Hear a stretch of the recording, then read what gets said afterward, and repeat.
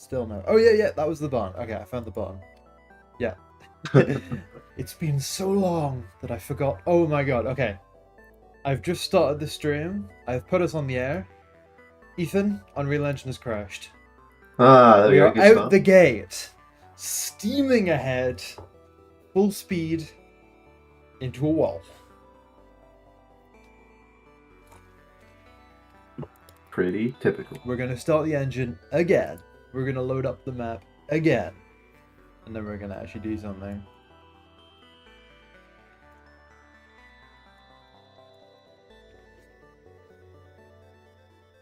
Oh, any second now. I like that the first message to appear on the stream is just the spinner. I love how not well that meme did in the video. Which one? The So I'm spinner? glad the spinner, yeah. It's part of I'm the glad archive, it lived though. on. Did it crash the second you launched Yeah. it? No, it didn't crash the second I launched it. It just crashed when I was loading a map. These things happen sometimes. Sometimes is an understatement, mate. I think it might happen again. No, we're good. We're rolling. We're rolling. Okay, let me my stream setup, I'm gonna be honest, it's an absolute hellscape. So I'm just gonna. Is it this one? No. Is it this one? No. That's Twitch. Is it this one? No. Okay, hold on a second. I honestly thought I had a thing set up for EOD here, but obviously I don't. I lost my Google Maps streaming setup from that one time. Okay, there we go. Here we go. That should be it. Bingo.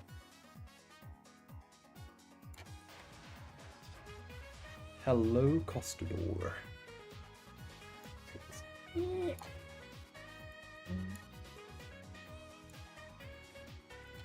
How's that view, guys? Does it fit well enough? I think it fits well enough.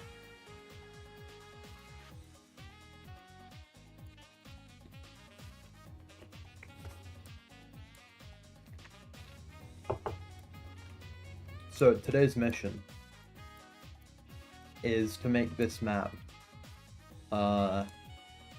gooder, basically. Music is sick. Yeah, I just have a playlist. I think I posted on the Discord a long time ago.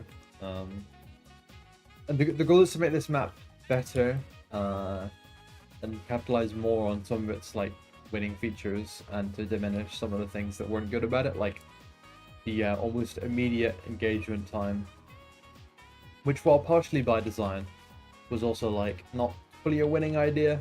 And then also things like these rocky clumps that people couldn't really climb up. I'll do something about that too.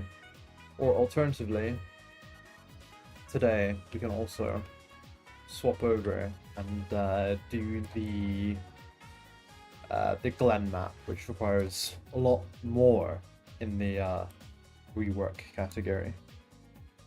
The White Rocks are rather hard to climb, yeah they are. And that was kind of partially intentional, but ultimately it didn't really make that much sense because I just wanted to block these areas off, but it doesn't look like that blocks off. You feel like you could just step over with your mech and then you can't, and it's oh, I don't know. So, we're gonna make it make sense. Is this the map with the untextured cargo ship shaped polygon? Yeah, that's the one. It's because this is an experimental map, so none of the graphics here are done. It's all just temporary placeholder stuff. So we can design a map that feels good to play, and then we can fill it out later with some nice visual assets and everything else, just temporary along the way.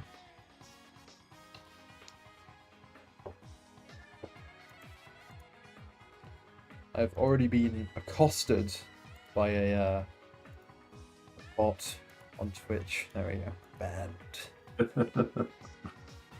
Can you play a demo on Steam Next Fest in October? We haven't made any announcements about that yet.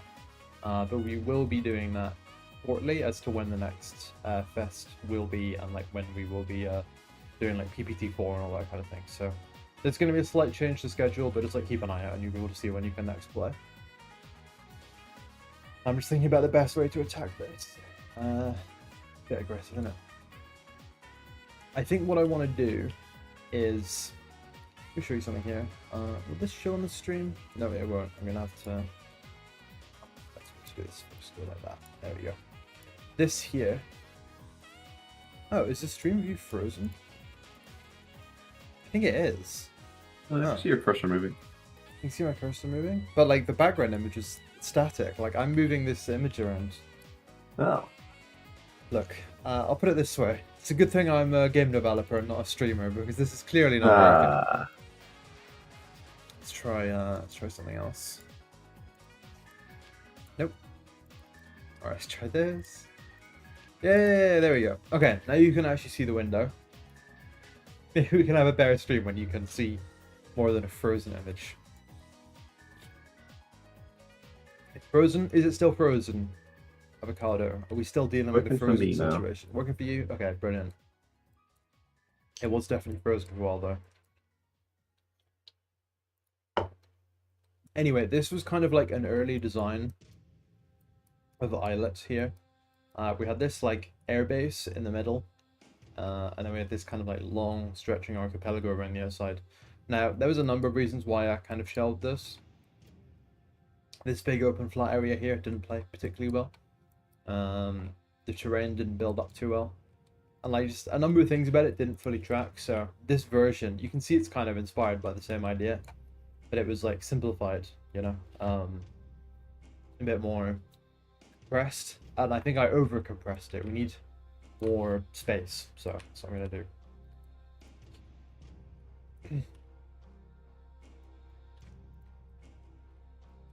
So I think a good way to start this would be to take a nice screenshot from above, and then do some drawing in a drawing software, probably Clip Studio or something. Big open areas or Sniper Haven. Yeah, so the idea was that we wanted like little tunnels, you know? Not necessarily tunnels, but like little canyons that you could sneak through. And that just didn't fully pan out, right? Like it didn't fully end up like that. So on this redesign, let's see if we can bring about more of that like sneaking capacity that was missing. Let's grab a nice big screenshot here.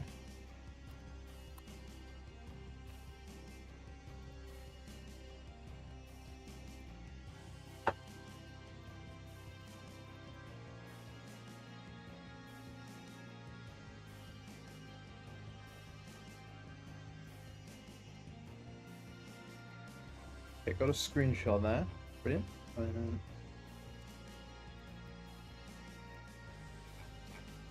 I'm going to open this up now in... I'm going to swap the stream over so you can see what I'm doing. And we're going to do a bit of drawing.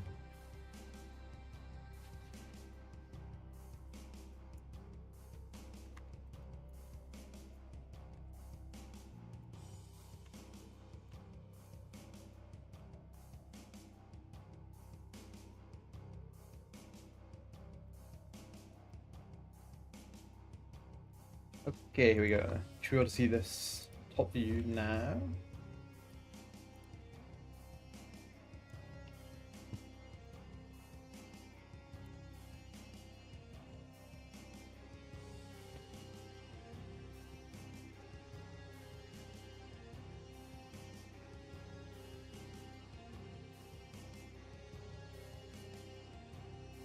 Would making the bridges wider allow for better sneaking and cover? Honestly, probably.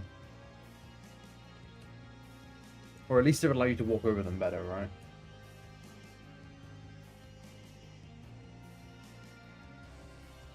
But the main thing I want to do is extend out the time to engagement a little bit. Because here's the thing, right? We got one spawn point like here. And then the other one is like here. I'll say tentatively. And then the thing is like, they just like walk up this hill. And then the fire is being exchanged across the islands like immediately. And that's like kind of, you know, fine, but the problem is that that should be like an option, not the default. The image of the map is small. Yeah, so it is. Let me just blow that up a little bit. Thank you very much. So what we want to do, I think, somehow is pull this map out a little bit more in each direction. Like this. Bring the spawns back a little bit more. Add some new landmass. And then we want to create a bit more of an area of interest up here. So that we can incentivize people to come up this way. And engage at the boat kind of capture point.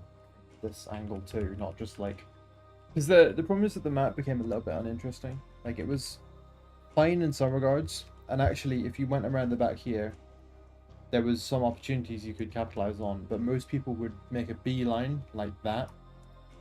And that wasn't that exciting. So, yeah, we can kind of see what we can do. Let's grab a nice brush and get started.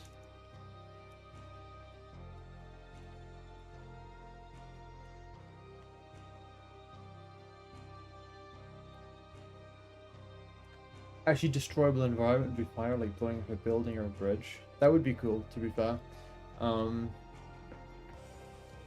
Ethan had the idea that we could make some of the walls on Desert Prison like destroyable. Then that would be pretty cool. And it definitely would be pretty cool. I'm just slightly afraid of having to actually make it. The end has fallen off my pen. It is a disaster.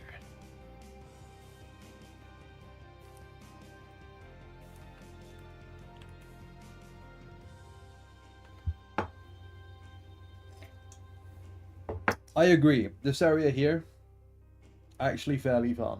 But I might want to add a little bit more like elevation to these hills, just to make them a bit more of an obstacle. For not necessarily for traversal, but for like gunshots and stuff, you know. So there's your capture point.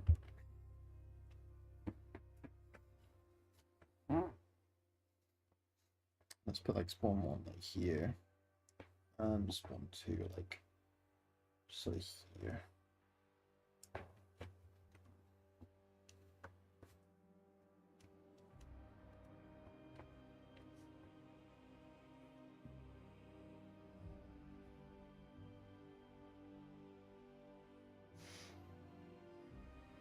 What's kind of immediately coming to mind is that this is like very slanted, like the capture point's location and this boat's location. Not necessarily more maps ends in, but improvements on the experimental maps that we have right now. So like if we like this area, and like generally speaking, I do like this area, then the challenge is like make this area more valuable location, you know. So the boat maybe could come down a bit, right? We could move the boat down inside this area here a little bit more and then do something here to make that area more interesting. That would make a lot of sense. And then we'd be onto a winner. Now the only trouble is here I've got this lovely lighthouse that I'm rather fond of. And I wouldn't want to demolish. I was wondering if making those central islands taller will help reduce the line of sight across the edges of the maps. Not get rid of it, reduce it. I was wondering similar things. I think there is some potential there. Shift the middle island upwards and place the boat in the middle of the map like a centerpiece. Yeah, the only risk there, meme, is that if we shift up this part, we might lose that like cool little lane dynamic that people enjoyed on previous tests through there.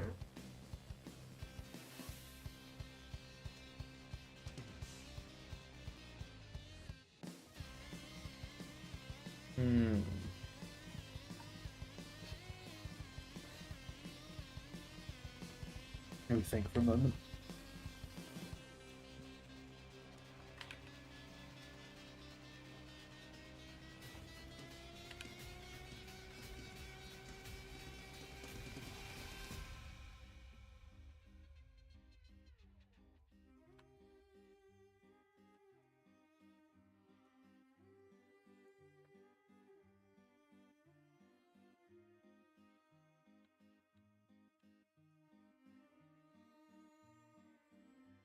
Also, something I've been considering is like, if we surround it by islands, the question is going to be like, how the hell did a boat get in there? This thing get abducted by aliens or something?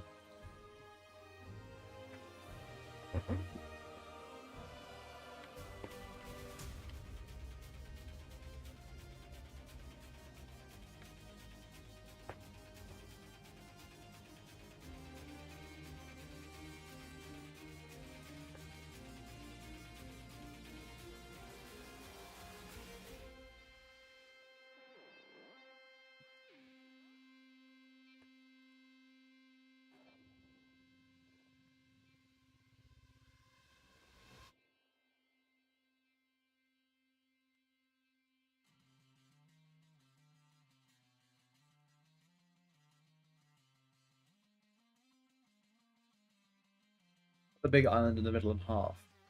Ship the cargo ship down and else not affect the other surrounding. Yeah, I'm kind of thinking something like that. I want to make this island in the middle like one island, maybe, and then bring the cargo ship down, keep the lighthouse about where it is.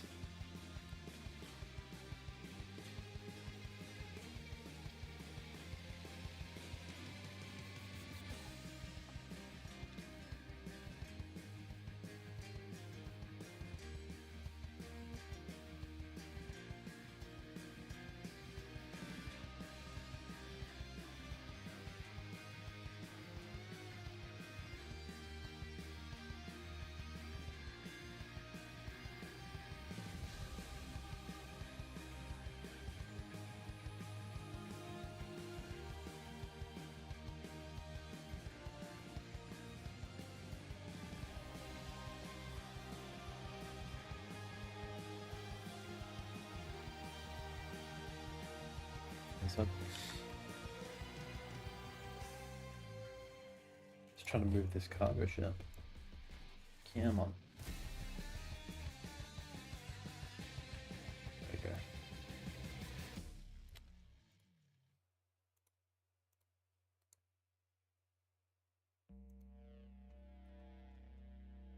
So I can let that prop up against the side here. And then just have the lighthouse sit like on there. Kind of ironic having this like ship just like smashed into where there's a lighthouse.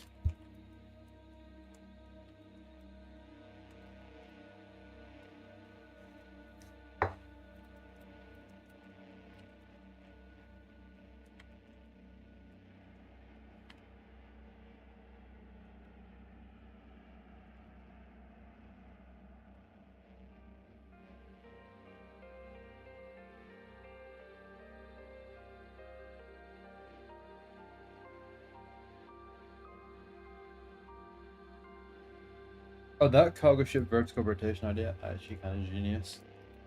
Have it like run aground, yeah. Oh yeah.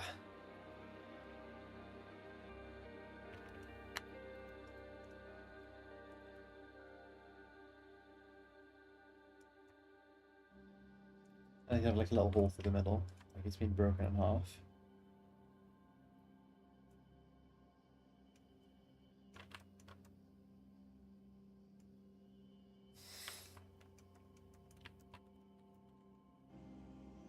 A lot of rotation to the top part.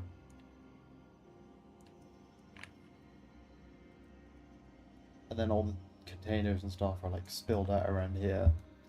And then, yes. Yes, this is why we do it live. You can harvest all of your ideas. And I don't have to come up with them myself.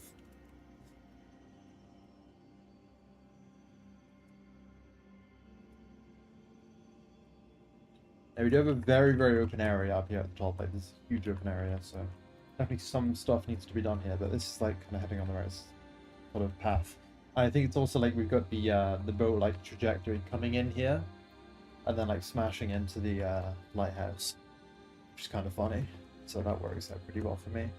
It sort of centralizes that focal point of the map and everything.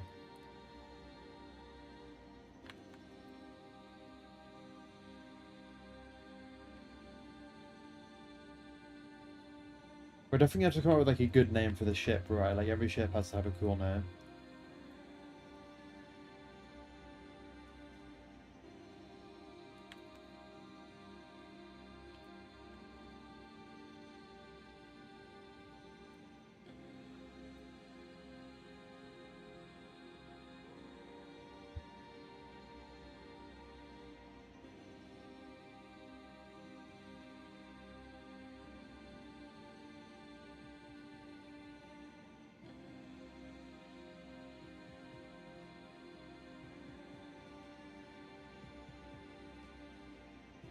What I'm trying to do is design like an interesting lane dynamic here, where you can have like snipers and long shot type sort of things, like people with snipers or all guns, crosses, trying to shoot in from this like outside area here.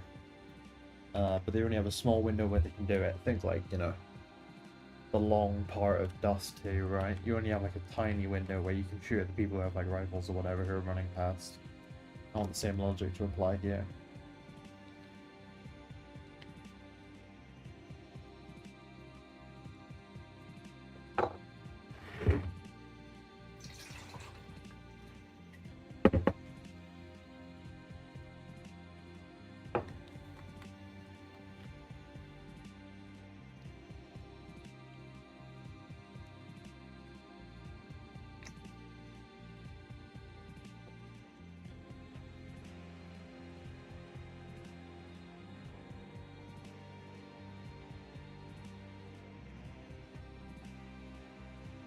this island here is going to be kind of like a divider.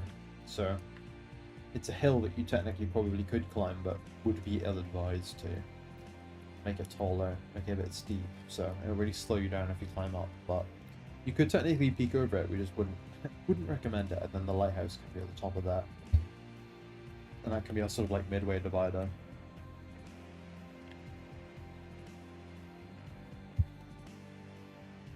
And then there's like Steve Village here, you know. As a part of that regular lane.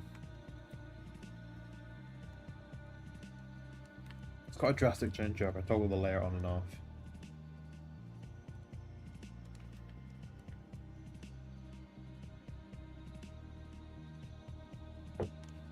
I'm going to redraw some of these roads back over the top.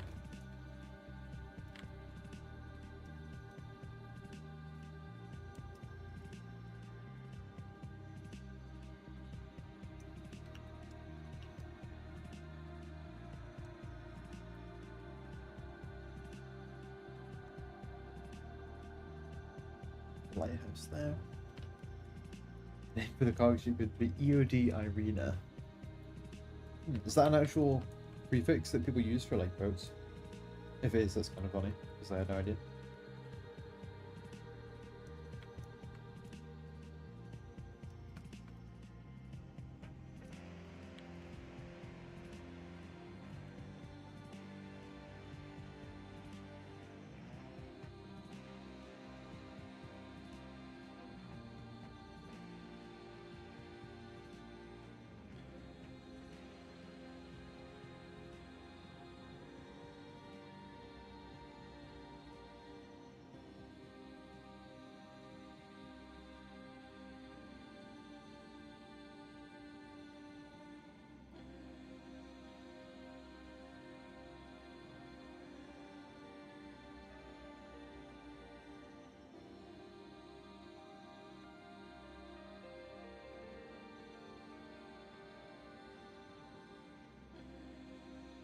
Oh, okay. So like cargo vessel, that makes sense.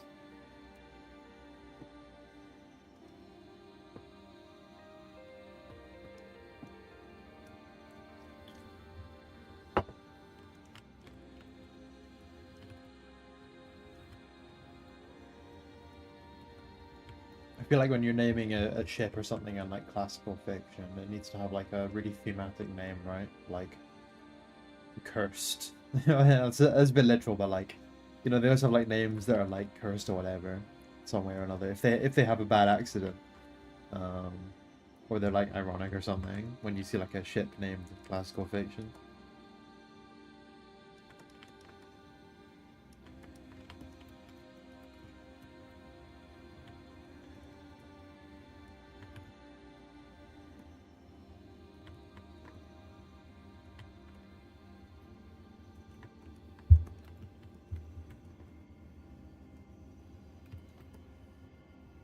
I was watching back the Battlefield 3 airplane mission yesterday or the day before. The way the ocean looks on that mission is incredible.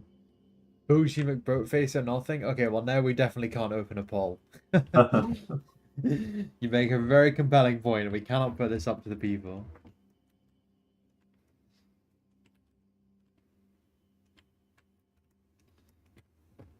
Just got here, what's this image for? Well, we're redesigning Islet, basically. So I'm doing a paint over to start with. It's way easier than like moving 3D models immediately.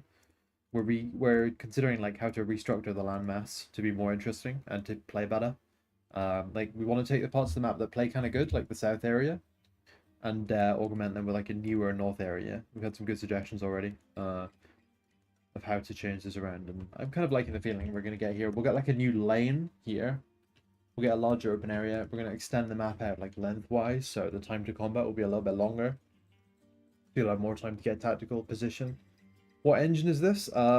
This is just a painting software called Paint Storm. But the engine for the game is Unreal Engine. Right now I'm just painting over the image in Unreal Engine to get the design ready to turn it into an actual like 3D level that you can walk around in.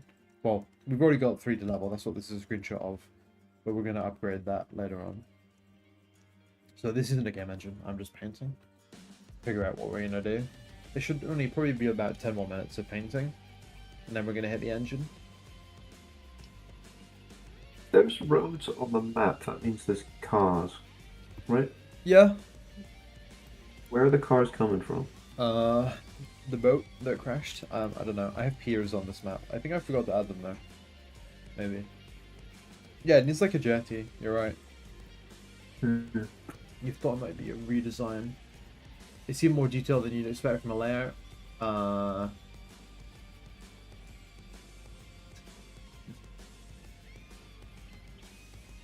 Maybe some fancy orange. Oh, okay. That makes sense.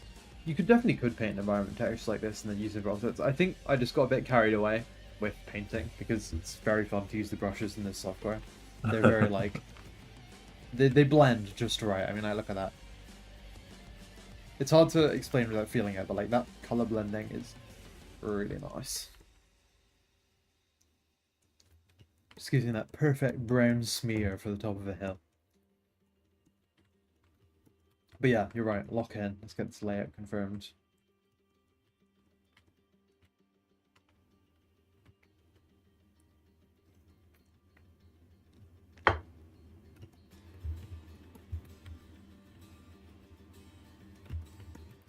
Ethan's right there. We need a jetty. Like a good jetty. Let's think about where that could go and how it could be an interesting part of the map. We could have it on the south side. That could be pretty cool. I'm kind of liking that idea. It could be a defining characteristic down there, but how would we make it play good?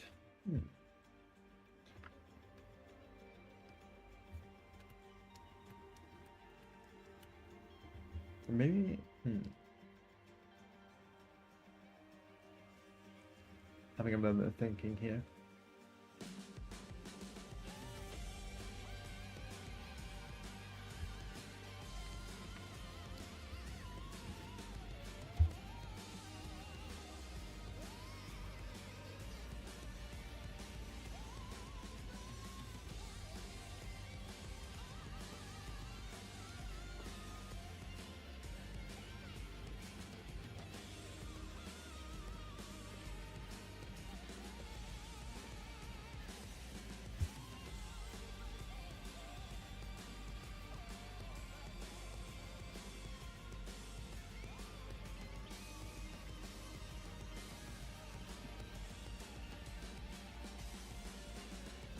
I don't know if this adds to the map at all. Like, I guess the point of the south to me is that it's basically like one straight like loop, you know.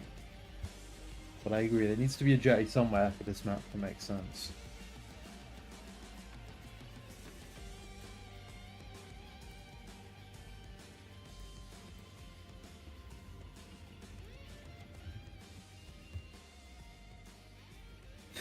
Would there be like housing? I mean, you've got like wee little houses, but yeah. So the point of this island is that there's only like a small bunker underground. That's kind of it.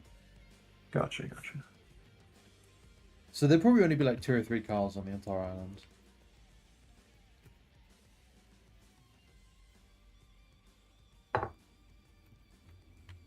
A layout first? Yeah, for sure.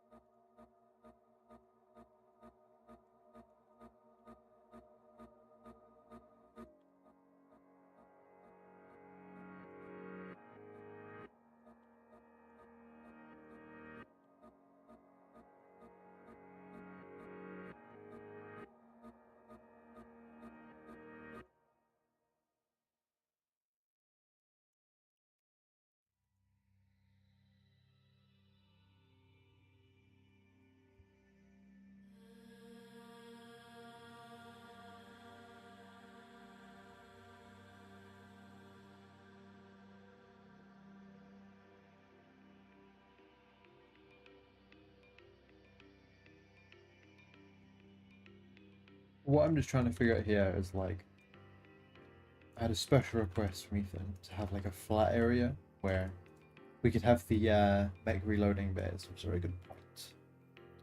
So I'm just getting out a couple of flat like locations here and here.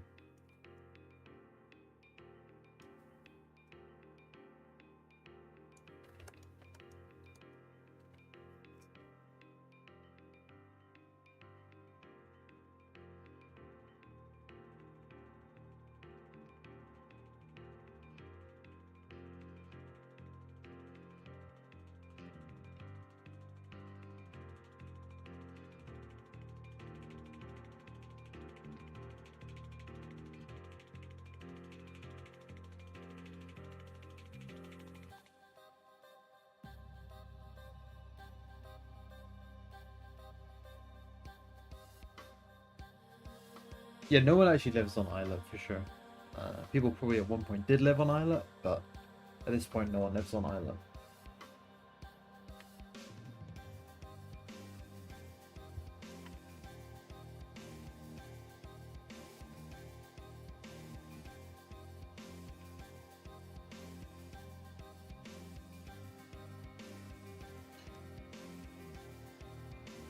So the last thing I'm considering now is that I think this design here is like fairly interesting for the lane point.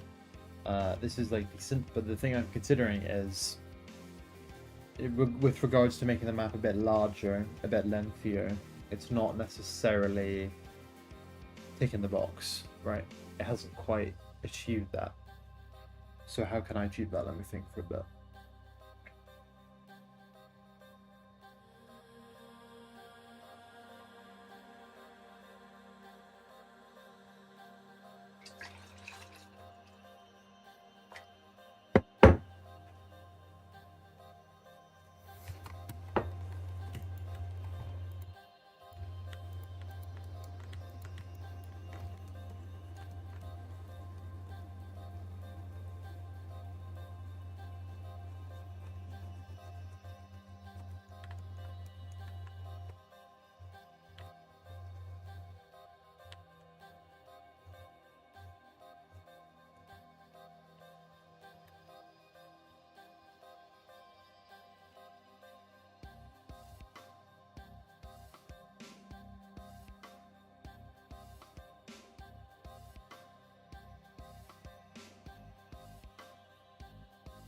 Gonna fill out the ocean here, give myself some room to grow the island, although probably not as much as I have filled out the ocean here. Might as well go all the way.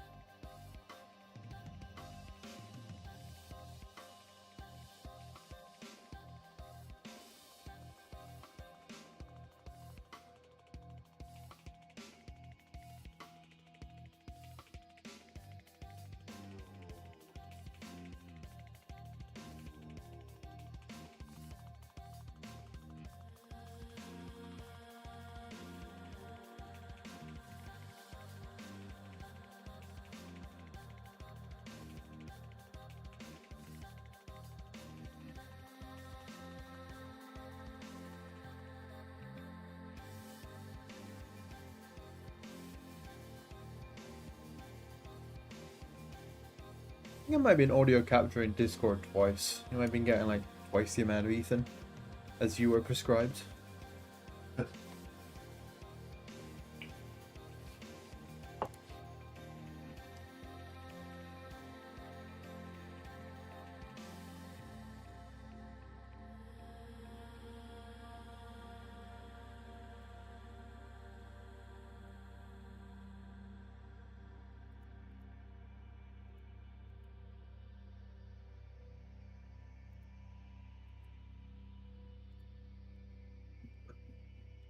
One of the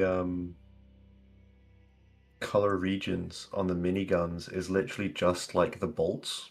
So you can have a pretty normal looking minigun with vibrantly pink bolts. It's quite fun.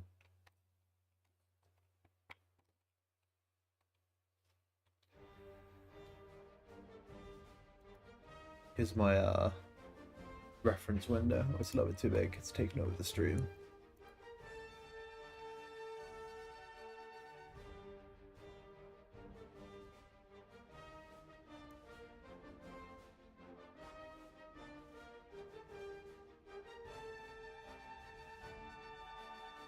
There you go.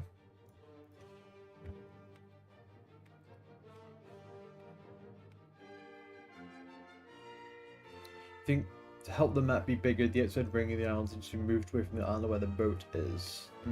Yeah, that's definitely one way it could be done. Here's some of the reference for this map, by the way. A bunch of the ideas I've been exploring.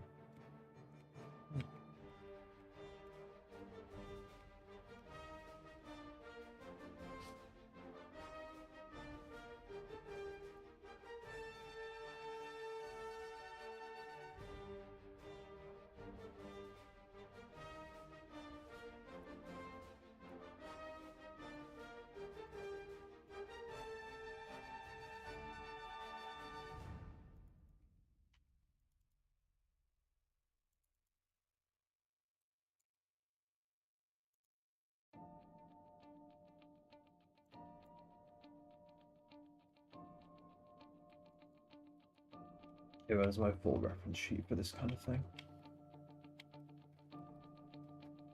I was kind of, this is what I was looking at a lot when I was really imagining like how this map would be. Mechs kind of up to their waists, walking around in this water, hiding behind these little hills and stuff. I think this is what's kind of exciting to me. So I could probably do it a bit better to study up on this image. I could never figure out where this image was taken, and that really annoyed me because I wanted to get a few more angles of this brilliant structure. I figured out where this one was, and this one was pretty cool as well, but this one's even better.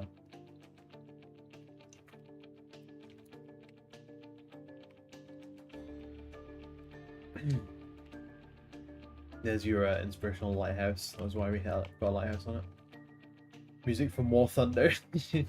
Yeah, we have the War Thunder music in the playlist, so you get the occasional War Thunder jump scare. And well done being about 1 year clean. That's good stuff. I hope you never get a premium subscription again.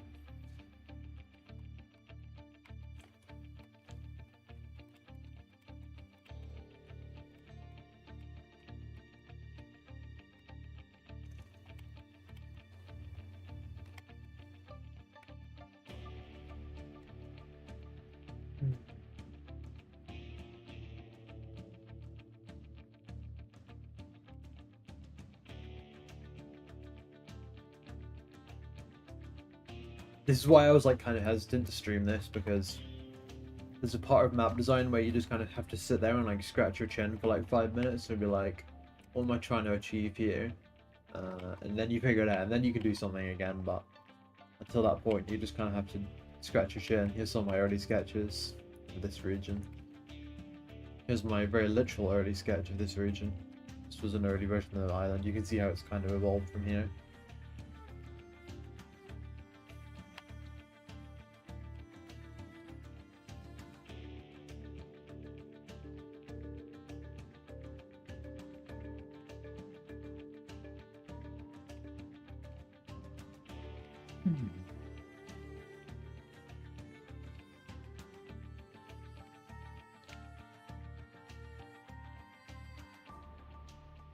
It would be cool to have some cliffs, I think, like this. That could be really cool.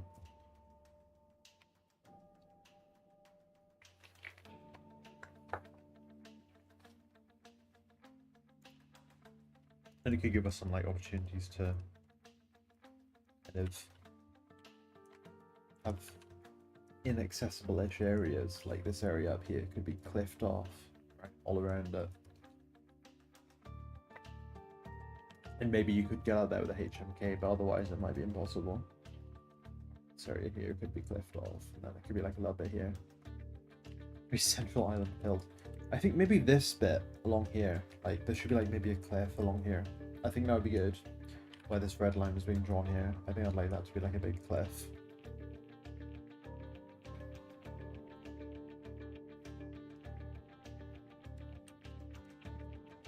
Make that whole island kind of vulnerable to the south.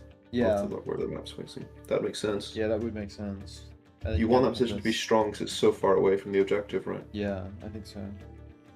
I mean, it's not that far away, but yeah, no, it kind of relative to everywhere else. I yeah. mean, yeah.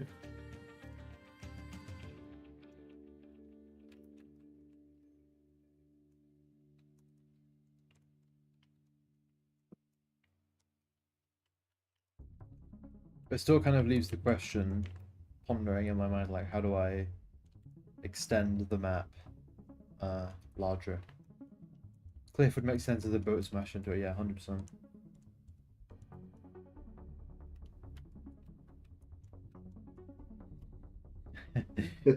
Maybe the lighthouse wasn't on or some shit. Maybe the lighthouse was on and they were like, oh, light guide me to safety. Crash. Maybe it was an intentional crash. Maybe they had designs smashing the boat up. Hear me out. What if I just kind of it kind of works though, doesn't it? Like, you know, it kind of does. Like just...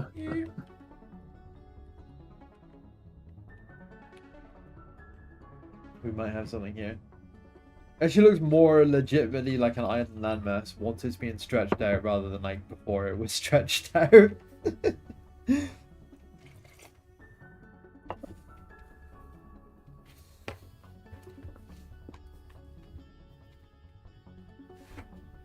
Okay, that makes sense. We can just stretch it out. Let me do that like properly though.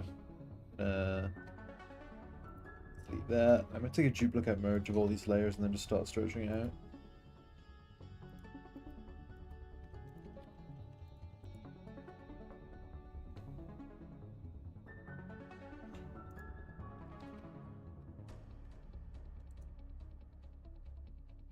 Selection. Is that it? Yeah.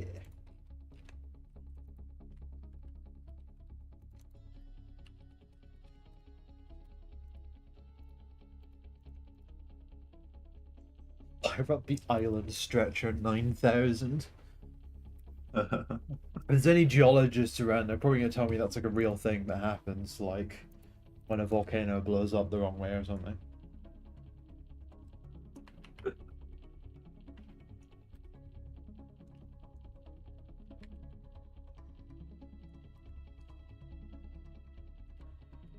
Okay, just first of all, like, before we fire up the islet stretcher, let's just make sure we know exactly how much we want to stretch it.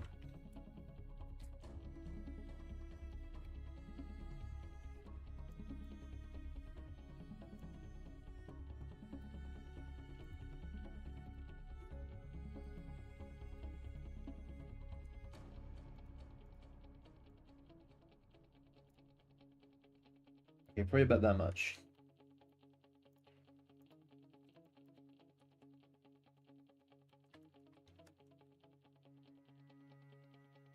I'm just gonna have like a pretty little ocean layer underneath. So when I do fire up the island stretcher, we still have the water. There we go. So, filled up a single pixel there. Let's try doing the entire layer. Let's put that under the island. Okay, it's time to stretch.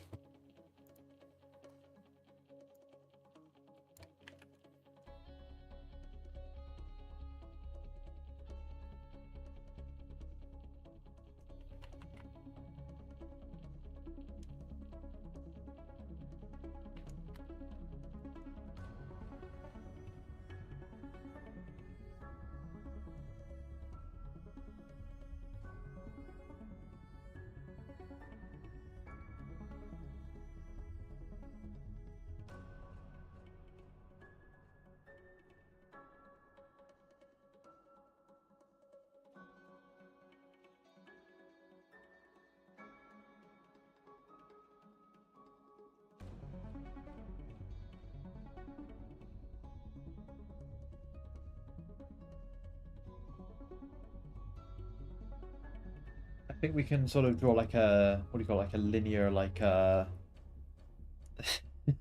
what was it called, but like two numbers like match each other and like move together. Ethan, I'm sure you know the answer to that. Two numbers. They like move together. Like is it a correlation? We can draw a correlation between how good the map is and how far we've stretched it. So logically, we could just keep stretching the map, and it will keep getting better.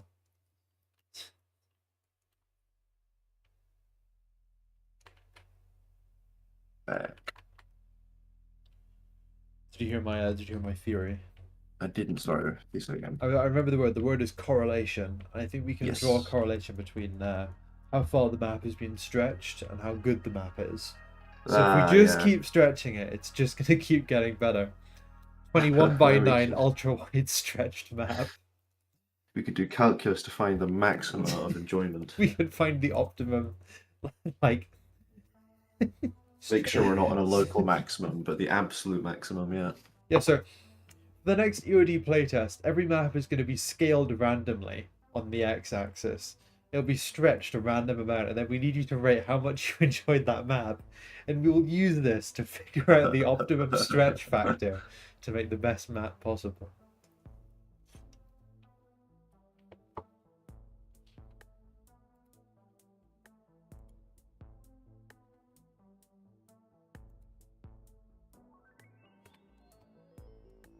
Kiji, I can see you posting about Straftat in the Discord. We will need to open up the floodgates for the potential for the Straftat 2v2. That is a part of the game.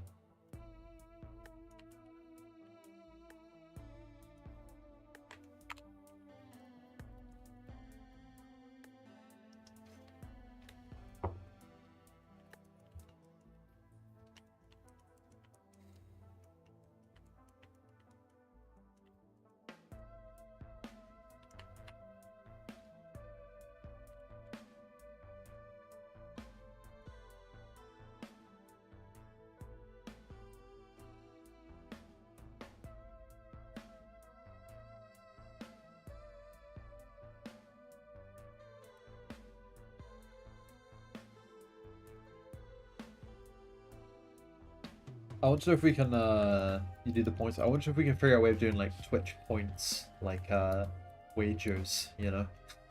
So you can be like, will this thing happen or will this thing happen? And then if you get it right, you can double your points or lose them all. Something like that.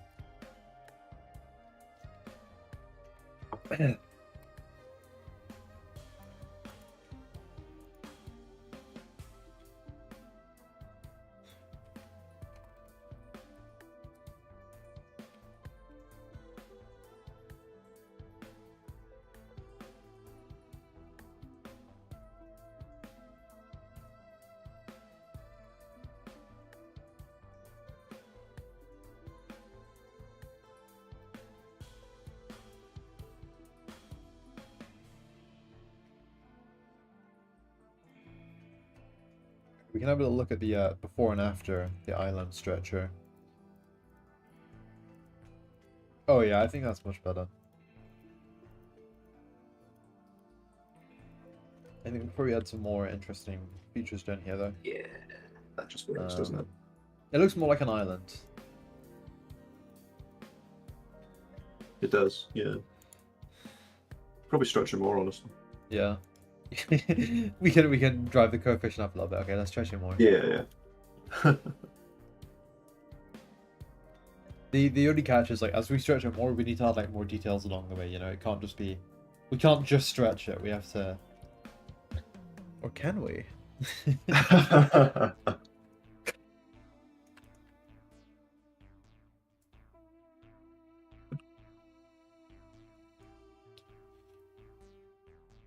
An unusual early experiment that always baffled me when I was gaming in my childhood was the game Legend of Zelda Twilight Princess. Brilliant game, right?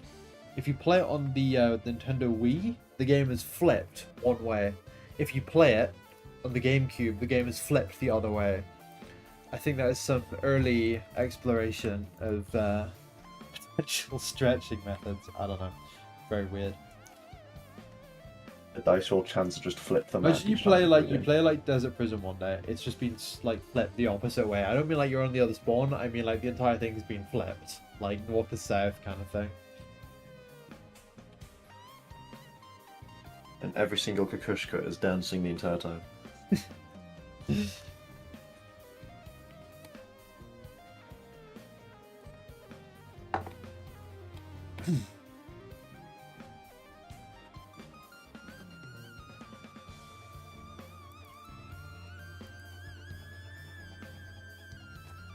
This is the kind of feeling I really want to evoke from this area around here. So, that might require a bit more like in-engine finagling. Rather than drawing on this painting. Because one thing about paintings is it can be difficult to get a sense of scale. Great for layouts, but sometimes it's really easy to get scale very wrong when you're painting like this. When you're firing up the island stretcher, you know? That can't happen.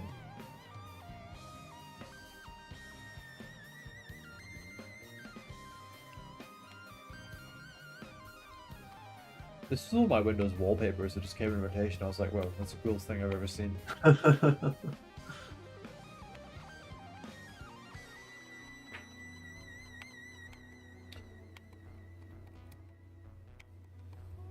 just gonna quickly hide the reference image because I forgot. One of these is like a lovely seaside bridge, and then there is like a statue of like a woman with a massive arse, to put it bluntly. I don't think Twitch likes that very much. So I'm just gonna quickly... It's called art, Twitch. I agree, but I'm just gonna censor that quickly because if I scan over that image, I don't want to get in trouble. And it is just a statue, but I fear that excuse may not fly. There we go. There it is. This Fred Squiggle was. But isn't this cool? Like, I could miss that for my reference image.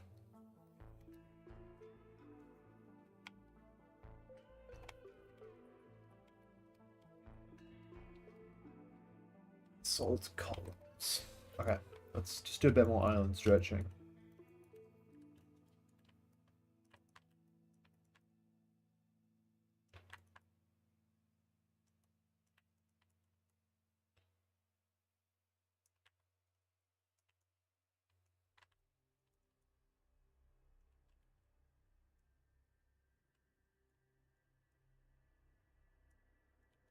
See if I can really look at these aspirational islands and get the shapes. At what point will there need to be an investment into the island stretch for 10,000 a year for even better stretching capabilities? Look, I'm thinking like 200% stretch. Right now we're pushing maybe like 25% stretch at most. I think we're gonna need some serious capital around the 200% mark. We're gonna need divestments. We're gonna need stocks, shares. We're gonna need shareholders in the island stretcher around 200%.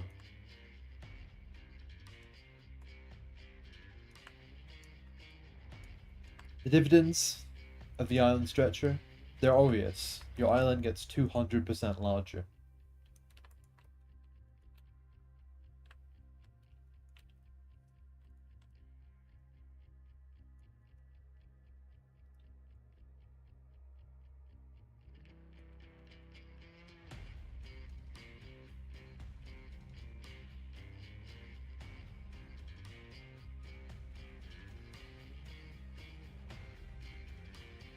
This is what the patrons actually forged for. This is where your money's going. We're making islands larger. The island stretch fund. The islands. Isn't stretch fund like an actual like financial term for something? It is now. You know, you get like Kickstarter stretch goals. The stretch goal is just the island. You just made the island larger.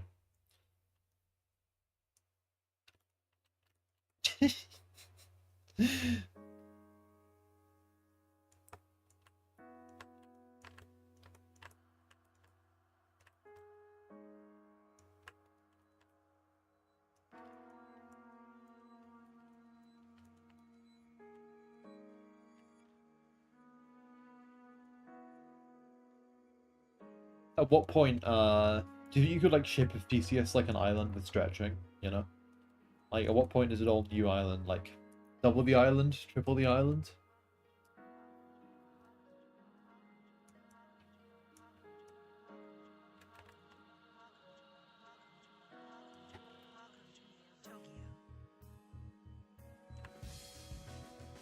I'm getting way too into like painting this. But like I think it's important that I kind of I understand these rocks. this is why I don't stream things I'm still figuring out. Because I'll end up coming out with sentences like, it's important I understand these rocks. Absolute nonsense, but you know, sometimes we have to stream the things we're still figuring out, I guess, just to keep the streams rolling. What I'm really just trying to visualize is like a TVR sitting right here. I mean, I can visualize it. That's, I draw it freehand with a mouse. No is the answer.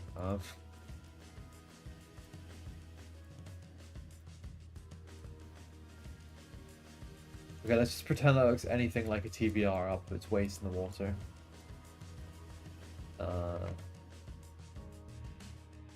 I'm just trying to imagine that like walking down the side of this island here. Probably a bit bigger actually, but maybe not too much bigger. That is the worst drawing of a mech ever. But you get the point, maybe. I wouldn't be surprised if you didn't from that drawing. But I'm sure you're trying to imagine a mech interacting in this space, how the combat would play out. I feel like you've got all these little avenues and things that is actually really interesting. But certain things won't work well, like this here. Like imagine trying to traverse over this, it'd be a nightmare. So we definitely have to simplify certain parts of it. I don't want to talk about the TVR meme, okay? The TVR name alone, true. A TVR in eye alone, it has the eye and that's about it. But yeah, I think like thinking about traversal for something like this is kind of nightmarish, but thinking about traversal for something like this, I mean that's like perfect, right? So gamey. Like this little corridor here, sometimes I see something in real life and I'm like, oh, that's a game. Barber messed up my TVR. But yeah, then like parts like this we kind of like nightmarish, but we can simplify that, right? Like that could just become like a slope. Like boom, bam, bam, bam, bam. It's going to maintain the visuals. You give it a little column down the middle. Boom, that's a cool little peaking spot. So like we can do a lot with this. This is very inspiring as the images go. And that's why I'm saying I want to understand the rocks, because that's going to be a huge part of this map. It's a reason you don't go to the barber stingy of Guinness. What does that even mean? but yeah, like I mean, it's so gamey. Like you can see like the kind of hitbox for this, right? Like it's just so perfect when you see it like this. So studying up on these rocks, while slightly a path to insanity, may also be a path to making this map good. Does that make sense? Probably not, but we're taking the rocks on.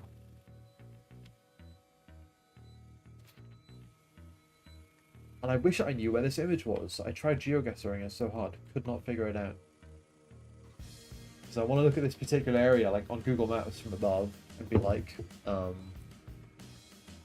checking out the like measuring distance and stuff between the rocks to get a really good sense of the scale and stuff. Like I can see houses, so I know kind of how big it is. Like these rocks are clearly big, but I need to know exactly how big it is. So if there's any GeoGuessr pros watching this stream, you can find this location. I think it's Scotland. I think it's the west coast of Scotland. But I really looked and I couldn't find it. Parts from opening parts of the bunker up to the surface. I might do that. The bunker thing is kind of like a Designation 92 thing. The bunker. So it's not my immediate plan, but it's not exactly off the cards either. Anything could really happen.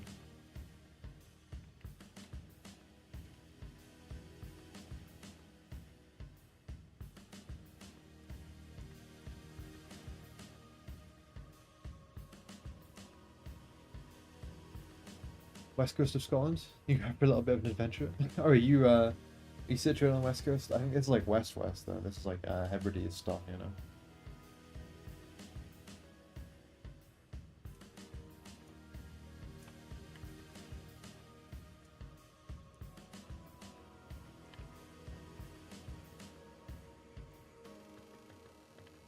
Well, anyway, also, you know, don't dox your location in the chat. Actually, when I think about it, my curiosity there has overcome my sense of internet safety.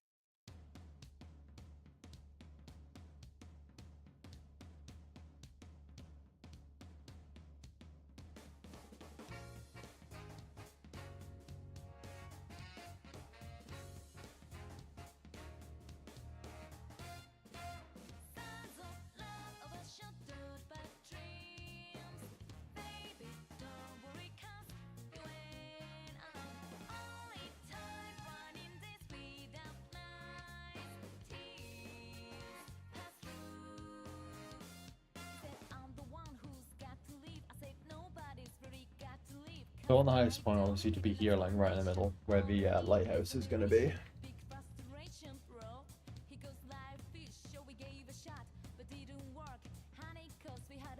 One Jabak added to the screen. There he is. Where is he? Oh, he's not there. Hang on. Oh, I think we've lost the Jabak. Stand by.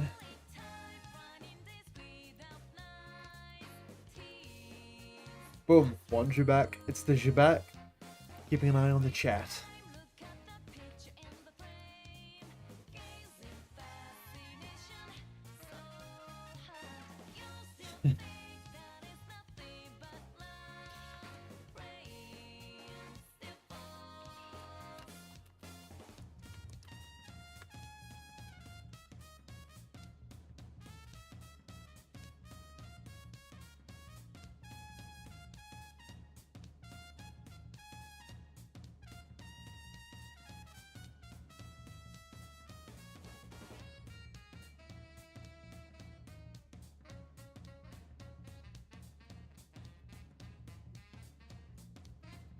Okay, what do we think? Has the island been stretched enough?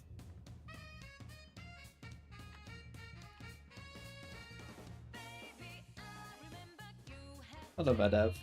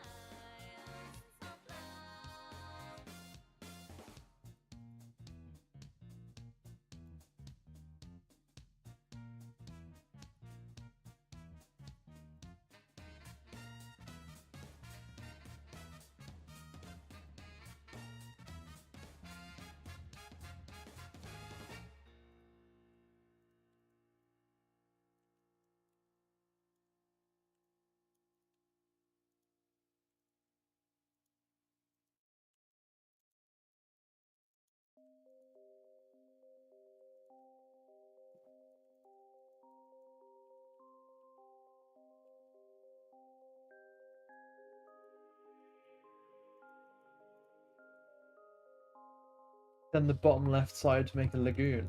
I don't know if there'd be much point because no one ever really goes down here. This is just like the little quick slip past. And I don't know how to make a lagoon on an island. Most excellent and most diligent stretching. But yet there can be more.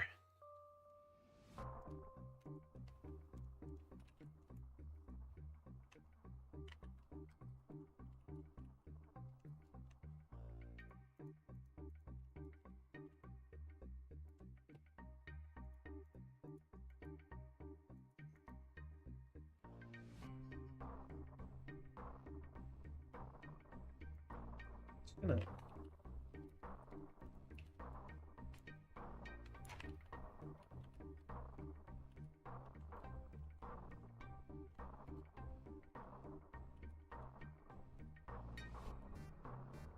Yeah, I'm just gonna fire up the island stretcher the good old-fashioned way here and just purely stretch it. I think that should work pretty well. Yeah. Left side spawn feels like it lacks sand on the edge. Oh yeah, definitely. I'm not worrying too much about that kind of thing right now. I'm just mostly thinking about the shape right now, although slightly indulging myself with a little bit of painting here and there. Okay, I think that extra stretch is good. But I think any more and we might be pushing our luck here. Let's compare the new and the old.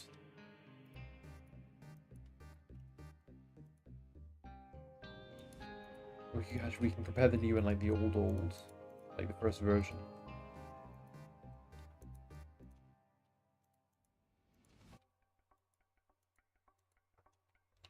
This feels like an improvement to me, I think. It'll just be important to make sure that every area remains like detailed enough, I guess you could say. But that should be fine. It'll be time to hit the engine soon, but first I'm just gonna have a quick break.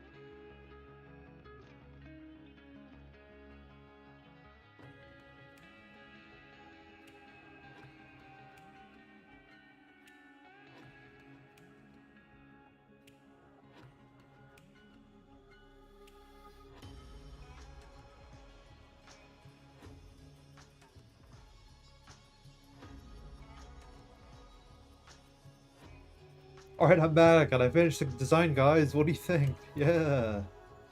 Woo. Anyway, let's swap over the view now to Unreal Engine. And leave Woohoo Island jokes behind. Although, I'm not gonna lie. It's a pretty cool island.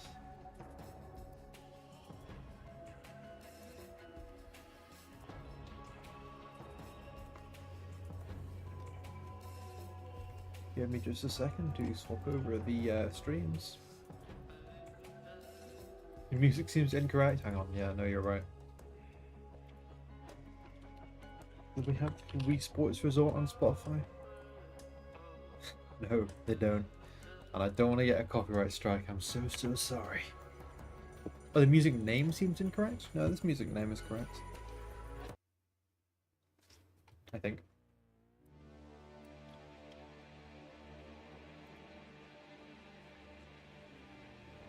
Okay, engine.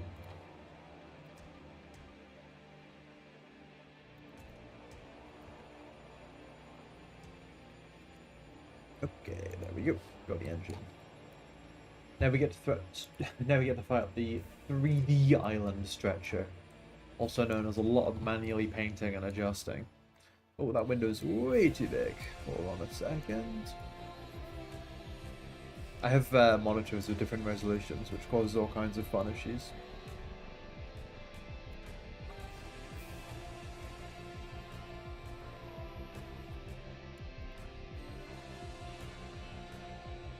And it's good for now.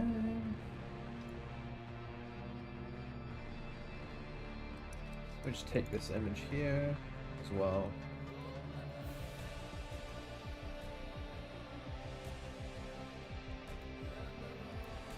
This up here.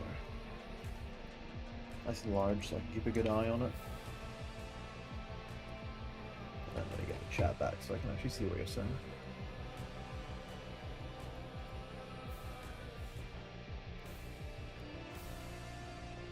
Bingo. Sorted. Finally get to catch me live. Wow, welcome to the stream.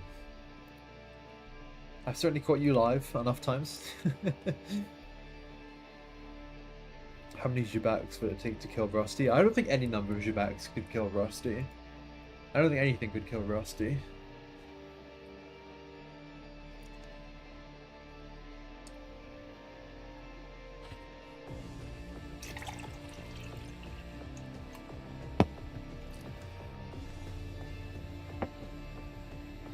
Hello, troubled monkey.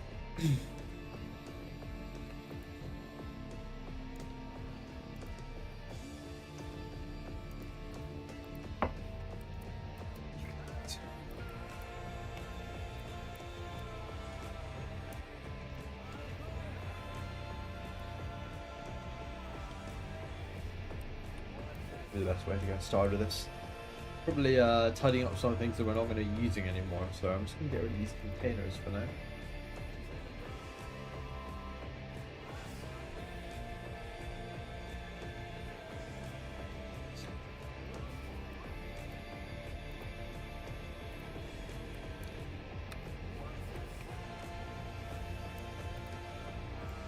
Start by rotating the boat.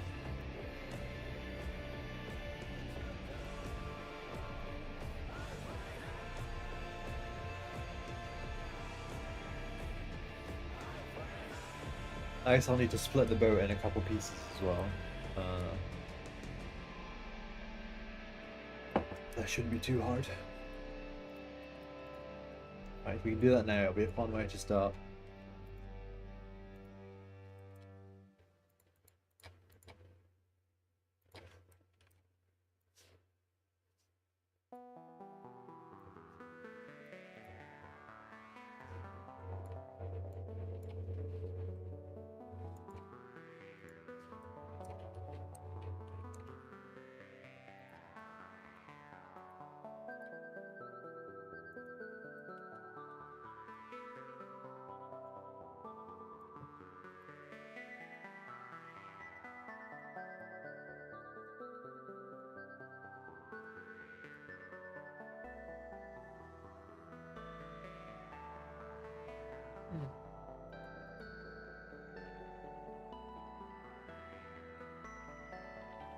There we go. Sawed this boat in half. How old are those memes now? It feels like it's actually like showing its age a little bit. It feels like that's not a modern meme at all.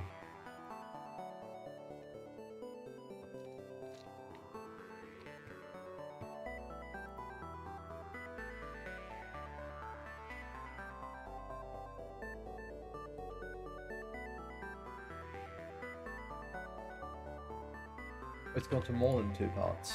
That's fine.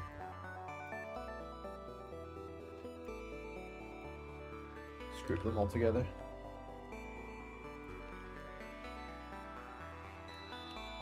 Hello, Creepers Games.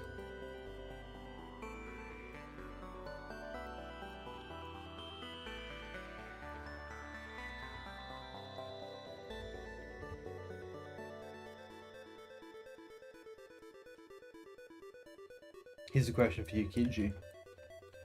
If you redeem the 2v2 Straftat, who are you going to team up with? Who do you trust enough to have gunning for you on your side?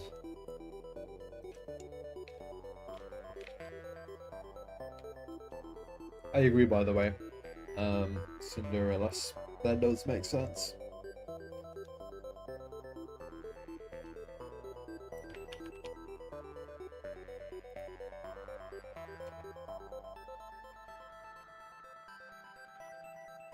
Oh, I'm gonna do one more thing. Before this continues, I'm gonna save this as Islet V3 because if this turns out to be like the worst map adjustment ever, and like map stretching was actually the biggest mistake ever carried out by mankind, I want to have it back up at the original. So we're gonna move to V3 from V2. We can also have a little look at what V1 looked like because I don't really remember. Ethan seems cracked. Yeah, no, but he's on my team, okay? You don't get Ethan. I get Ethan. You have to get someone else. He's my guy, alright? Is there 1v1 Straftat redeem? Yeah, it would be well, for now, before I actually have to set it up, we'll just say that the normal one, for now, will get you a 2v2. Maybe I can,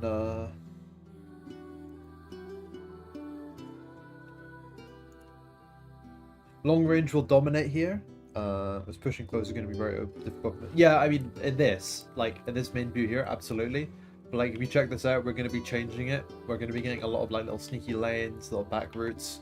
The map's going to be made longer, but like more dense. We're going to be taking inspiration from this image here, because the rocks on this are brilliant, and like you can imagine sneaking next to these kind of areas here is going to be great. So right now, long range does dominate, or at the very least is extremely like potent. Also, I think Unreal may have crashed, duplicating this island, so you know, lucky us, I guess. But yeah, we're going to be changing things around a little bit. The situation is going to be different and better.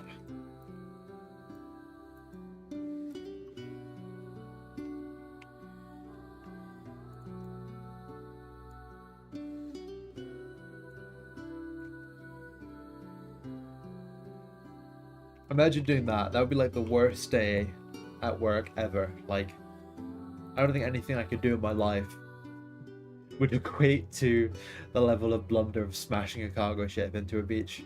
Also, am I crazy, or does it just look like really small, like weirdly small, like a scale model, because the kind of lens they've used?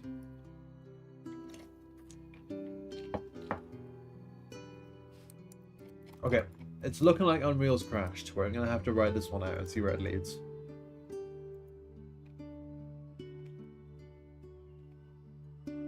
Dimitros. That's Kuba. Fake engine? True. I think it's just, it's no good. It crashes all the time. Drives me mad. It drives me mad. We'll give it like 2 minutes, and then we're gonna crash it out properly and just start again. And it might end up as Islet V4 if it's left some annoying file references behind. Okay, I'm gonna crash it out. It's taking too long. I'm pretty sure it's just hung. Alright, booting up again. Here we go.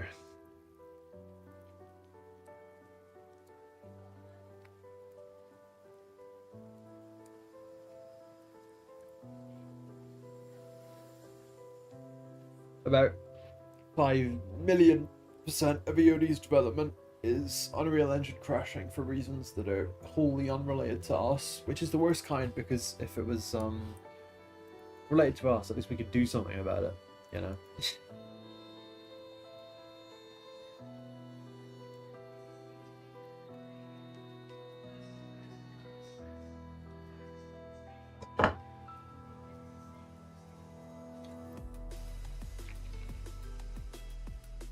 It's loading up as we speak.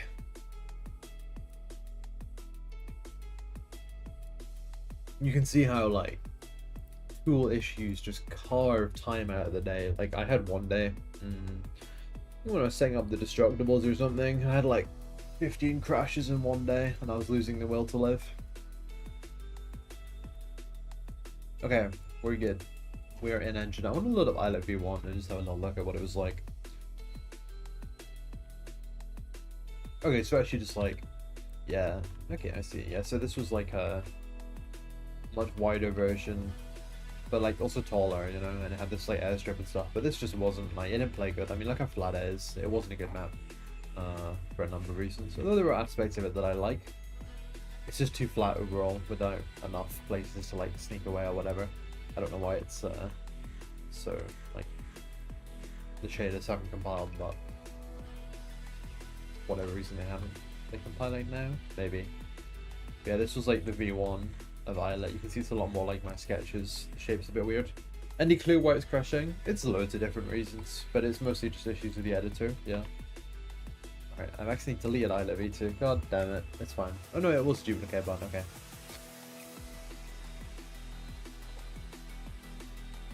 Look at that. What is that? It's turned for square. I think it might have crashed again. It may actually be impossible to duplicate Islet. The engine may just not allow it.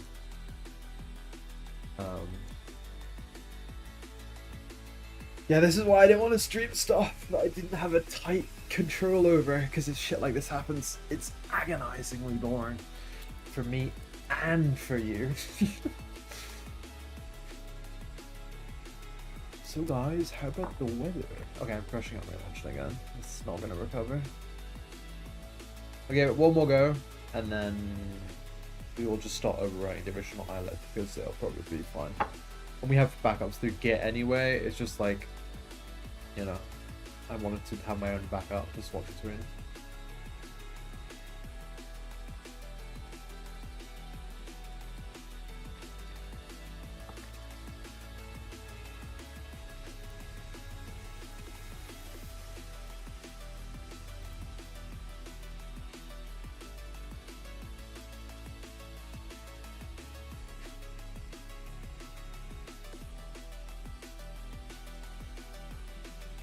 Okay, attempt number 3, let's do this. Already feeling like it's crashed. Nope, no. Okay, looking promising. It's now doing something. It's giving it a name. Maybe we're gonna get this. Come on. Come on, please, I need this.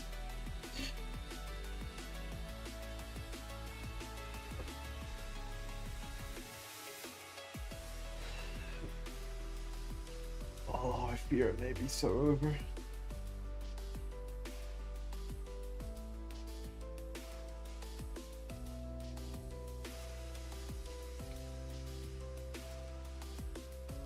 This is game development on the day-to-day. This is the most authentic view of things that I could possibly give.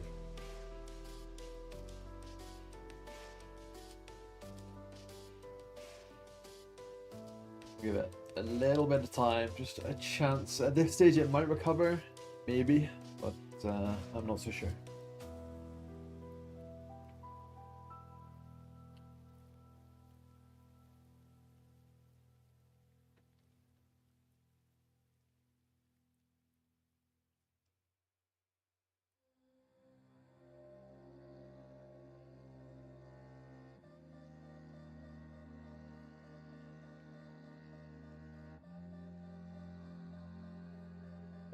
Yeah, I mean, I guess that is what's fun about streaming, is that it is raw. But it wouldn't hurt if it was a little bit more polished, right? Like, it wouldn't hurt a little bit if things just went smoothly. Alright, I'm gonna crash it out. We're just gonna overwrite the original files. We have all backed up by Git anyway and other methods, so it's okay. It's just not as convenient to go back into the original for comparisons if I actually wanted to do that. So, you know, that's how it's gonna be.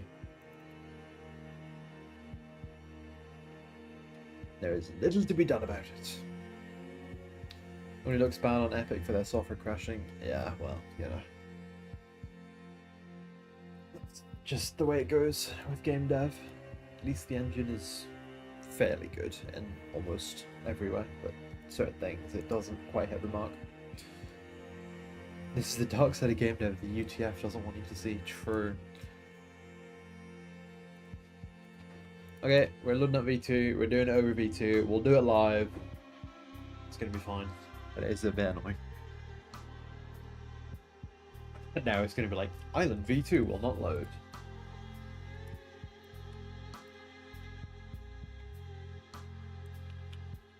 Okay, so this feels about what you remember from the back making Command and Conquer maps. Yeah, I don't think things have changed that much in terms of game. Maybe if I copy it. Okay, I'm getting deluded at this point. Let's try copy and pasting it. It might work better than duplicating it. Possibly going crazy believing in it at this point, but we're gonna try. Alright, here we go. Copy, paste. Okay, it's frozen before it's even made a little icon appear this time, which is not a great sign, if I'm being honest, but it might recover.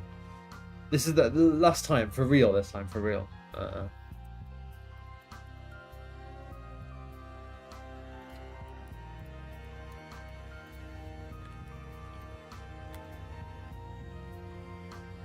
I was foolish. I believed it would survive, but it hasn't. It's definitely crashed out again.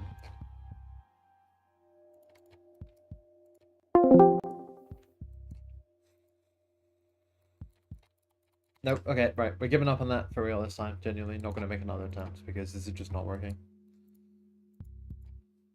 I don't know what it is about this map that the engine refuses to duplicate the map file. I think there's nothing particularly unusual about it, but if that's what it's going to do, there's not much I can do to fix it right now. We're just going to have to deal with that. I think I spent about 10 minutes there dredging through those files, unfortunately.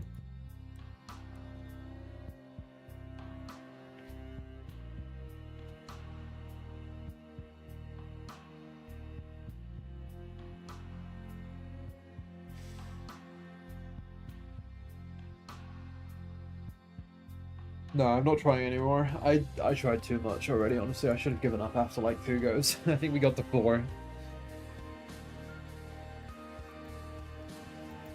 What can I say? At the very least, I'm persistent, right? But now we can just make this map. Worst case, you can always recap some of the stuff we talked about for those that don't live on Discord. Yeah, that's true.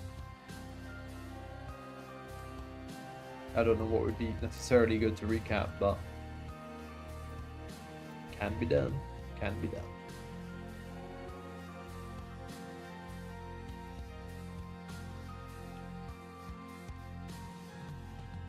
Okay, so the first mission here is going to be, I think, recreating the center island in the new stretched shape. Honestly, it may be close to be better just to do this again from scratch, but like, you know, we'll take what we've got for now and we'll work with it. The boat is relatively normal sized. That is a normal sized cargo ship, according to my research.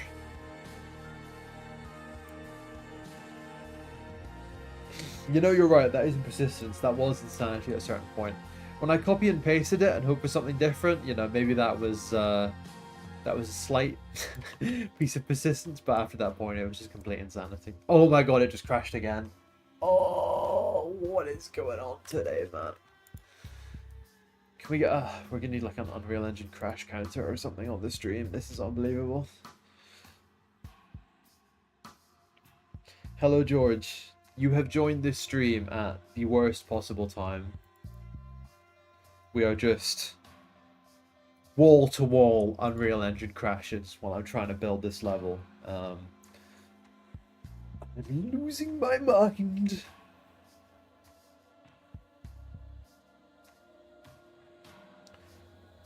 I wonder if streaming and like recording my screen intensifies the crashes. It probably doesn't, but I mean, I'd say there's nothing unusual about the amount of crashes I've been having here. It's a bit on track with what I've experienced in the past.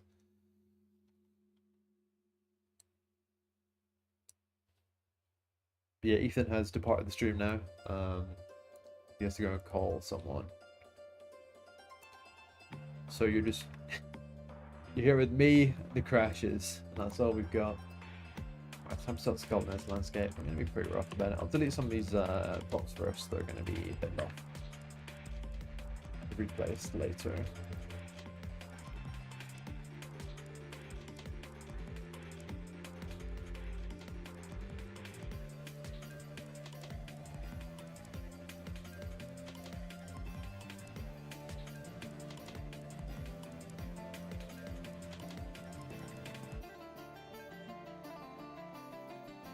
When this game will release, we haven't announced it yet. But if you just keep an eye on our social media and stuff, like when the release is ready to be announced, we'll do it there. And also like basically just like our playtest for don't delete the terrain, no.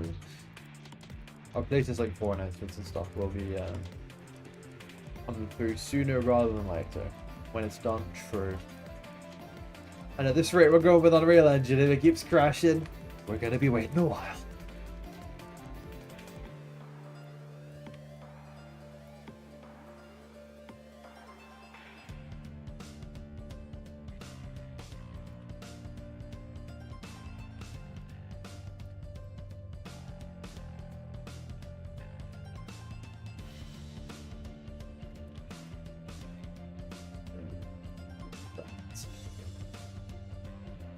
A smoother sculpting experience on the terrain.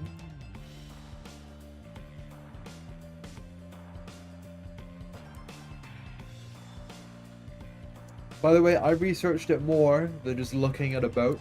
I certainly did look at boats quite a lot even, but I also checked measurements and I'd set them all up in Blender, good measurements, so that I know that like the boat is like all of a certain size, right? So yes, I looked at a boat, but I also assessed how big the boat was. And I based it on that.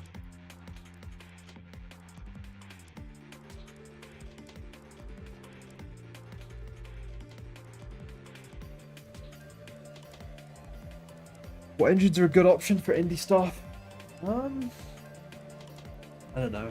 I think it's hard to quantify engines as a relation to your scale as a developer, right? What's easier to quantify engines as a scale of is like, what do you want to make, right? Like, if you want to make engines of destruction, Unreal Engine is definitely the best engine for that because it's a 3D game. It's got a lot of like C++ requirements. It's got like requirements for like running dedicated servers and stuff. Like, if you want to make something specific, like when you know what you want to make, can be a lot easier to choose the engine because like you can just weigh up what the engines are good at, right? Now, friendly to provide licensing and tools. Well, I mean, like, if you're talking about like which engine is the friendliest towards indies with licensing, Unreal is actually very friendly towards indies, I would say. You have to make like 1 million before they'll even take any revenue from you, and the cut is not that high. Like, they take less than Steam, and they provide a lot more than Steam. So, you know, I'd say Unreal is pretty friendly towards indies. They provide their licenses in a fair way, in my opinion. If you sign a license, and I don't mean like sign, but like when you download an Unreal Engine version and you agree to the license, you've agreed to that license for that Unreal Engine version only. They will not like update that license unless you update to like the next engine version. Does that make sense? Like, they will not retroactively change the license like Unity did. So honestly speaking, Unreal Engine, as much as it drives me mad, and there's a lot of things you can criticize, fairly so, about Epic Games and stuff, the way they treat indie developers is actually very reasonable and good, in my opinion, and there's nothing unfair about the engine or its license for indie devs. If anything, it's pretty reasonable. So, yeah. Godot, obviously, probably the fairest, because they take nothing, right? They don't take a cut, they just give you the engine. But also, inversely, in a sense, you get what you pay for, right? And Godot doesn't have certain things that you may need to develop your game. making EOD on Godot would be a nightmare because, as I understand it, it doesn't have a finished multiplayer framework, whereas Unreal Engine does. And like the integration with like AWS and stuff are all pre-prepared SDKs that you just have to set up and do, and that's difficult enough in its own right. Having to make these connections yourself would be really, really hard. Having to build these SDKs from scratch, especially as an indie dev or a small team, would be really tough. So yeah, I think Unreal's pretty fair. I think Godot is very fair, but has disadvantages. See, Unreal has disadvantages too. But yeah, that's basically it. The best way to judge what's right for your game isn't necessarily those things, I guess, but they are an important factor. It was super interesting to see that Battlefield 6 is using Godot for its Portal mode. I'm quite curious how they're doing that. I see a lot of like weird like engine fusion stuff lately. Like they put Unreal Engine like for the Morrowind remaster. They put Unreal Engine like over the top of the previous engine. I didn't even know you could really do stuff like that in a way that made any sense. So it's kind of cool.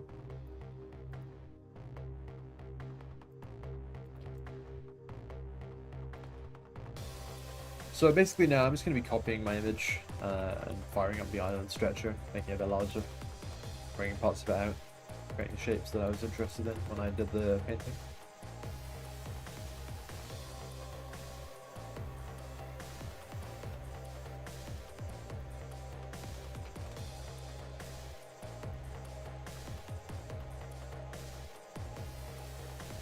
Yeah, they call it Game Lift. I don't know like a lot about it, but obviously I know at least something about it, right? Ethan's doing it and he tells me about it. And it is interesting, but I'm not an expert. But it gives us a lot, like matchmaking, servers. Well, I say gives, it's not for free, you know, it has a cost, but has a lot in it, which is great. For getting this stuff done, all in like one email place.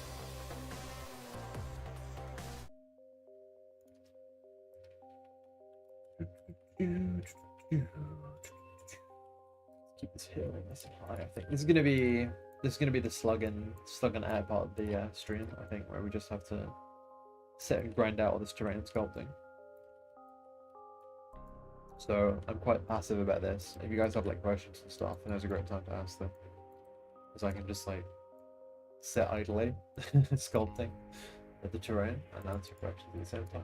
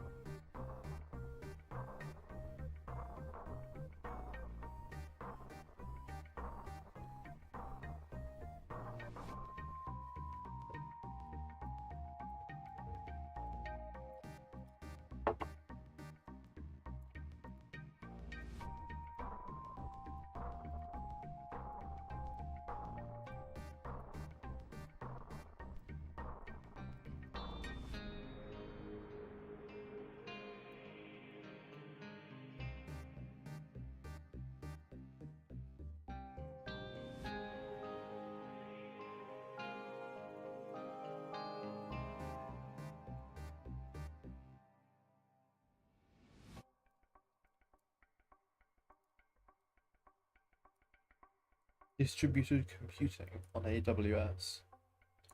I don't actually know what that is, to be honest. Is that like using like a bunch of like little servers instead of like one big one or something? Or well, obviously there's like lots of little servers, but you know what I mean.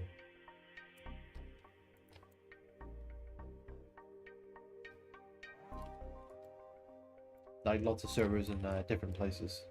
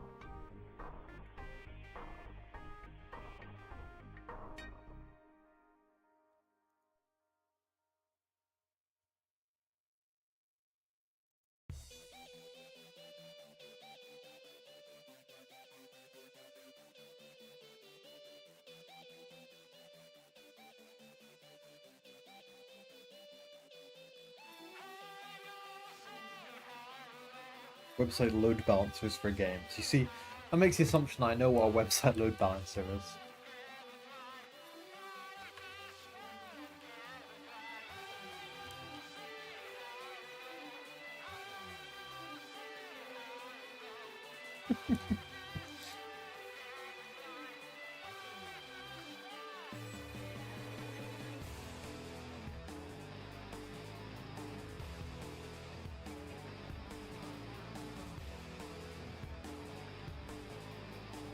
So we're just starting to build this out now, getting these shapes put to paper.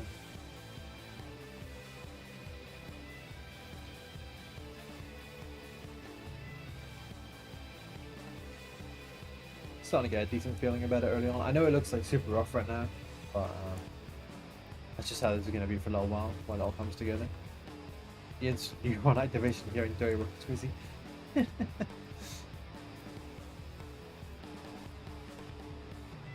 There's so much amazing music from Armored Core. Such an inspiring game series.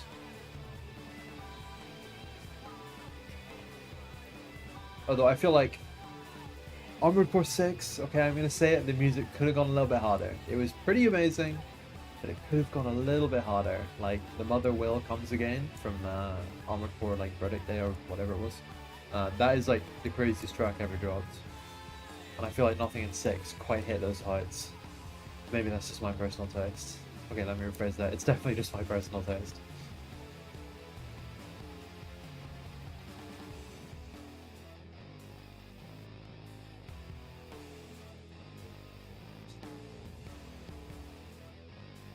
I'm kind of curious. I don't know what happened to the YouTube stream, and this isn't something I paid that much attention to. But like, I just glanced over like a couple times. Like earlier on, it had like 25 viewers, and it had like 15 viewers, and now it has 1. So I don't know what I've been doing wrong, but the YouTube people didn't like it. And to be fair, this isn't the most action-packed stream, so it's reasonable. I just thought it was funny that it dropped off like that. Basically, yeah, but Discos and Mangers, you know what? You're absolutely right. Like Apex and Circle over the top, unbelievable track.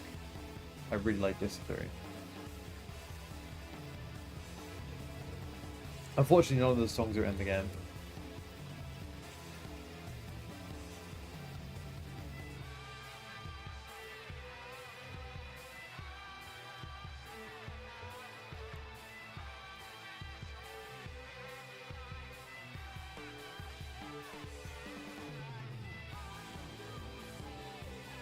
So what I'm trying to do is just really shape out this cliff here to create this new arena around the bottom. Like this section drawn out here. I'm going to move the terrain around here to match the top part of that. Now, landscape sculpting. The YouTube stream vanished like an hour before the go live and then wasn't there when you manually tried an hour after that, so probably some YouTube infrastructure issues. That is weird. I can't explain that. I haven't done anything that I wouldn't usually do. So, super strange. That's just the way it goes sometimes, eh?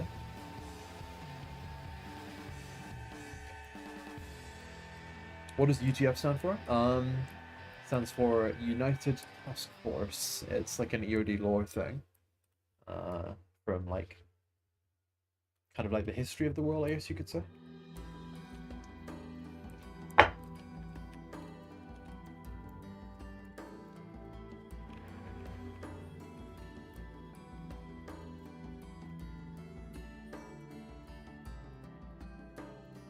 Lore. I hope people like the EOD lore. It's something that I'm like probably, like I know I can make a mech, and I know that Ethan can program and everything, and I know that we can do this, that, and the other. One thing I don't know if I can do or not, I don't know if I can write an interesting world. I don't know if I can do it. It's never been a speciality to me. I know I like them, and I know I have a lot of ideas, but I don't know if I can write a world that has lore that truly appeals to actually intrigue or interest people. So when I do that, I'm always the most uncertain and hopeful that I can do something people will like.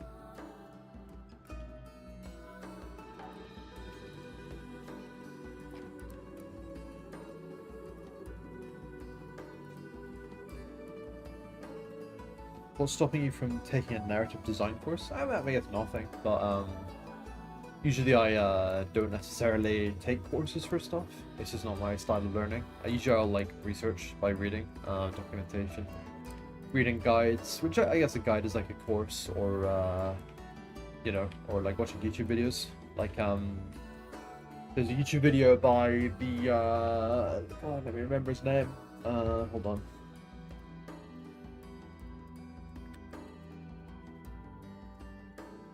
Robert Krudovitz, who wrote Disco Elysium. I think a lot of other people wrote Disco Elysium too, but he wrote the world of Disco Elysium as I understand it, or at least some of it. Or is his original idea or something? Anyway, I don't know. Point is, he did a really good talk about world design. I thought it was cool. And it got me thinking a lot. I could probably do well to rewatch it actually. But that's how I generally like to learn things.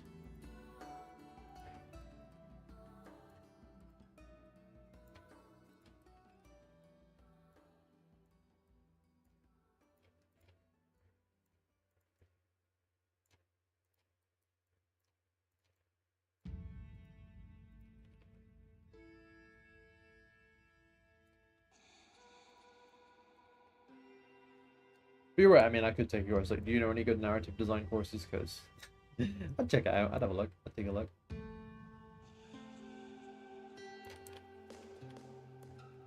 Aren't you afraid that your understanding of tools and everything is not holistic? Yeah, of course. And I also know some things though. Like, I know that a holistic understanding of tools really only comes with time. And you can't take a course that will give you a holistic understanding of tools. So, I don't worry about it too much. I know that I will only ever understand something well when I spend all the time with it.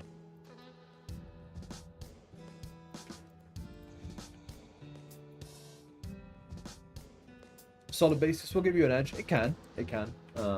But I guess you could say there's two components, right? There's like rate of learning, and then there's like how good's your basis. When I went to university to become a 3D artist, I'd done some Blender before and stuff, and I'd studied 3D modeling when I was in high school.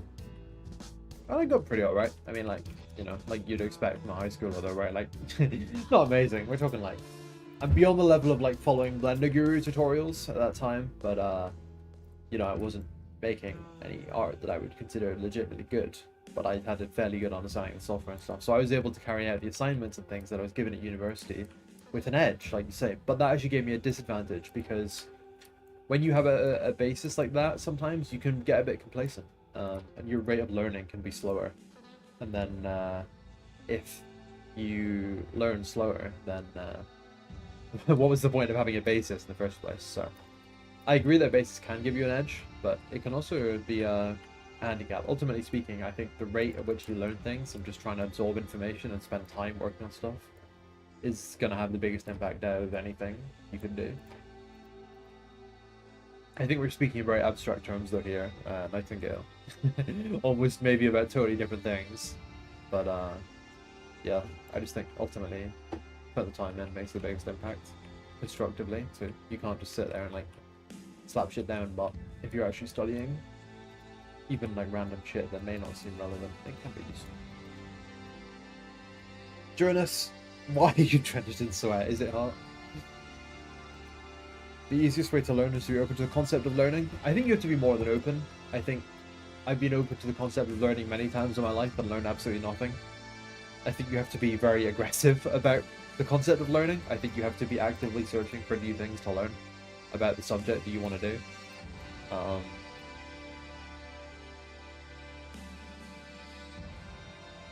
You bought a lot of courses here. Complete Blender, Mega Course, Beginner to Expert, and Udemy, so you just throw away and grind? I'm not saying that.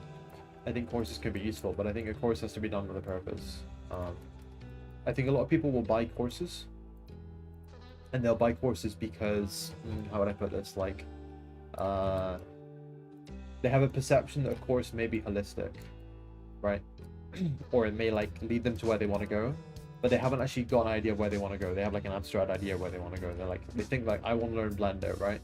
You know, that's good and all, but no one learns Blender. Because when you think about it, to just try and learn a software it doesn't make any sense, right? Like, why are you learning Blender, right? You don't want to learn Blender, you want to be a 3D artist. And if you just want to learn Blender, that doesn't make any sense, right? It's about the goal, not the means. And I think a lot of people end up taking this like idea of learning Blender as the goal. And I'm not saying that's what you've done, but you know, I think ultimately you have to have a goal for your learning. It can't just be an end to itself, otherwise you're going to learn really slowly and not effectively. Like, I'm learning Japanese, like in quotation marks. I can speak like a tiny bit of Japanese, but I don't have a reason to learn Japanese outside of my own recreation, and because of that my learning is like so slow, you know what I mean? Like, if my goal was like, oh, I need to like make business deals with like Japanese people, or like I want to make friends with like Japanese exchanges or whatever, like if I had a reason like that, you know, that would make a lot more sense. But I'm just doing it for the interest of language learning, and that's going to be slow, but that's fine for me because it doesn't matter that much if I can speak Japanese or not. It's very inconsequential to my life. Am I able to say engines of destruction in Japanese? Yeah, I don't know what engines is in Japanese or destruction, so no. And there's my testament to how this method of learning for the sake of learning is not actually that effective unless you're really driven with some kind of like purpose behind it. There's definitely academic type people. I'm not one of them. I don't think most people are academics, and that's not a bad thing. Yeah.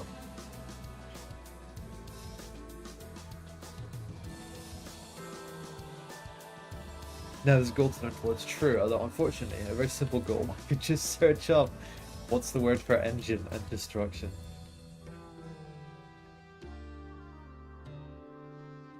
Yeah, I agree. I guess my curiosity of the question here is like, to Nightingale, learning Blender, what is your ambition? Like, why are you doing it? What is the goal? Because I actually made a whole YouTube video talking about this, which you could probably find if you're an inquisitive searcher. But it's a passionate subject. I think it's interesting.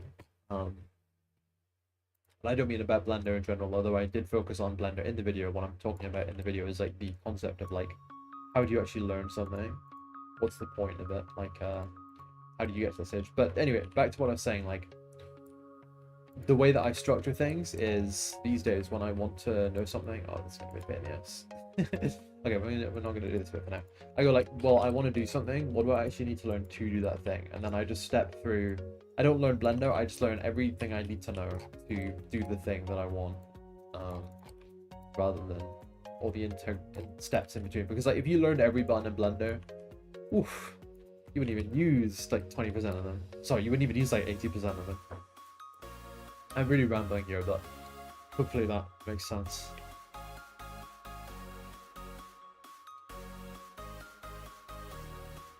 Have we stretched the arm enough? No, not nearly enough.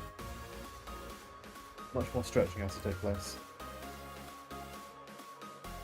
Get a minimum job and do visual on the side, yeah? Cool, cool.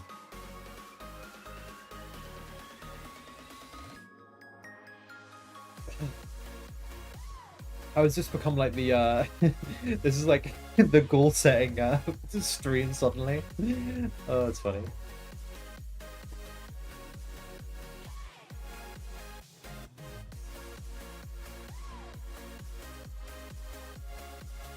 Your goal is to get a minimum job and do visual art on the side.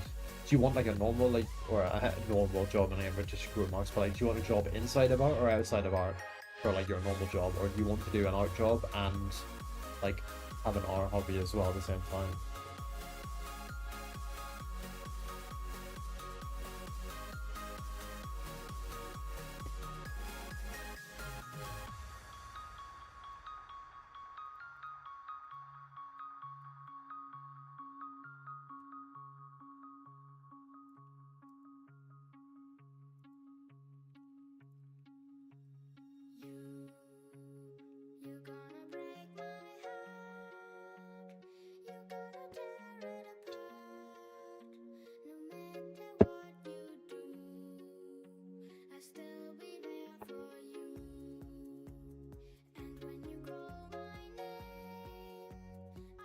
I guess here's a question for you, Jonas. I think your goal is pretty, I think it's a good goal to have.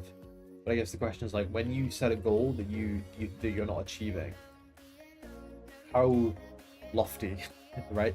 Like how big a goal are you setting that you're not achieving, right? Like, is it like a goal that would take like 5 minutes to achieve, or is there a goal that would take like several years to achieve that isn't being met?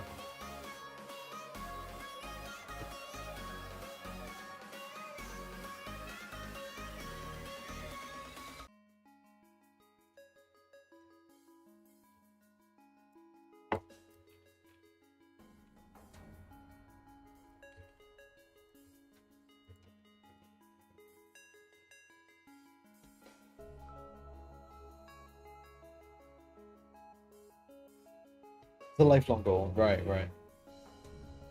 Yeah. Well, in my opinion, it's really like it's difficult to like set goals in a way that can be satisfying. Because you know, like when you're talking about a lifelong goal, like that, how do you measure that? And how do you feel like you've achieved anything on a lifelong goal? You're like a little mouse trying to climb Mount Everest, but you're not just a little mouse trying to climb Mount Everest, because a little mouse can see how far up Mount Everest they are. If you're working on a lifelong goal, like getting a job in economics, how could you possibly measure how close you are to getting a job in economics? You know what I mean? Does that make sense? Like, you don't know how much of that goal you've achieved. You don't know if you're 10% of the way there or like 80% of the way there until you're sitting in an interview room, and even then you don't know. So I think certain things can be really hard to set as goals, and if you're kind of getting down about it, that can be a bummer, because you know, it's not that you're doing anything badly, it's that you're measuring it badly because it's impossible to measure. Does that make sense? So when you're setting goals, that's just something to be aware of, I feel like, and especially lifelong goals like what you're talking about here. Lifelong goals that are hard to measure can be very demotivating if you're not able to sort of check out. I need to find a way of stretching. We need to fire up the island stretcher again.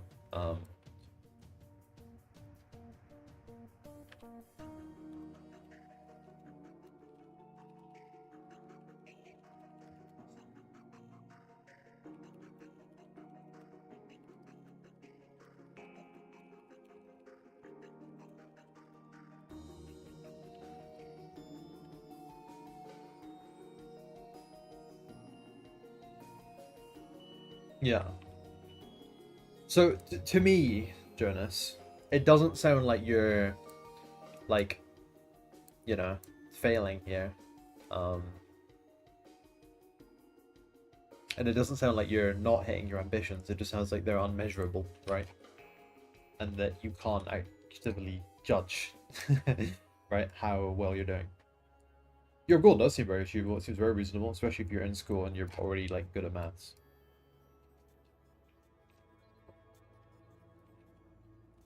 I'm so distracted by chatting about goals that I've completely neglected getting this map stretched. So let's just think for a second the best way to do this, because it's not wide enough. We need to get it wider.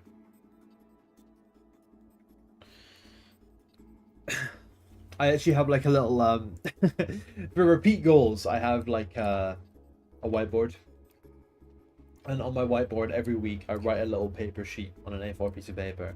And it's just every day, and it's a checkbox list of like basic maintenance tasks just to keep the wheels on, you know, just the basic stuff that can slip past, that can go unappreciated. On, you know, did you remember to take your vitamin pills today? Probably, but if you didn't, because you know you're doing it every day, it can be pretty easy to forget if you did or didn't do it that day. Have you read some pages out of a book that you were meant to be reading today? You know, and once you have like a little checky box, it makes it measurable, makes it a lot easier. You're good at distracting people. You got me pretty good. Nightingale got me pretty good as well. It's a team effort between Twitch and YouTube to distract me beautifully.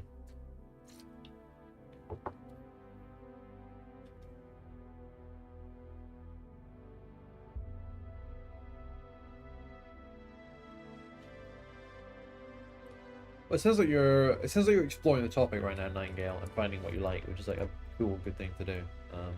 Yeah, I don't know. Not much to be said about that, but sounds good to me.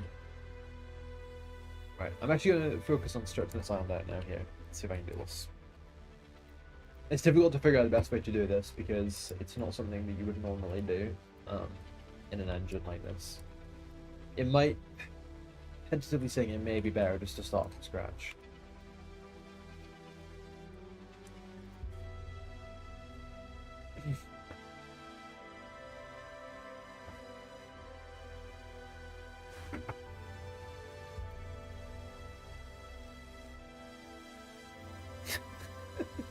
So you've... So, what are you saying here, Owen? Like, you've sat down and you're sketching a terrible style, and it is a terrible style? I'm not understanding the message here. Or the purpose of said message.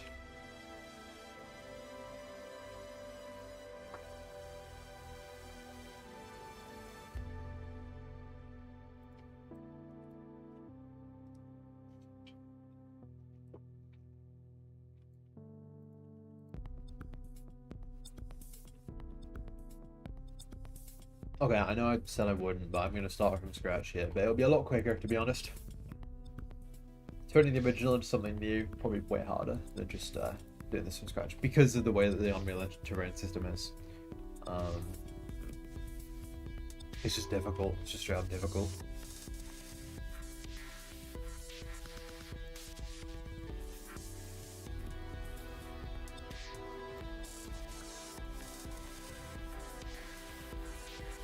Grab the lighting, bring that across.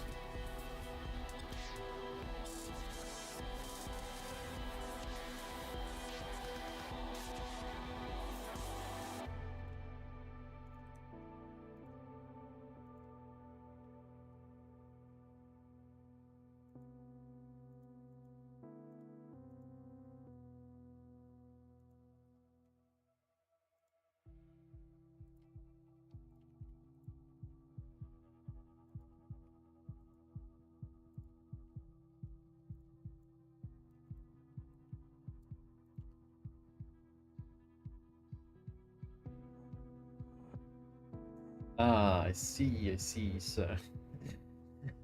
You've, it's like the guy sticking his spokes in the bike wheel, right? Ah, how could I do this?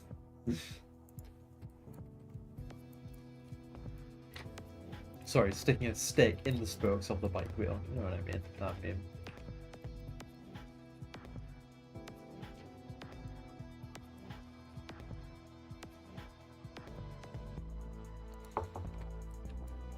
Okay, we're gonna put down a very big plane. Not airplane, just flat plane. I'm gonna slap this on it. Yeah, you know, thinking about things. Stretch.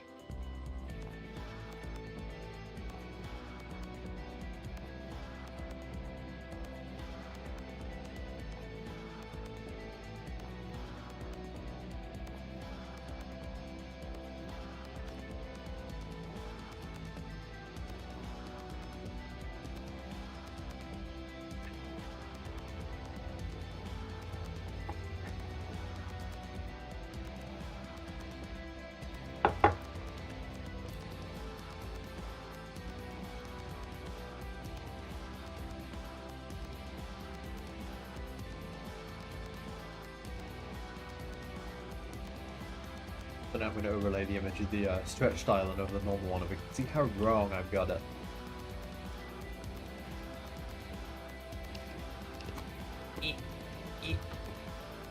Just type an umbre. Let's go for 5. How's that? Oh, not nearly big enough. It isn't that numbers. Too big. Too big.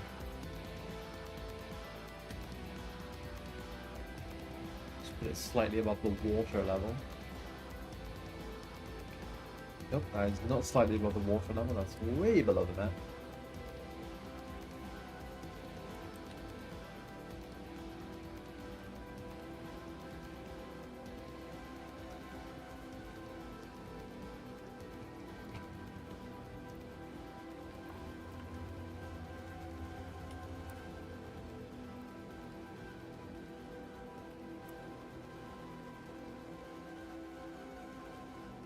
Are we mapping hard or hardly mapping? I fear that we may be hardly mapping at the moment.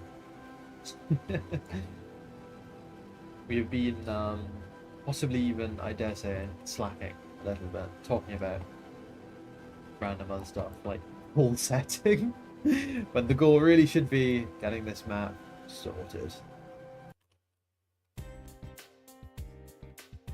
But we have this layout we planned here. This is the 3D like S version of the map, and what we're doing is we're updating this old version to be more aligned with the new ideas that we have for this map. You want in on this project? What do you want? What do you want to know?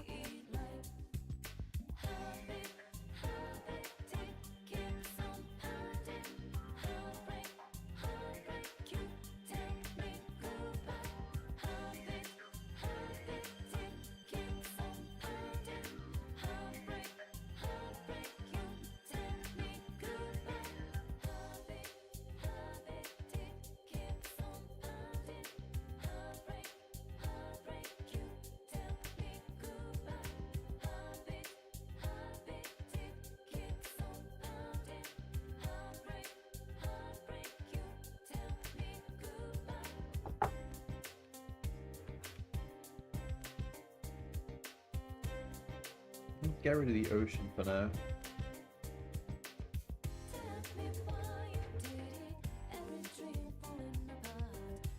You want to know how the ingest of feedback from last playtest goes?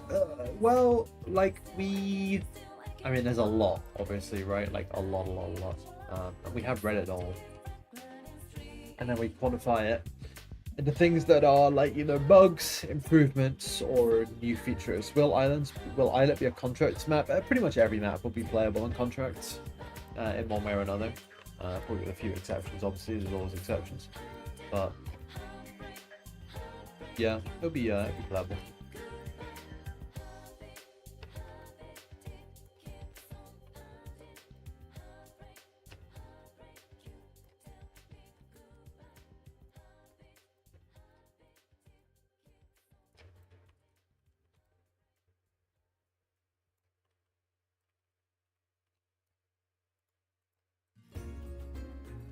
Contracts is the PvE game mode that we have in development.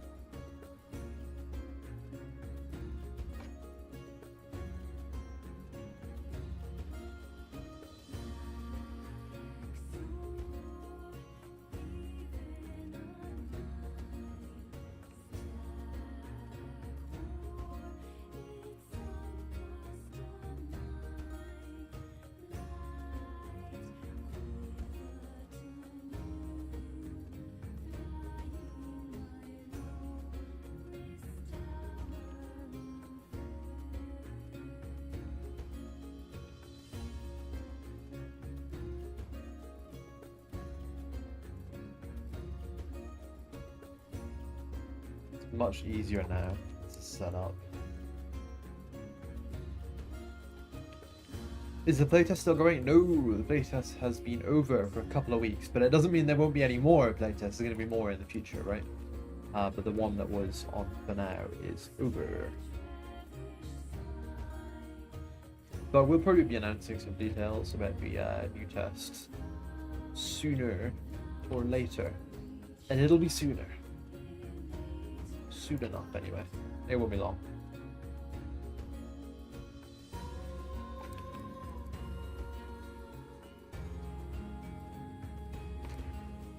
I'm doing so much damage to this old map.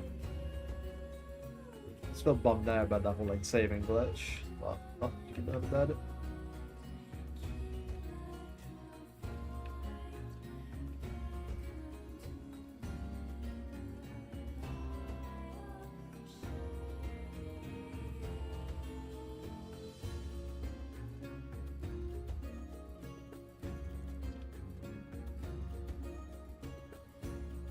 Whip next playtest, yeah, that's cool. We actually have like a patron playtest as well that we do though, and there's one of them this Saturday night. At least at night by UK time. Other parts of the world may vary. But if you're itching to play, there is a way.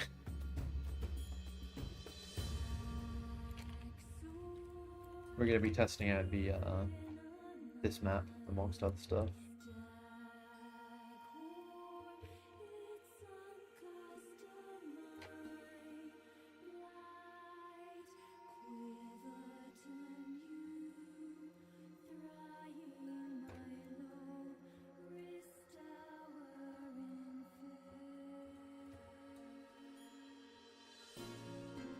I think a shield mechanism balances the game. What would a shield mechanism be like? I feel like the way our mechs are, they're not like totally set up to carry shields, you know what I mean? Evenings in the UK is rough, but North America, well, it's not too bad, to be honest. It's like, I read the timings, I checked it all out. It'll be like 3 or 4 o'clock in the afternoon on a Saturday. That seems like a fine time to play a bit of video games to me, right? Like, I checked it. The ones it's the roughest for, it is weekends, yeah, it's Saturday. The ones it's roughest for is the ones that are like 5 hours ahead. It's going to be like 2 or 3 o'clock in the morning, unfortunately, but you physically cannot satiate every time zone. It's not possible. We just picked a time that worked as well as we possibly could, basically.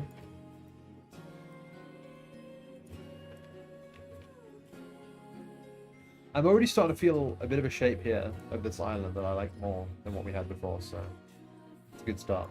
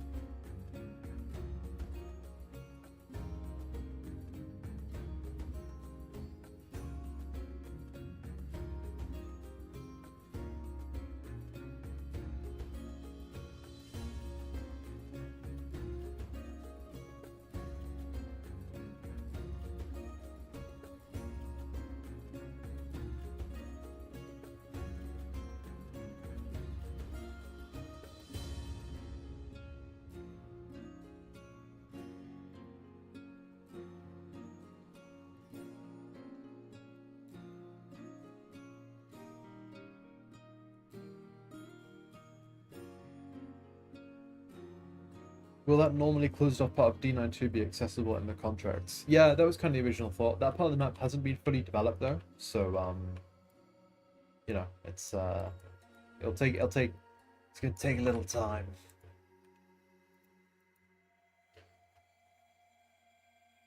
How's the progress of the map going? It's better. It's better. I jumped backwards and forwards. I thought for a moment about redoing it from scratch, and then I thought, no, that would be silly.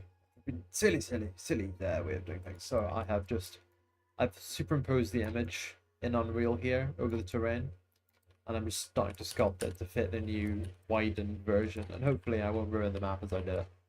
But we can never count out the possibility that I'm going to absolutely trash this map. It's alright, we'll make it work. But yeah, the closed off part of D92 will be accessible once I've actually, you know, built it.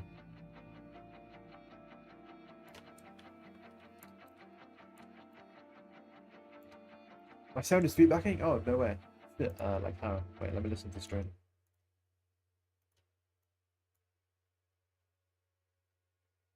Is it? Checking. Is anyone else getting feedback from my audio?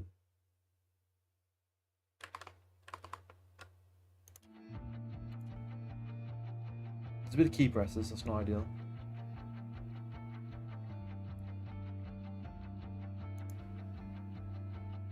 I think we're fine. There's no feedback loop though. It's fine? Okay, yeah.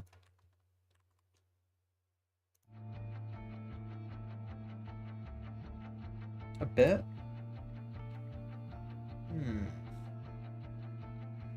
What kind of sound are we hearing that's like wrong here?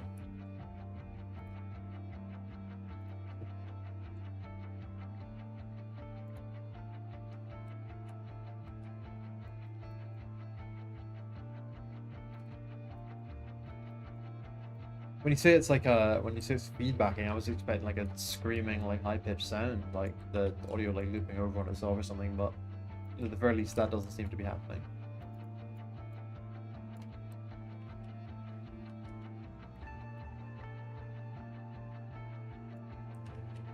You sure you hear it double timing? Or muted and bassy second time? Maybe your equalizer's working. Whenever I talk, there's a bassy hum. Well, that's just my PC, to be honest. Is anyone else here in the double time? Let me listen back to the stream again.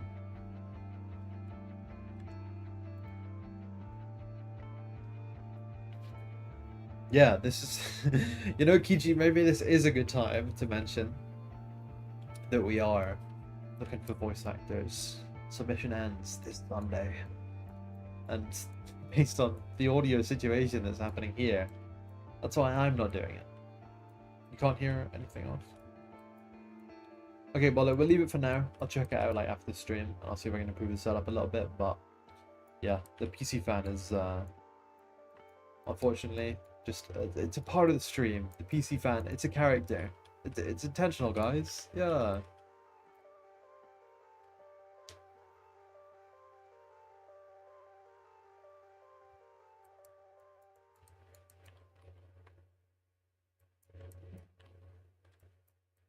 Kind of a mad looking island, this, isn't it? It'll probably calm down a lot more when I've like actually done some other shit with it, but it's a bit mad looking right now.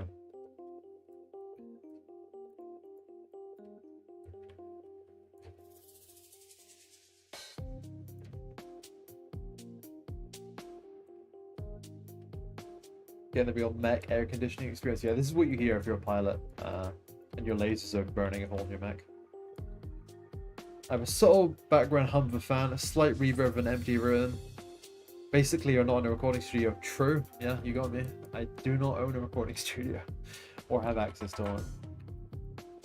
And I don't really, in this kind of heat, want to be drenching myself in enough blankets to dampen out that audio.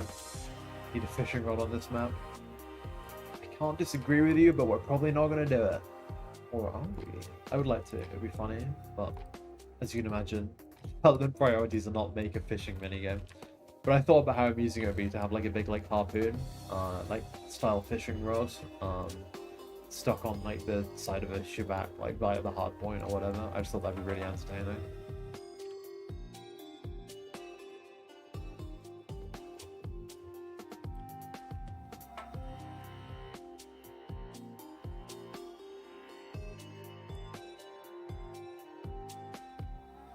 I've been looking at chat, Jonas. I've been looking at chat. I've just been just doing my best to focus on actually doing the thing that I'm here to do.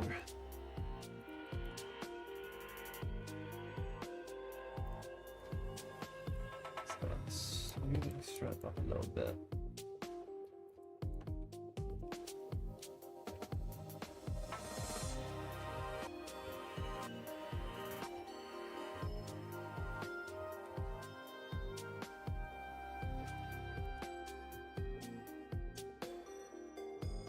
Okay, so this actually, shape-wise, I mean, like, it's a bit of a disaster, okay? It's a bit of a disaster in some regards, but it is actually kind of heading a little more towards what I like. It's just going to take a while now to sculpt all these hills out and get things going in the correct direction. We have one option we can pursue, and that is, if I can do a rough sculpt, then we can take it out into the software world creator, and then I can start to layer some environment effects over it. That is one option we have on the table here. Fishing village near one of the spawns. There is a fishing village down here. I've been calling it the Steve Village, but you know. Yeah, so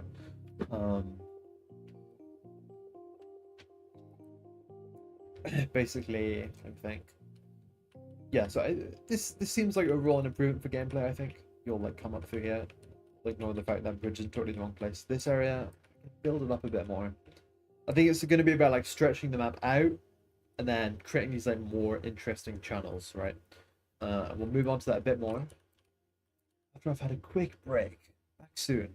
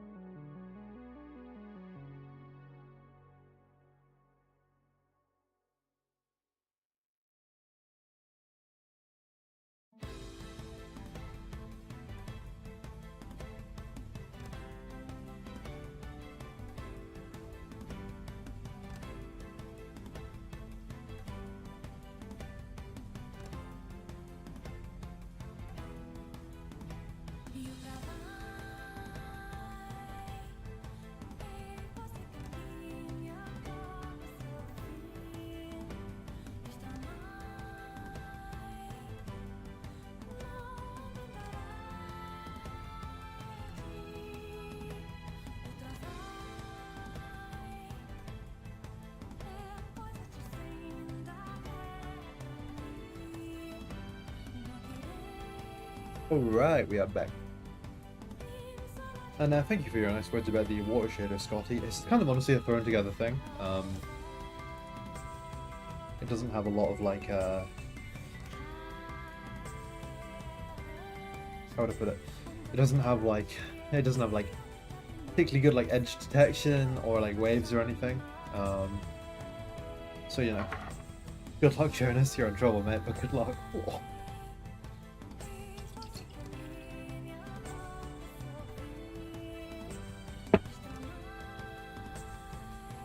I haven't played that first mission dilemma you're talking about, Owen.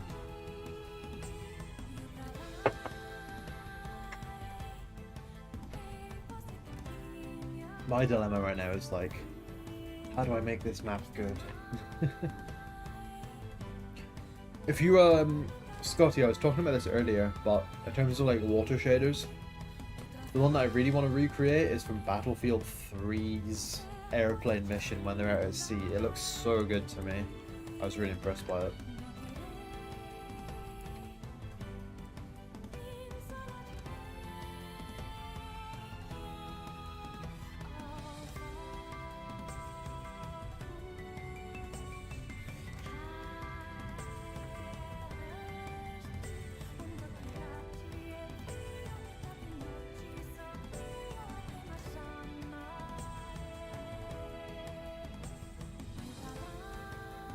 What do I prefer, burger or pizza?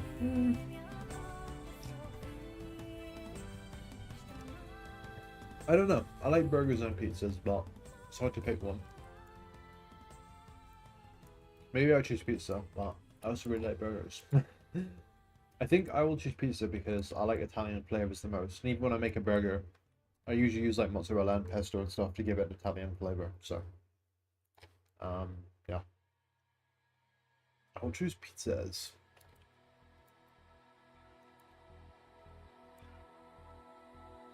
Yeah, isn't it, Kiji? Like, it looks just really good. Lorenz, how much PvE is planned for the game? Just a little bit. Just a little bit. We plan to have these, like, co-op missions. But they are, like, one-off missions that you can play with your friends. And that's kind of all there is to it. Just a splash of PvE. So you can play the single player co-op, and there'll be an alright number of them. There'll also be like a mission creator where you can make your own and share them with people, and that'll probably be a fairly large part of the PvE experience.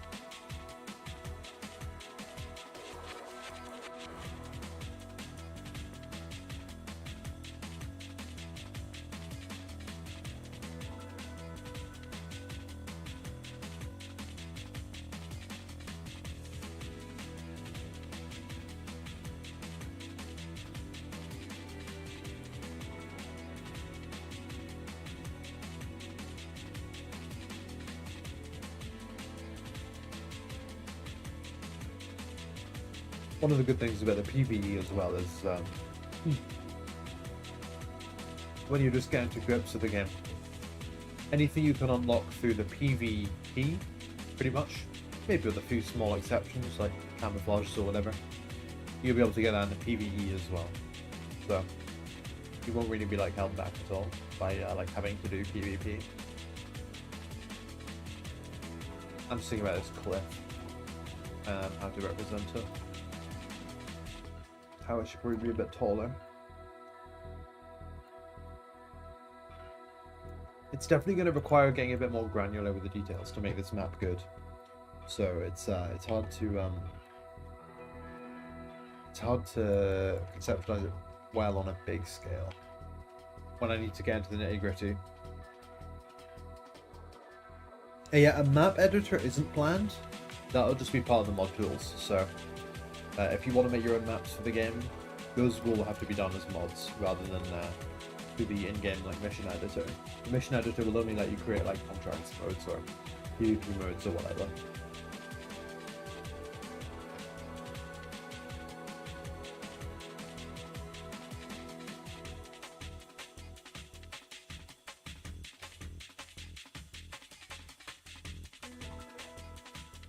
Have you found any voice actors yet? We've had many submissions for voice actors, but we have not yet closed submissions. Submissions are still open for now, and they will be until Sunday. So, yeah, after that point, we're going to start looking through them, which, by the way, it's going to take a bit of time because there's been, like, I guess a lot of voice actors out there in the world, right?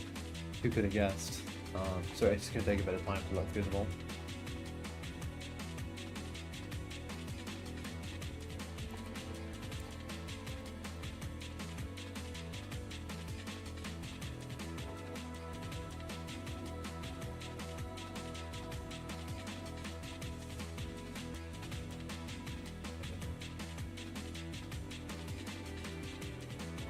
Yeah, absolutely, Lorenz. It's so hard.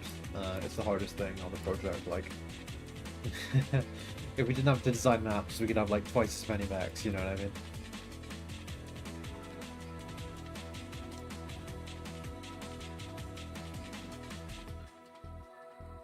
Oh yeah, there's a lot of like great quality voice actors in there. I mean, I'm sure someone has applied who isn't over the age of 18, but I don't think we'll be hiring them for obvious reasons.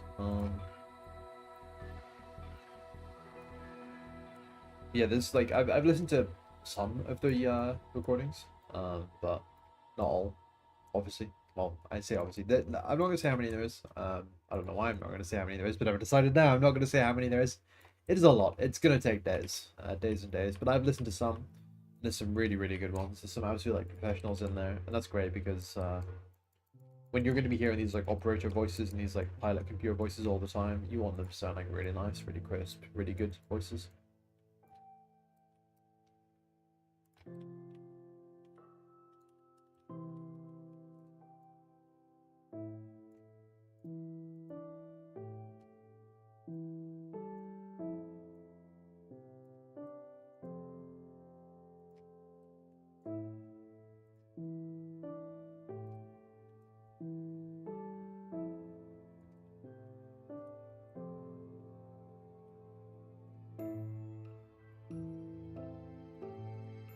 Minecraft. Okay, this has been this video going viral recently. Have you guys seen that like 1,000-player civilization video in Minecraft? Honestly, I have to say it did a lot of damage to an EOD workday because I put it on my second monitor to be like some background like noise. I was enthralled. It was crazy. I've never seen a video like that before.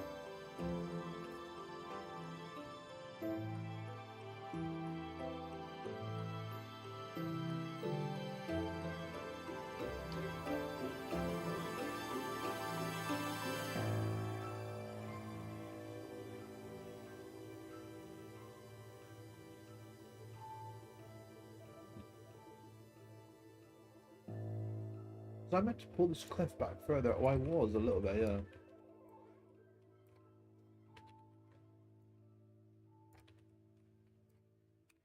Watch like a bit of it, yeah. Once I start, I couldn't stop.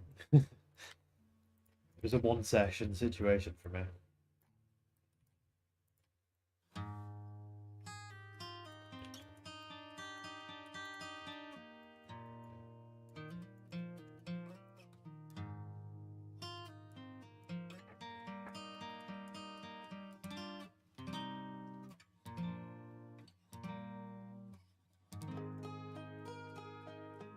Yeah, I saw that. 2 years of editing was crazy.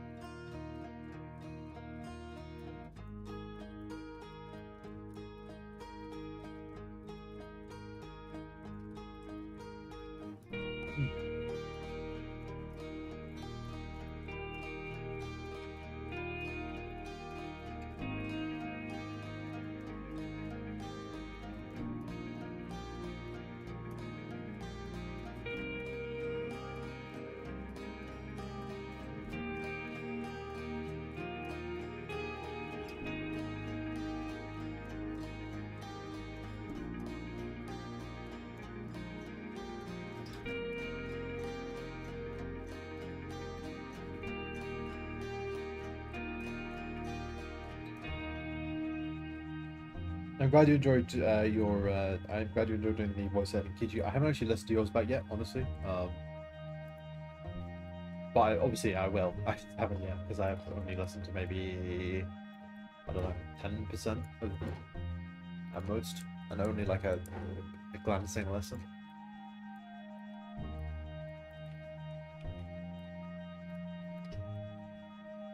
You imagine 1,000 concurrent players stand up like some sort of 2v2T. No, it was honestly very organized. Like, there's a whole storyline to it and everything, and they're doing like different things. They're not really just like briefing or trolling each other, which is surprising in its own right, I guess. But no, it's like a whole thing.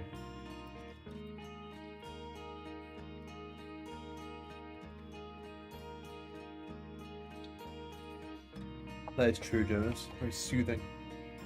Okay, so what I'm thinking about right now is that like these like little island shapes, like it's actually kind of damn hard to create, but it is very interesting. I put another call again. Any GeoGuessr experts in the chat right now? Where is this?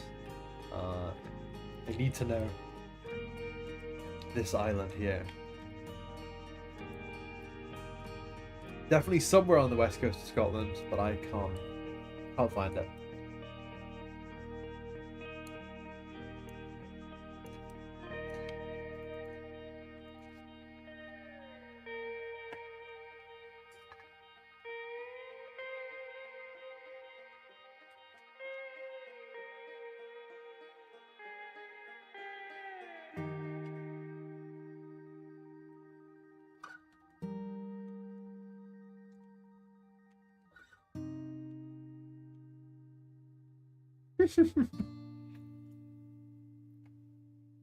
That's funny, Jonas.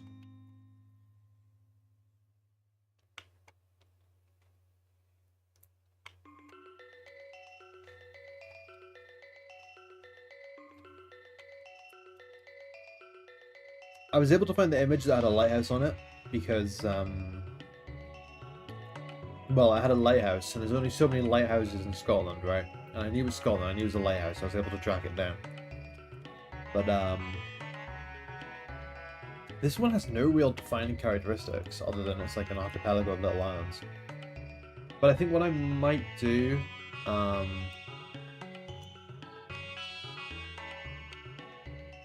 might try and like model a bit of this in Blender to get a feeling for it. Then we can bring that across here.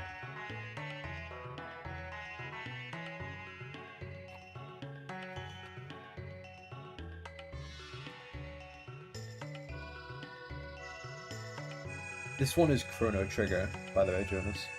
Can I add a big St. Louis, Missouri arch? Let me look up what that actually is. Oh, that's cool. Probably not. But then again, it is kind of cool. It would be interesting to have some kind of like architectural structure like that. We put that up on the stream for those who, like me, were previously unaware of this arch. I mean, it's kind of cool. I don't know. It wouldn't be on this map, I don't think, but... They are the islands of Cloudglass? No way. Is that actually real, or is this like a joke? Oh my god, okay. Lorenz Low, can we do something here? Can we, is there anything we can do? No, I have like no, there is no like YouTube like give someone a shiny badge button. I thought that might have been. That's brilliant. Oh, that is brilliant. Alright, we're gonna Google Maps up here to check out these islands of Cloudglass because they are like the perfect inspiration. Hold on. Google Maps.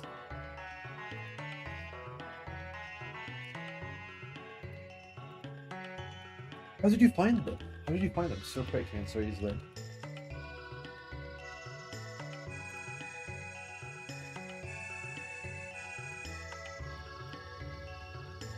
Oh, they're not even like in Scotland. That's crazy. I would not have expected that. But I guess it is the same sort of look.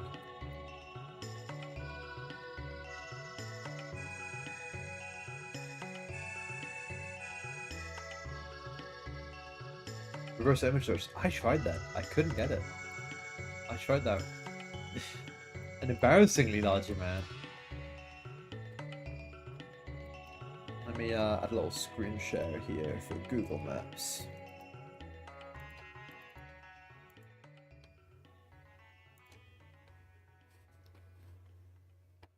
Actually, I'm not gonna do that because Google Maps is a tremendous way to accidentally show your exact location and and information of your account and stuff. So I'm not gonna do that. But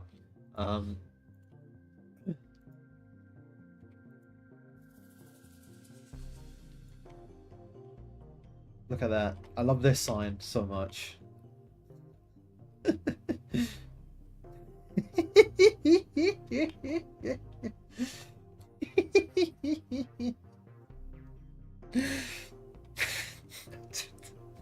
I have a very dumb sense of humor for this image. It's just gonna make me laugh every single time. It's this car like nudging straight in the ocean. I could open private window and that's true. Okay, could do that. But I found what I needed now. This sign photo has given me everything I wanted. Can we get this sign replaced with a Ken instead? That would be hilarious. I need to do that.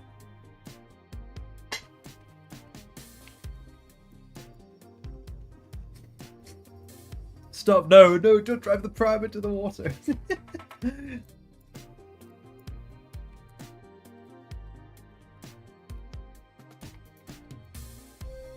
Okay, so now I know where Cloud Glass is.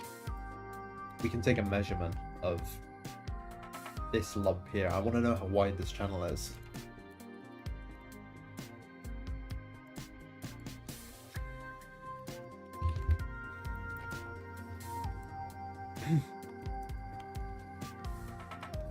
So I'm just figuring out exactly which one it is. Right, I've got the house here. I have the picture. Here's the house. That's that house. I'm confident. There's that slipway. There's that channel, which deceptively looks very different in the different tides. Let me just do, okay, so measure distance.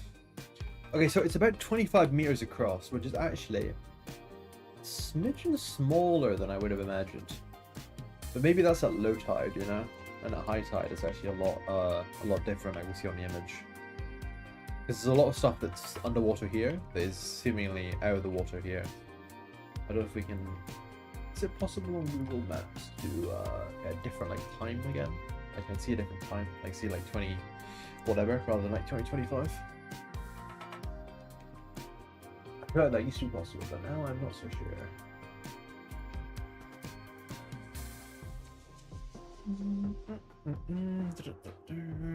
It's got to be a way. Maybe not, maybe not. Maybe that's only for like street view or something, rather than the actual satellite view. I think that's what it is.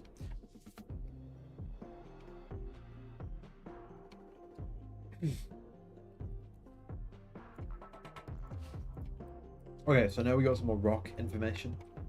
I think we can continue on trying to sculpt out this terrain. Well, let's pay a little bit of attention, I guess, to the layout of the map, and then I'm going to try and make some of this terrain actually good.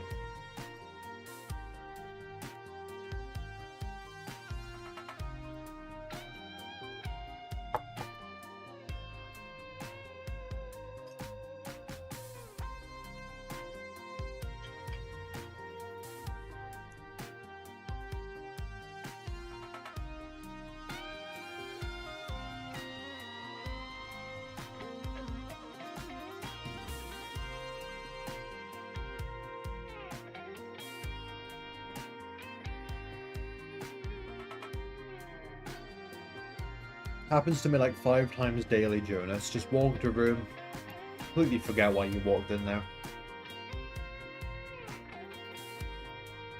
Or do the wrong thing, like you meant to go and get something and you get something else. Happens all the time.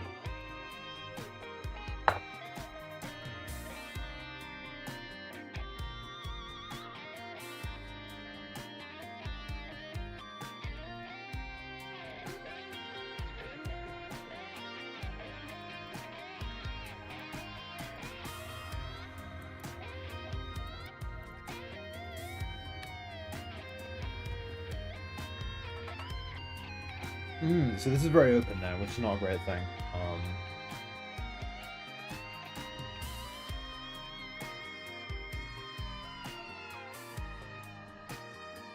But this hill in the middle being taller and like having no immediate way to just climb up and peek over it, that's something I actually do like. As a change. I think I made the water a bit too shallow though.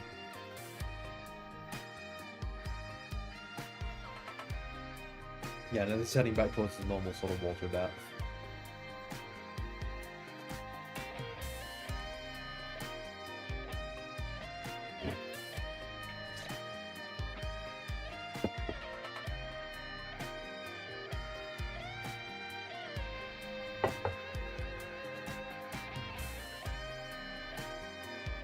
So, let's sort of assess the situation here. We've got a bit of a sandbar, but like we have this big opening on the right. You're just going to get sniped out from way out there. Because this map kind of has that like flat bottom, right? You're gonna... Yeah, this... This is one reason why I was like very tentative, like very hesitant to stream map making, because it's so many blunders. Like it's like a blunder until you eventually get somewhere, and I'm still learning a lot about it. So I'm hesitant to showcase the mistakes. Also, by the way, that's how the HUD shows up in the game. Like you just don't see it from the FPS view, but I see this all the time when I'm checking stuff out. But yeah, so the problem is we got a lot of sightlines here, and like sightlines do not necessarily equal good fights when they're very open and big. So I'm gonna do some considerations. I'm just gonna try and lock in this like one area, like kind of good. And if we can do that, we'll probably be on the right track.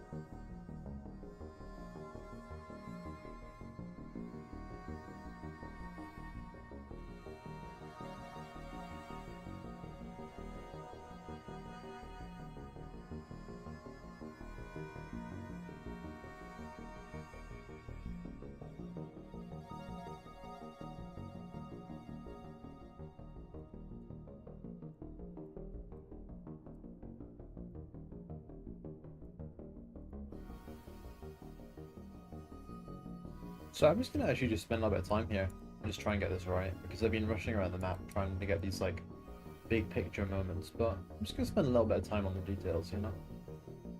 Just focus on sculpting these shapes up a little bit. Maybe do with their colors. I need to see that. I need to see the water. But yeah, I'm just gonna give this very important area a little bit of the time it deserves for its planning stage. And if it ends up being wrong, it's okay. I'll fix it up. But it should help guide things if I don't rush so much. Like, let's see this water area below. Very, very high up.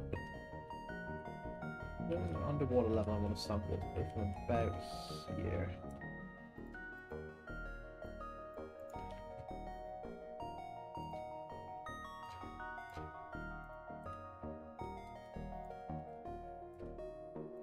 There we go, let's grab that. around here, it's very shallow, I've noticed.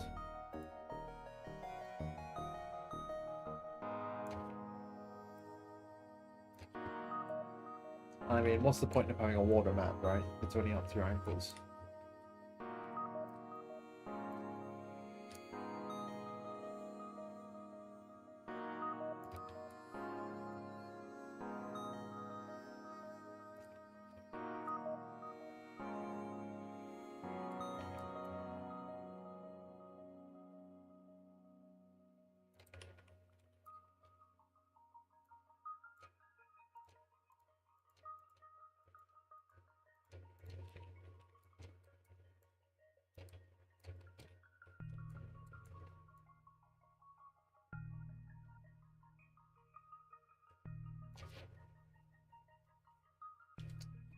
And then the carrot can be up to his shoulders, yeah. The Shabak is the funniest because it's so short. It's like almost completely submerged, just up to the bottom of like the top of the mech, right? Like up to there, it's just like totally stuck.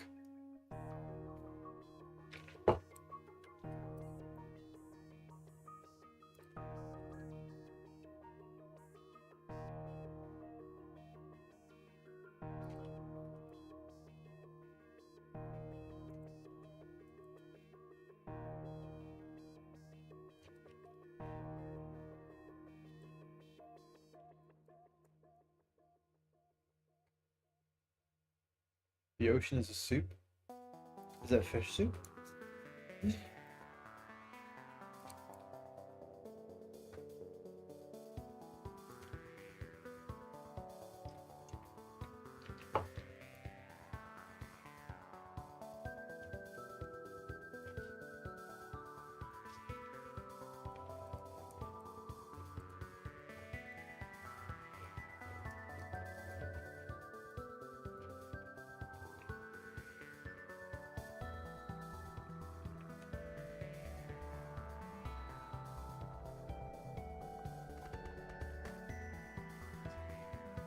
So I have a couple of meshes somewhere in the project.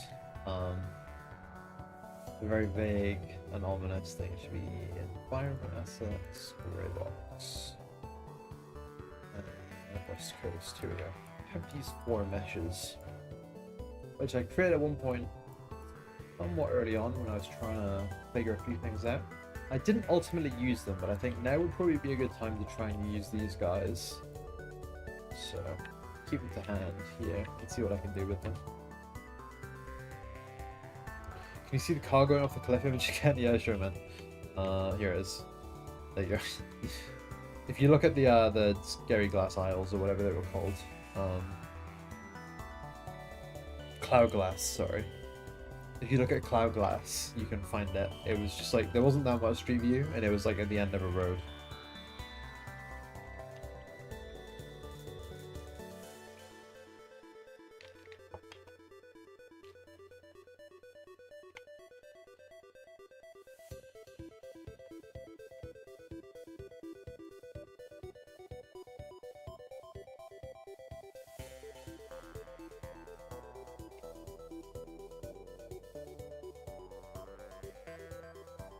Let's try and create some good shapes here.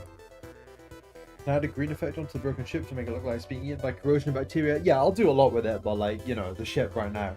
Yeah, you can see what that model looks like, right? It's not really anything yet. It certainly will become something.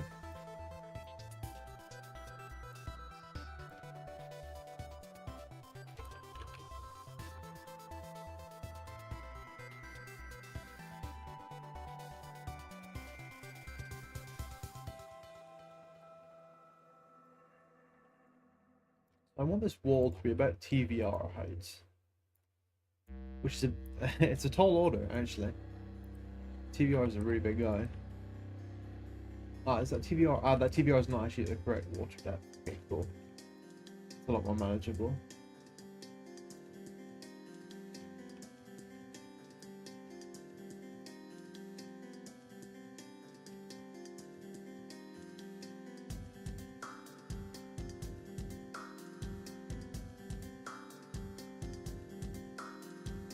So I'm equating, well, I'm guessing that this here height out the water is about the same as that. That's my ballpark guess.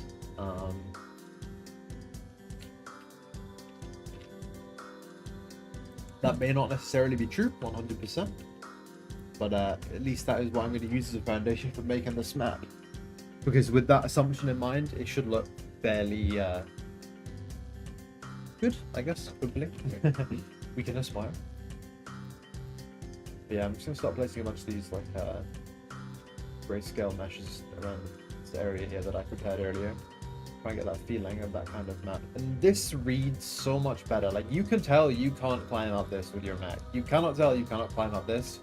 And you certainly can't tell that you couldn't climb over this, right? Like, this looks like something you would be able to easily just hot foot straight over. But this wall here gives a much stricter feeling, which is exactly what we want.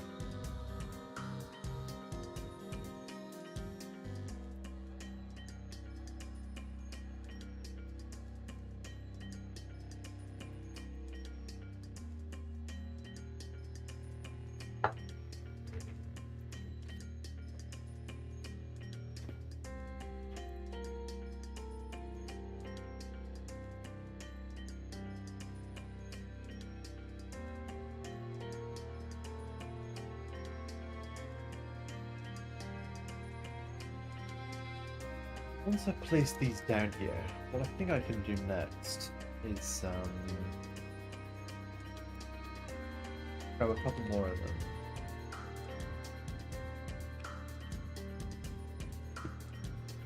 Then in the landscape tool, I'm going to sculpt this up a little bit.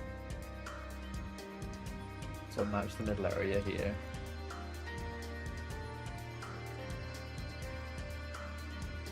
Flatten it off just a wee bit.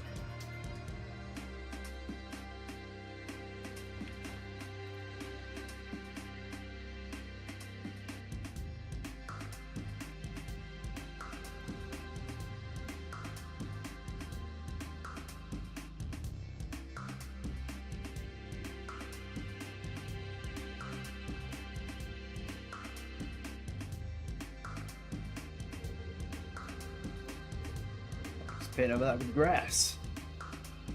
And we're flying high. Brilliant. That is a completely acceptable outcrop for a grey box map, in my opinion. It will get good graphics one day. That day is not today. But it is enough to give you a visual read on what you're dealing with, something you could climb on, perhaps, if you brought the right equipment, but you could not necessarily go over. Now, the only other thing is that I want it to slant down a little bit, right? Like, I want it to slant down. Don't ask me how I grab the silver, I don't know. But I want it to slant down, so let me just do that.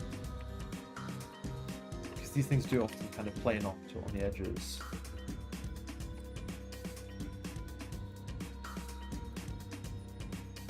I think the easiest way to do that was using the sculpting tool of the landscape.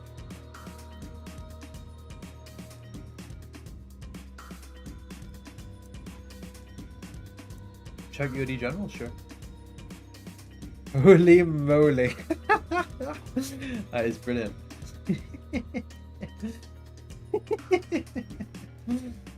Let me put this up on the stream for all to see. Owen has just made this. Hold on.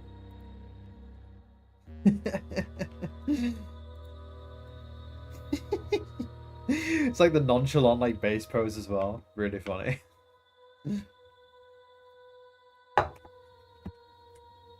He's going in the water and he does not mind.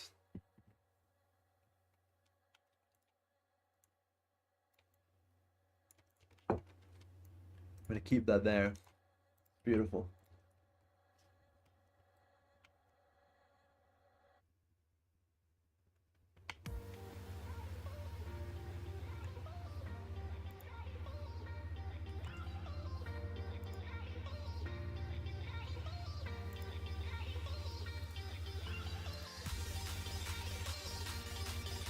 I think I'm being supplied here a higher quality image of the islands, or is it the same image? No, it feels a little higher quality. Oh, it's definitely higher quality. Look at that. Oh, brilliant.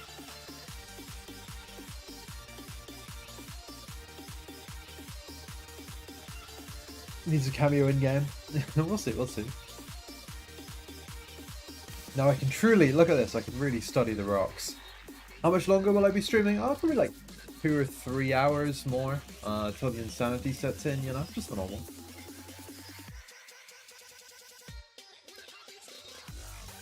This song does not fit my mood right now.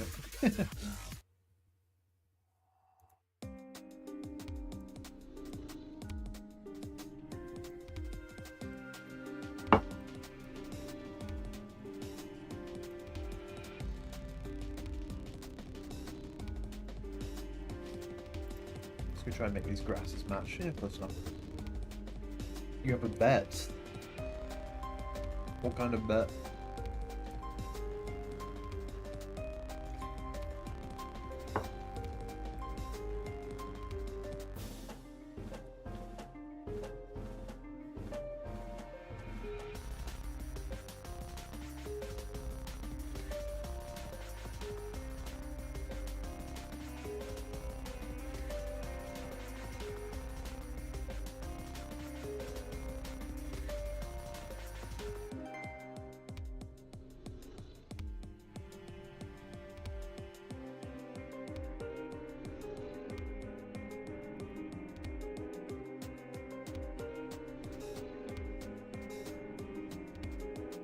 You bet you can learn FL Studio in 4 hours.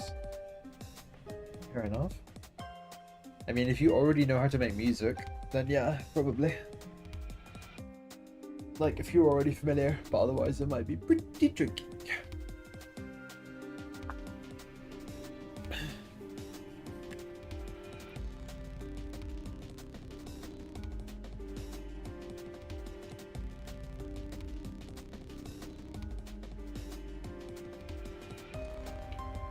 Have you guys seen that clip online? I don't know who it is.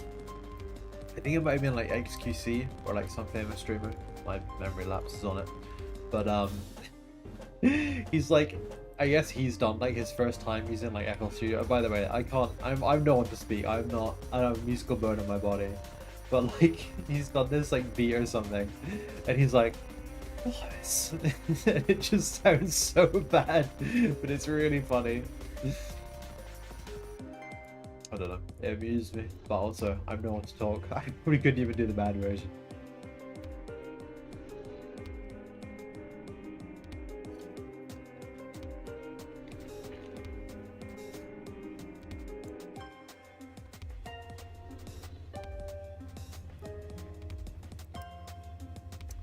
Unreal Engine's slowing down. I'm starting to get worried.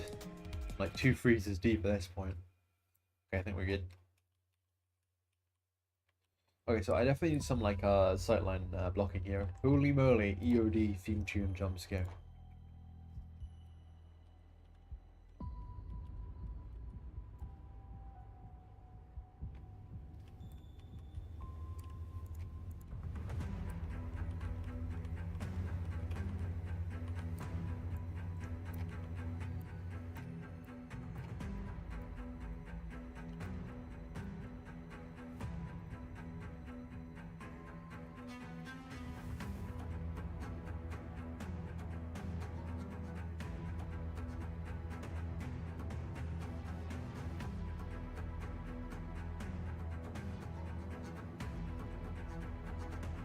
Probably Idle Globe, yeah. We have been busy, Expert. We've been very busy. It's probably a good time actually for a stream recap, actually. So we did this painting like right at the beginning. Essentially, we have been stretching the island. It's getting wider. We're smashing the boat into the cliffs. We're getting more lanes, more combat areas around here. It's going to be cool. It's going to be fun. We've been obsessing over this image. We had a little GeoGuessr tournament halfway through, where people found this image and found out where it was taken so I could look at better reference images. We found it, there's the Google Maps, we checked it out, we checked some distances, we thought about ways to rework it, we're doing that now, slowly. We looked at this hilarious image, the car driving over the pier nonchalantly, and then Commander very quickly made this absolute work of art, fast as lightning. And now we're at the stage where we're resculpting the islet in game, and I'm just taking a little bit of time, just giving a little bit of time to trying to make this area around the capture point nice, good, I'm redesigning the rocks totally. I've got these like quick grey box meshes I'm using here, and that's going to replace all this old stuff. So you can actually step over it, or not step over it rather, but it'll be more clear to you what you're actually able to do. And that's where we're at with Isla right now. Yeah, but it's going to be good, I think.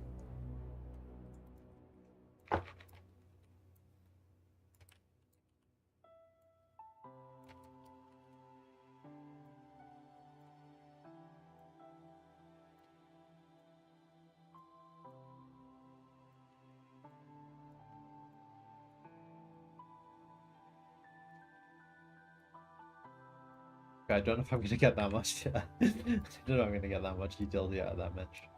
Too big, too big.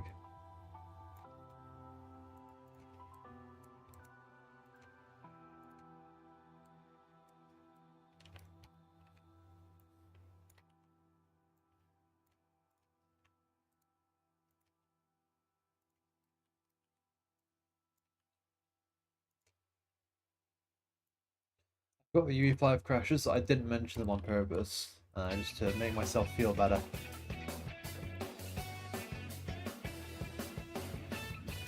Yeah, we had a pretty rough time early on with the map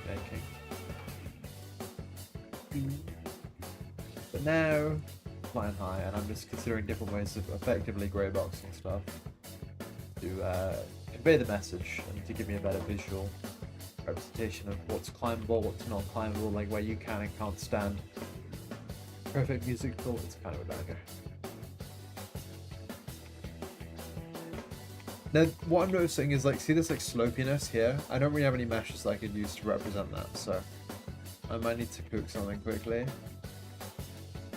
Or like even like this kind of cliff. Like I have the cliff to be fair, but I don't have the slopiness.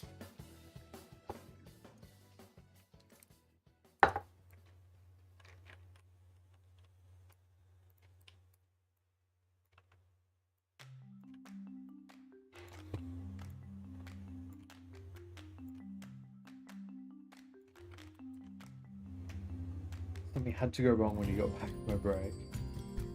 Bummer. Well, good luck with your internet.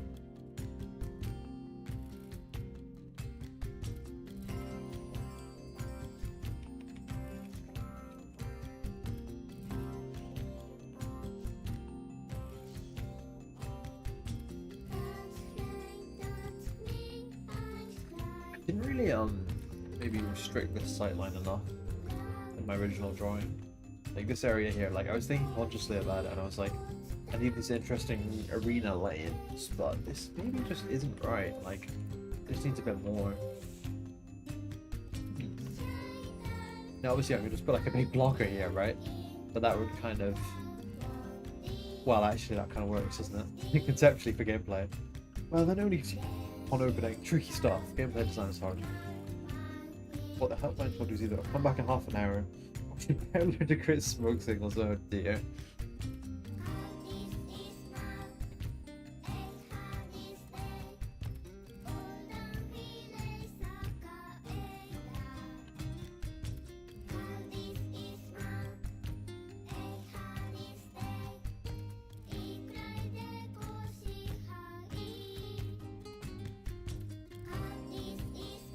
Semicircular arena. Kind of try and get rid of the semicircular arena. That's not bad now. The opening's kind of small, and I can just, oh, this island here, I can just build this up. Let me check what, according to my design, what do I have planned out here? This went further.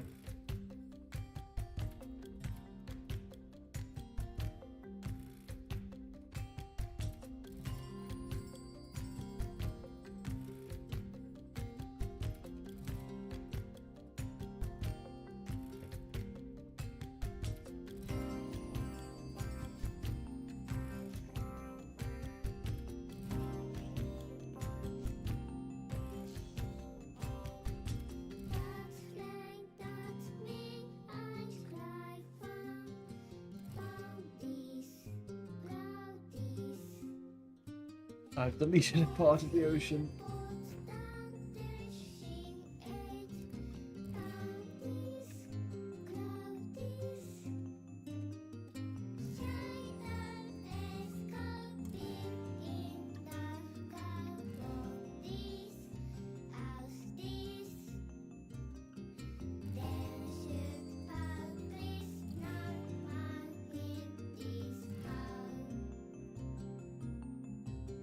I've had enough. I'm deleting the fences. They'll all get added later anyway.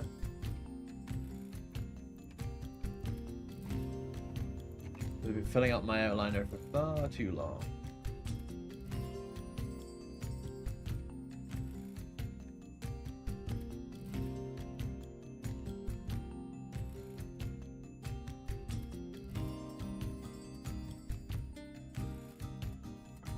Ocean trade. Yeah. There you go. It's better.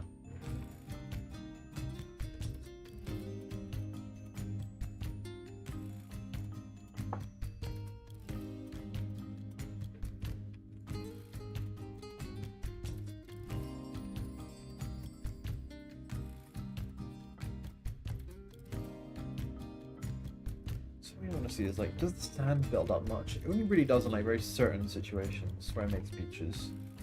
It makes very perfect beaches as well. See if I can replicate that.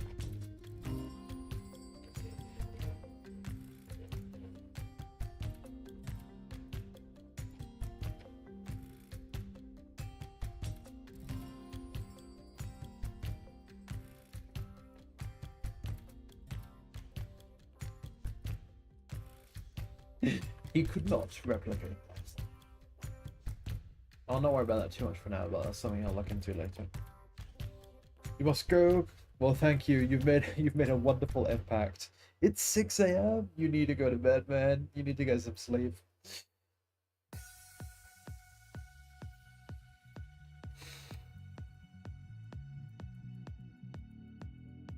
Thank you for contributing the Karen in the Ocean sign. It was beautiful. You're going insane. This area has mad HMK potential. That was kind of the point. Like these pots are like a direct how long have I been awake for? Oh, a normal amount of time, only like 5 hours. But yeah, so like these pots here and the way that they like read visually. Why is it so hard to talk while this crazy music's going on? I like the music, but it's like very interrupted, you know what I mean? Makes you listen to the jokes. It's good. But yeah, these pots here, they're like a direct reply to how visually unreadable the previous ledges were. Well, no, I didn't wake up at 1 a.m. I may not be in your time zone, Jonas. But yeah, these parts here were very bad for like player readability and like getting up. So when I'm reworking them, I want them to be very readable. I want it to be like, this is the cliff, no walkie. This is grass, walkie, you know? That's the plan, that's the mission, that's what we're aspiring for. It should be HMKable, it should be coverable, it should be fun and games.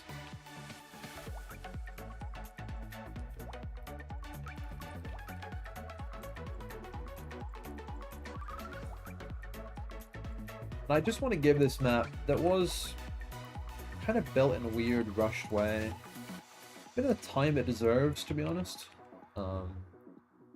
Just to slow down a little bit and just take the time to give a map like some attention to make it play really good. What dragonflies have to do with dewdrops? Dude, is this your homework? You trying to get us to do your homework? I don't think anyone knows what dragonflies have to do with that. Whatever. Does Unreal support texture, color, terrain based on slope and... Oh yeah, absolutely. Yeah, we even use that on the Desert Prison map. It does support that.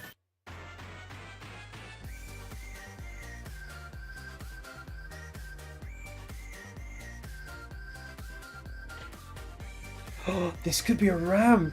Oh my god, guys, hear me out. This could be a way up and down to the cliff! Oh my god, wait, that would be sick. Hold on, we need to make that happen like right now. It won't be as good cover then, but like, if you're entering into this area, no, it would be cool. It would be really cool. Hold on. We just have to build the sand up a little bit around it, I think.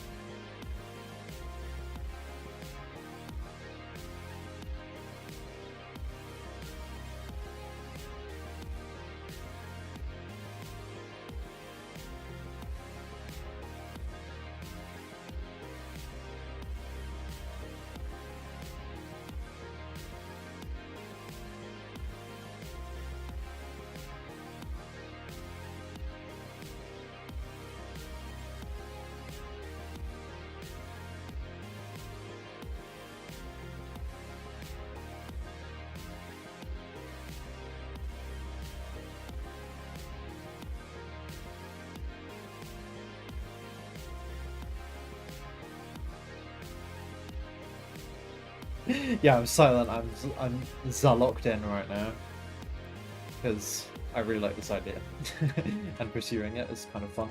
That's kind of cool, right? Like visually, that's cool, and like as gameplay, that's cool. I think that's such a winner.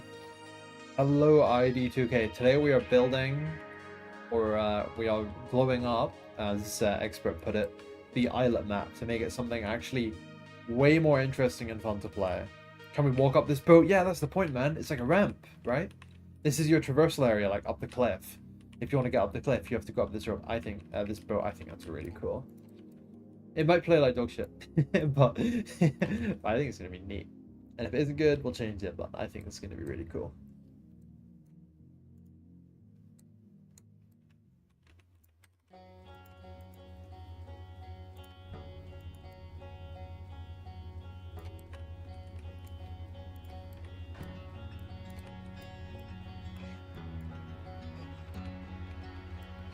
Steel Lancer Arena International. I can tell you with confidence, I actually do not know what that is.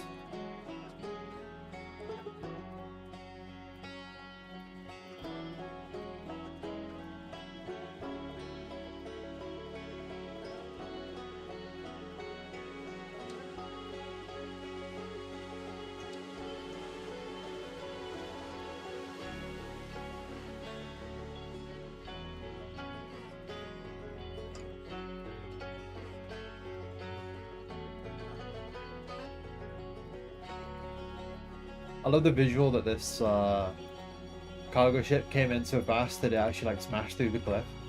I don't know if that would happen in real life, but it would be super neat. And that's the story that we're going to tell here, I think.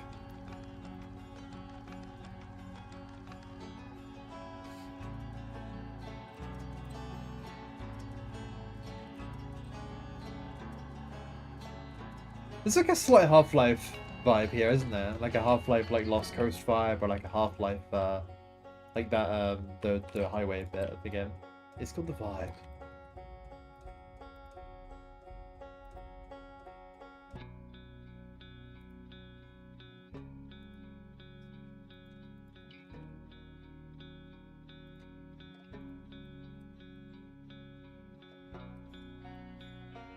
Yeah, this is our Ever Given a VOD.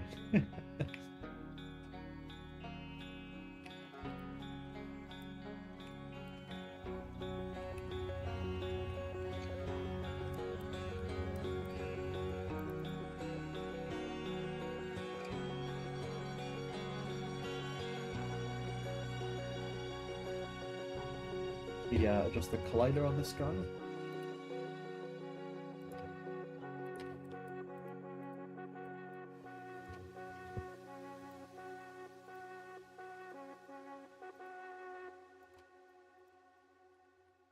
It's semi-walkable, I guess. I might need to... Okay, let me put it this way. I'll definitely need to customize this collider by hand, but for now this auto-generated one will be good enough for the testing purposes.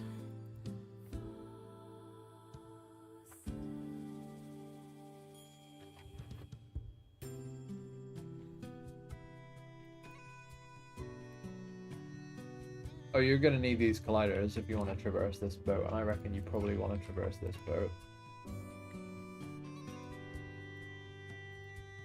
Let's try quickly having a walk around there, see how it feels with some of these changes put through. The fences are back, bloody hell. We've got to get rid of these fences. PCG military fence. Delete.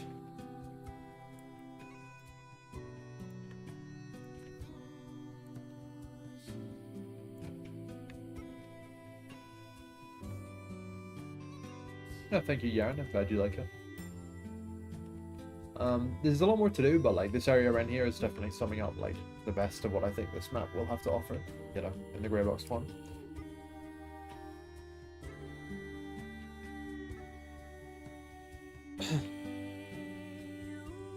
Team leak. I repeat, team leak. What's team leak? What have we leaked? What have I done?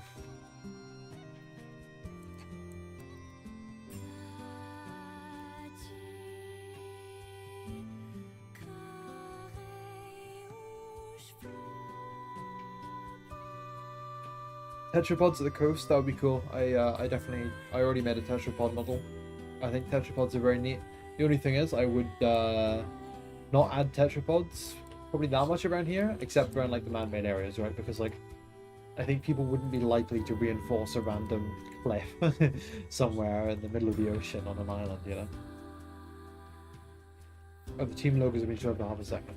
The old ones, not the new ones. They're the old ones. The new ones you can see on the scoreboard anytime in game, but the old ones are they're already only visible to the devs, and we will be replacing them.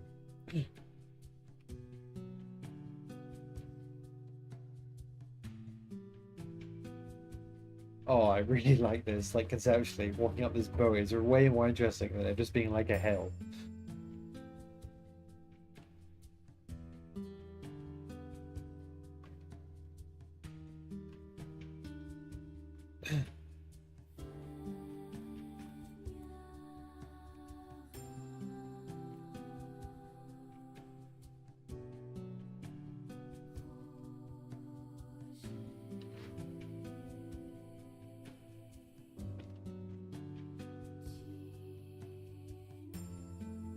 Okay, let's carry on.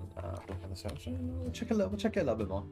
But yeah, these are the old team logos. The new ones have since superseded these, and they're much better. Check if the boat nose doesn't interrupt the walk. It doesn't actually, surprisingly. I just went over it before.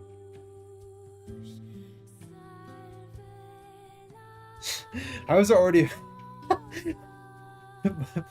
I don't know if Martin is in. Well, Martin is definitely in the stream, but I've just seen in the Discord what Martin has posted in the general chat. How has he already got a meme? I already put the boat there like 2 minutes ago. Just show this up on the stream. Which one of you in the chat is Martin? If Martin's even in the chat. That guy's got the fastest, like, I thought that Commander Salamander was the fastest. There's a new sheriff in town, oh my god.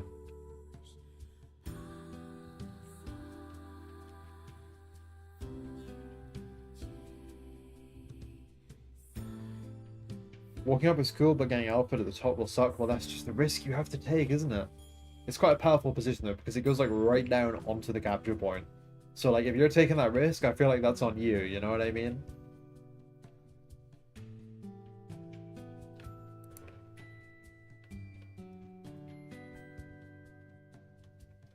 Oh, there's a bit where you get stuck here, that's no good.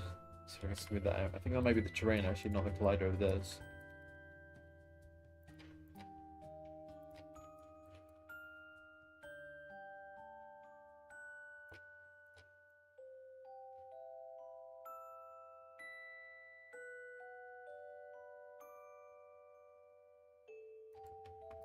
Yeah, because there's going to be this whole cliff along here, right, where you can peek out, but like if you peek your head out, you know, it's going to be like whack-a-mole, right?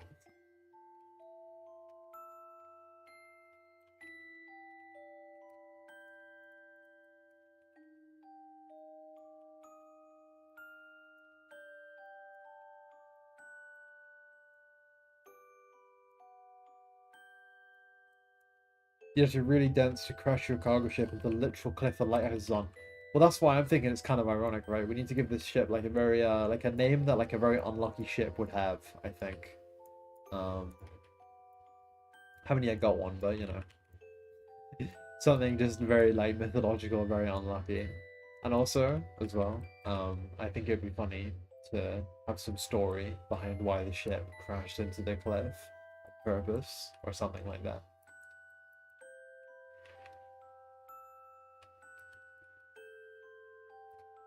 Would artillery be added to the game, says Yarn? Well, Yarn, basically, yes and no. It's not going to be like conventional ballistic artillery. It's going to be missile-based artillery. And what it's going to be based on is like spotting enemies with your friendlies. Like if you spot enemies, then they can data link that information. And then, oh, Gambler. That's kind of awesome, actually, as a ship now. You might be right about that. Albatross, kind of cool. But I like Gambler a lot as a ship name for some reason. I think every given will get us in like an unbelievable lawsuit. It's kind of funny too.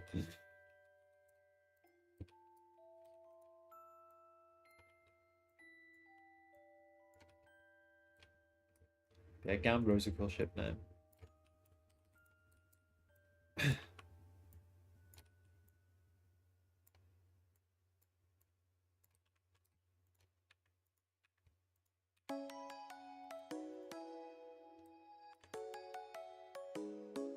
Yeah, sorry, I meant to say about artillery. Yeah, it would be like data linked missile shots across the map, which will have like integration with like electronic warfare and stuff. So it won't be like traditional artillery, I guess you could say, but it should be fun. It should be really fun, hopefully. I think it's going to change the game a lot when we add it, but not in a bad way.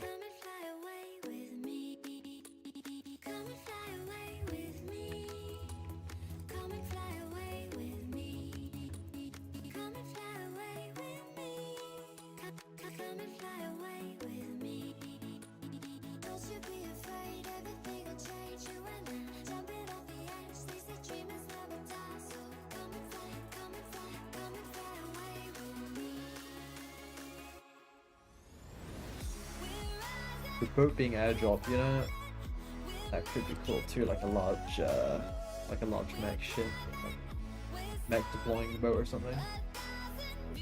I should replace these birds and seagulls on this map. It really is the wrong kind of map, the wrong kind of bird for the map.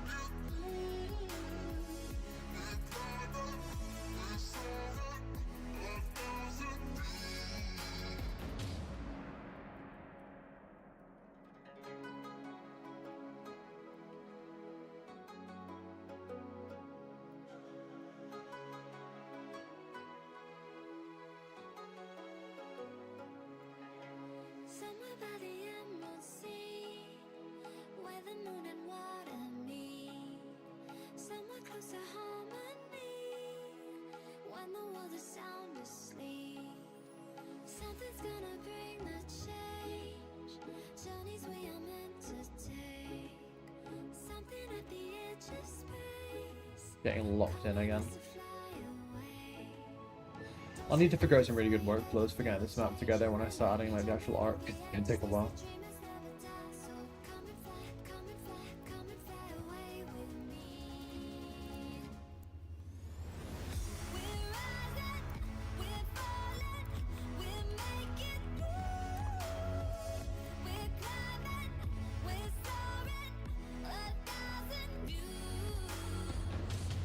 You know, maybe you can. Maybe I would permit howitzering the seagulls, you know, because I once, a long time ago, I went into like a delicious bakery, right? And I bought a, some pastry or something. I walk out in the street and it's like in my hand. Seagull flies down, lands on my shoulder, grabs it, and then jumps and flies away.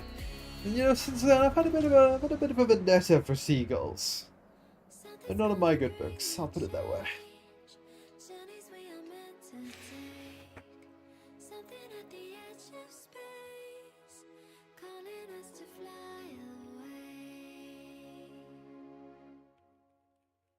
I think we need something in the middle here. Like this is like too open. I think we can add some of these smaller rocks around here. Start to add like big, medium, small shapes, you know? Usual stuff. Yeah, that's good actually. I can already feel that being a positive change. Maybe I would commend howitzering the seagulls. Maybe. Maybe.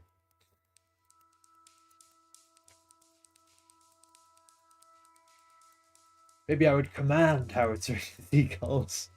Maybe it would be mandatory. So what happened to the gambler? What made it crash? That's a good question. I need to pick a good reason to intentionally smash your boat into a lighthouse.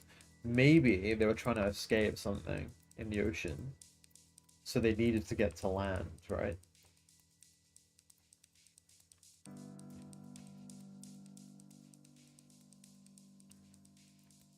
Seagull. Yeah, they saw like one seagull and they were just following my orders to, you know, take them all out.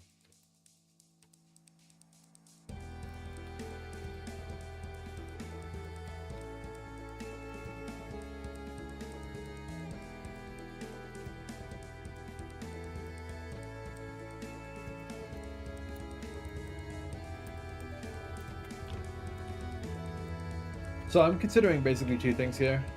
One is gameplay, like it's got to play good, and right now like this is just like a huge open area, which while it may not play bad, it also may not play good. And I'm considering the other thing too, which is visuals, like how good is this going to look when I actually add the proper 3D models onto it. And what I'm using to kind of make determinations about that is distribution of shapes, big, medium, small. How well am I actually matching these things here? Like how is this satisfying what I wanted to achieve out of this map? And, you know, it's yes or no in places here. We're still figuring things out, but that's kind of the process I'm going through right now. Just trying to learn these rocks, as I've been talking about for the entire stream. Feeling how to make these parts feel right, because they have, like, stages to them, you know, like that. And then, see, like, they step down here, and there's, like, a sort of swoop between them. So, these are just the kind of shapes I'm trying to internalize through the process. So be able to like replicate them over and over again without paying as close attention to the reference material, although obviously still paying fairly close attention to the reference material. That's just where my thoughts are at right now with this part of the project. And I'm just thinking it's all about like how can I do this in a way that is time efficient, because you know right now I'm doing the part where I take the time to appreciate the thing I'm trying to recreate and to like give it the design time that it deserves. But I'm also aware that like, you know, not everything can get all the time in the world to it. So I need to discover it, figure out how to like make it, and then figure out how to optimize that process of making it. That's the way I do everything in EOD. Like, just basically make it once, like by hand, and then, you know, once you've done that, then you can think about how to automate it. And that's where I'm at right now. I'm like at the make it by hand part, figure it out part. Get it quicker later part, you know. I'm often I rush a bit, you know. Sometimes when I'm making stuff, I get a bit too hasty. I get a bit fast. I get a bit impatient. And things come out half baked. I'm looking at you, Hammerpass. You were rushed like crazy. I did that map in like one day. A map deserves more than a day. A map deserves at least a week. At least a week for the design, I think. And there's only going to be a few maps in the game. Like, there's only going to be like 9 maps like this in the game, or more. I don't know. Check the roadmap. Don't listen to me. Just check the roadmap if you want to know that. But there's enough that they can get the time they deserve, I think.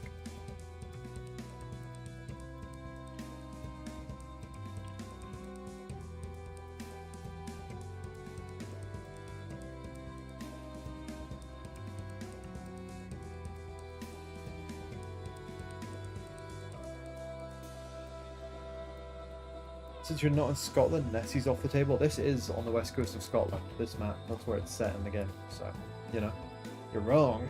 That's just a funny way to put it. But yeah, no, this is actually in lore. This is off the west coast of Scotland, this map. It's in Made Up Island.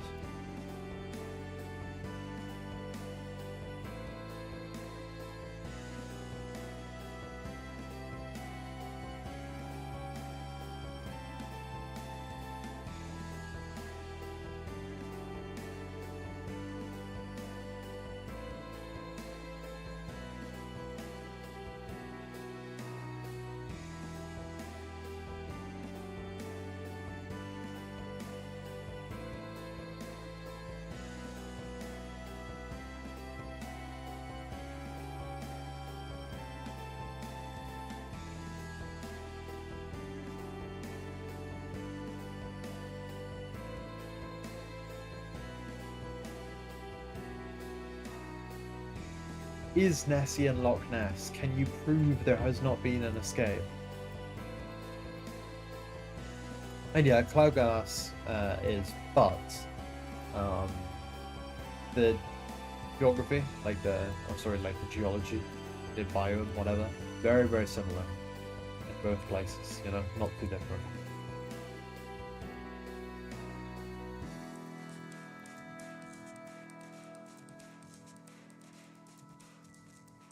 That's why I thought it was Scotland in the first place when I was looking at it. How long has Nessie been a thing? I don't know, but definitely quite a long time. But probably more of a modern invention. I think maybe since like early 1900s or something like that. When was Nessie first spotted? This is a very famous old black and white picture. 1933, it seems. Oh, but also, in 565 AD, it was mentioned in a biography, apparently, on Google. I'm finding it here. It's kind of crazy. Yeah, so I didn't realize it was such a long-running thing. A monster's been around a while.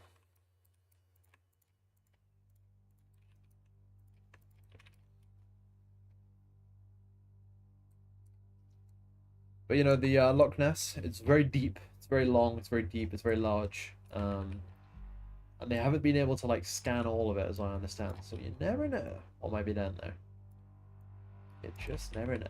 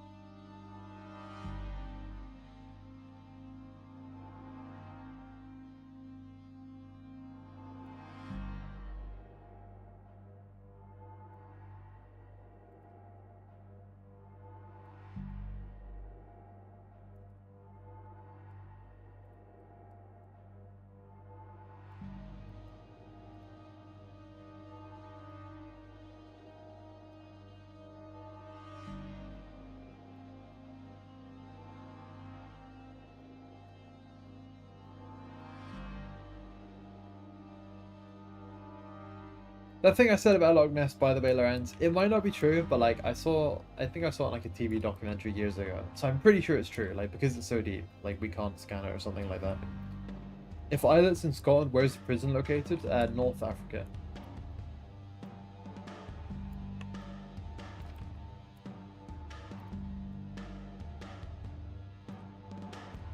But yeah, if that thing about Nessie isn't true, or sorry about that, if the thing about Loch Ness isn't true, my bad, just spreading a bit of misinformation on the internet.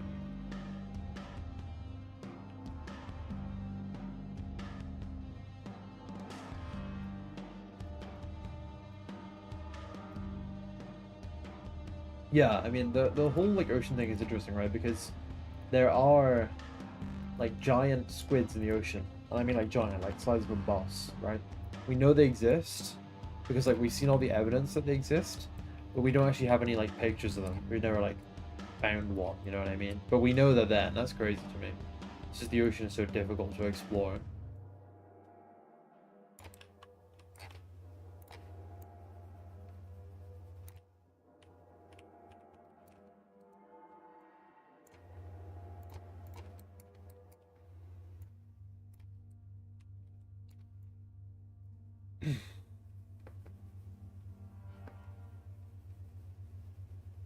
You know, something I think is crazy about the ocean, is that there's these whales, right? I don't know what kind of whale it is. This one is true, I'm pretty sure. Yeah, I'm pretty sure. Like, confidence, yeah, you know, I kind of might be right. But there's these giant whales in the ocean, and they eat squids, right? And then they eat these squids, and then like there's part of the squid that they can't eat, so they vomit it up. And then that part, people go around in boats on the top of the ocean looking for it, because it's like the key ingredient of like loads of perfume for some reason. I don't understand why, but like a key ingredient of, oh, we have one more Shabak on the screen. Hold on, hold on, hold on. It has been added. We got one at the bottom there, looking up, checking it out. But yeah, for some reason, like the key ingredient of like loads of like the most expensive like perfume is regurgitated squids. I don't understand why. I don't understand why that would be the best thing, but I'm pretty sure that's true. This might just be the part of the stream where I tell lies, but at least I believe.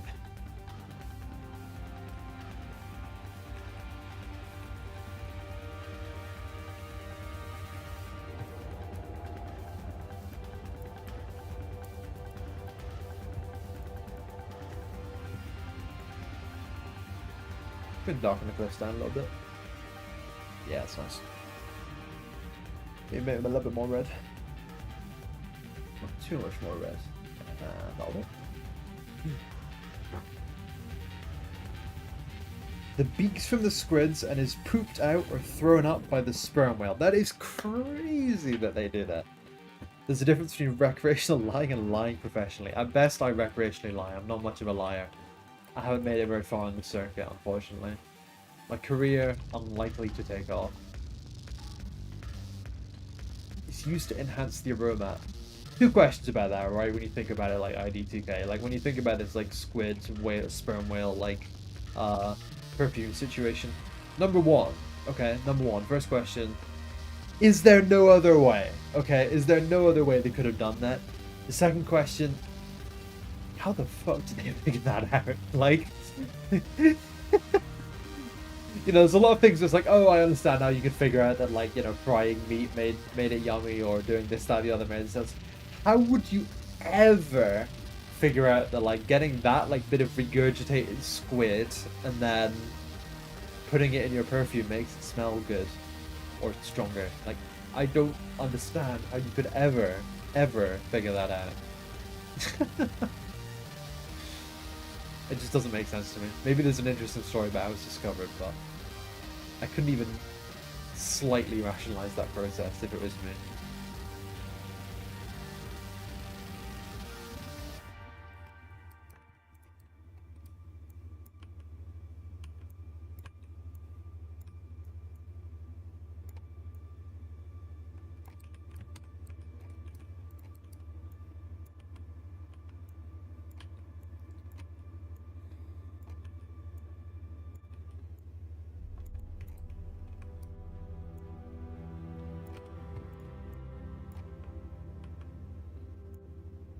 There's so much this exact thing in human history. Yeah, okay, I'm with you, right?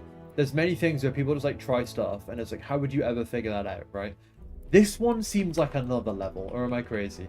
This seems like some advanced stuff. Like, how would you, first of all, this stuff seems to only be found in the middle of the ocean. Okay, the actual middle of the ocean.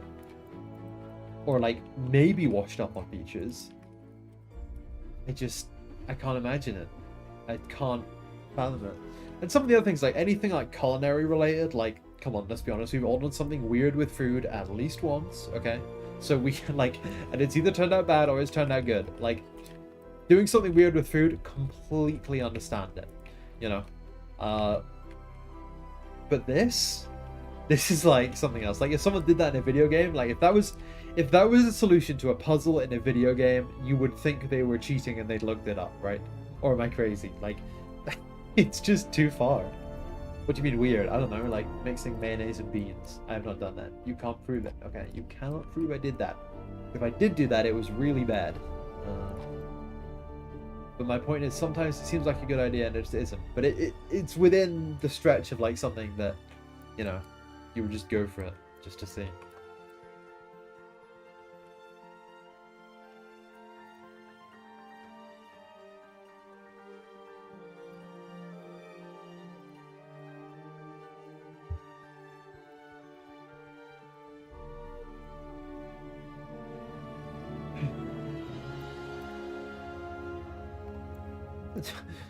Yeah. Would you look at that? I have Megascans. I said wooden boat already in the project. Mayo beans seems reasonable. Yeah, until you try it, it's really bad. But my point is, you can understand why I tried that. If I did try that, and I definitely didn't try that.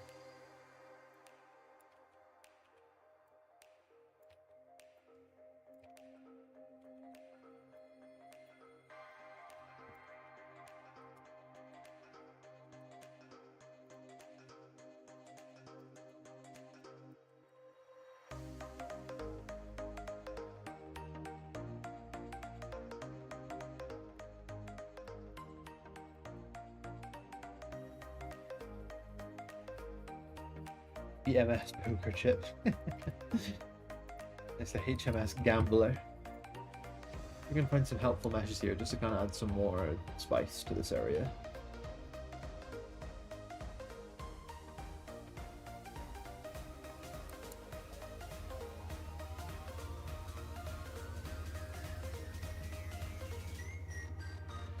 Liver sausage on white bread with ketchup, but I see the vision there, okay?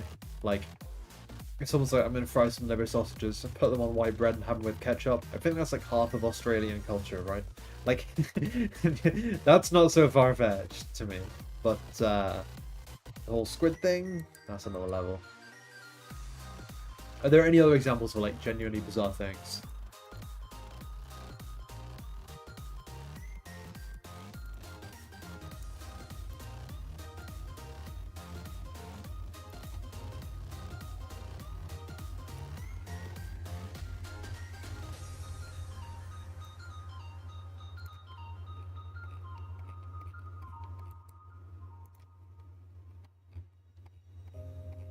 I'm just kind of thinking in my head, like, what kind of things could I throw in the ocean, you know? Obviously, car batteries, but what would actually be good to add some visuals to this area here?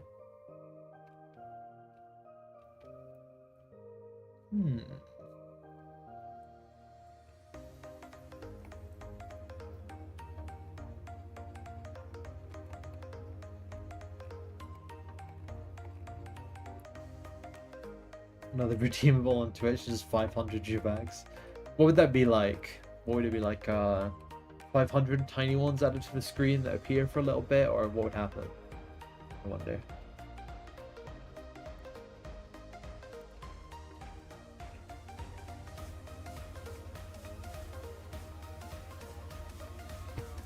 See, when I look at the ocean on these reference images, there's a couple of boats, but there's not that much stuff actually in the water. But like, because the ocean material, I say ocean material in this image, like this isn't real life. It's that certain image to it, and then like the water, you know, we could maybe just make it so that the ocean, if I make the ocean good enough, it'll be okay to have these bigger areas that don't have as many objects in them. That could work.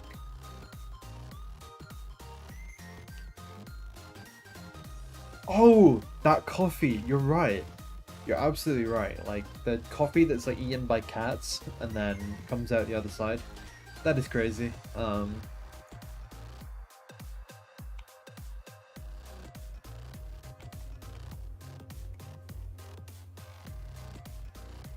The ocean's map is like a very large swimming pool, yeah. But I want to make it like this. Make it beautiful. I'll just have to spend a lot more time on the ocean shader. And that's fine. I've got a little time. But yeah, my bread is... Oh, I could put some fish farms in the water. That could be cool. But you wouldn't really have a fish farm through here. That wouldn't really make that much sense.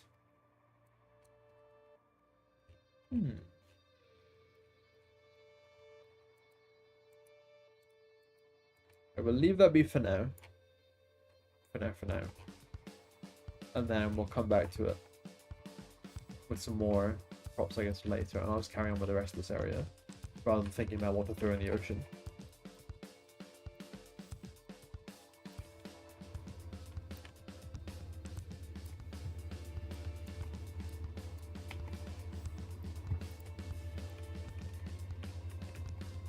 I think the part of this I'm most pleased about is having the idea to walk up the boat.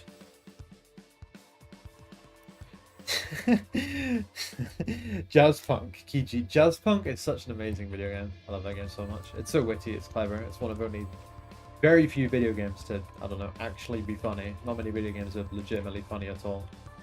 That one really hits the spot.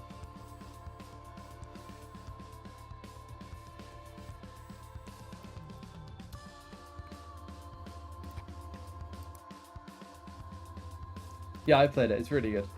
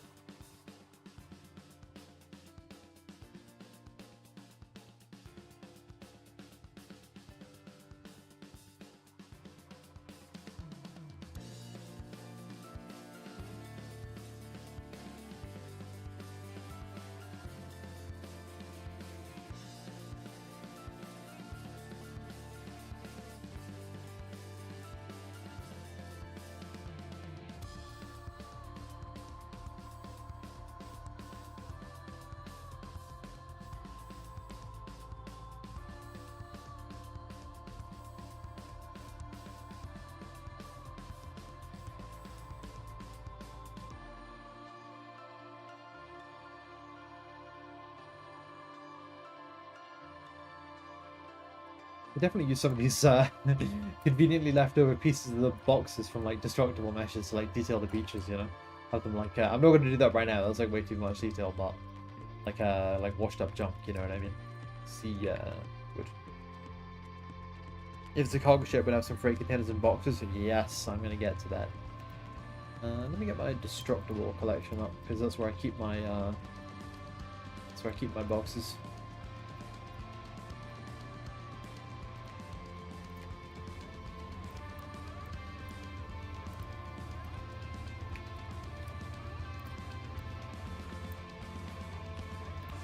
The last time I did this, I actually used a physics sim. Like I simulated physics to drop the containers in the ocean. That was kind of fun. Now, since all these containers are destructible, I can't be placing too many of them. Because, you know, performance basically. Remember to put a Steve in there somewhere. I think there's a Steve flying in the sky somewhere right now. Over this area. Where the lighthouse previously was situated. This is like so much more interesting, I think, than the previous way that this map was. I'm glad to just be giving it a little bit of time and care and attention that it needs to become a more unique area to play in, a bit more memorable. And it'll slow the player down a little bit as they come through here, reduce their time to combat a little as well, which I like. Because that was always something that this map had as a major issue.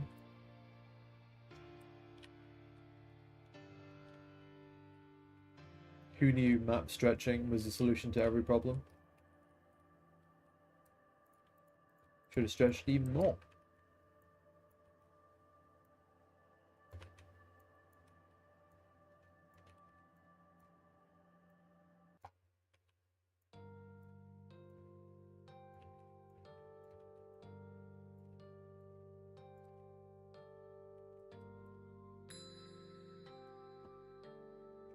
Lighthouse Steve, yeah, he was there before. I can put him back.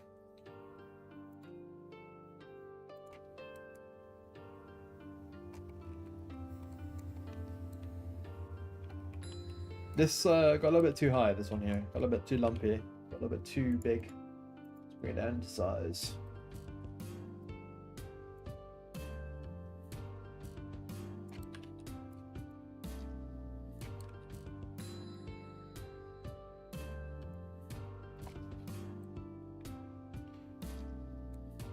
Oh yeah, absolutely. Absolutely ID.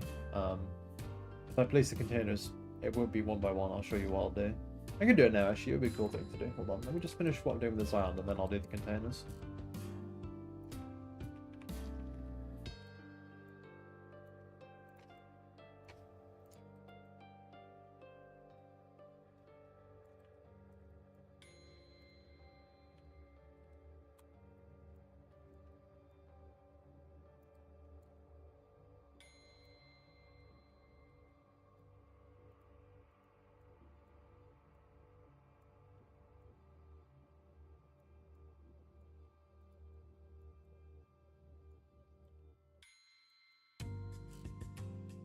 There's a delay. Oh, okay, okay.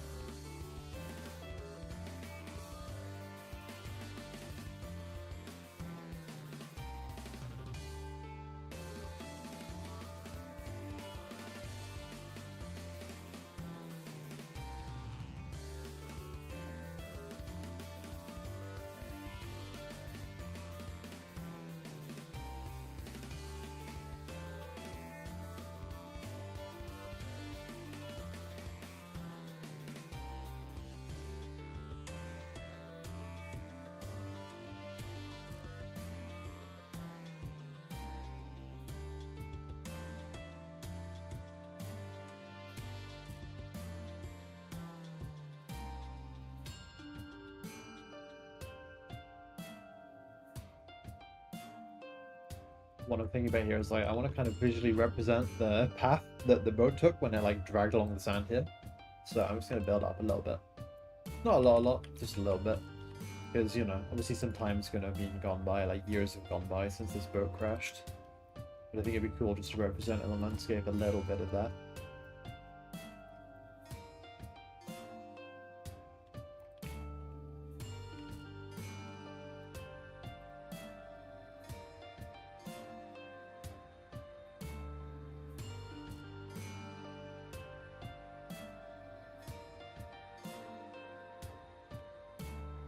What I'm going to do now, if I grab one of these static mesh containers, that's a blueprint. I want... Where are you? This one, here we go. Okay, so I grab this.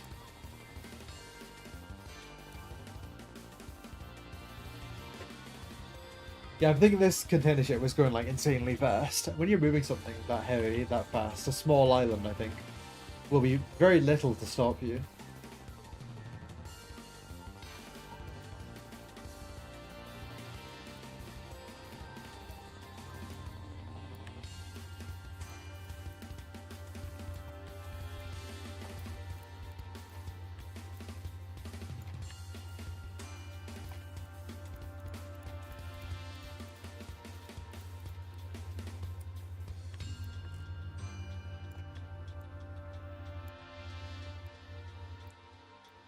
Probably enough containers.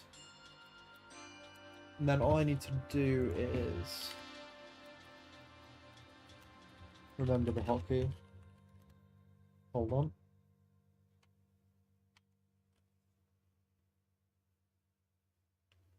Press the K key. Okay, so I just select all these containers.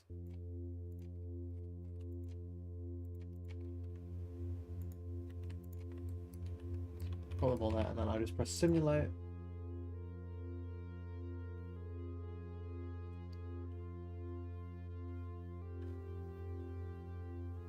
If it works, come on. Come on. There we go.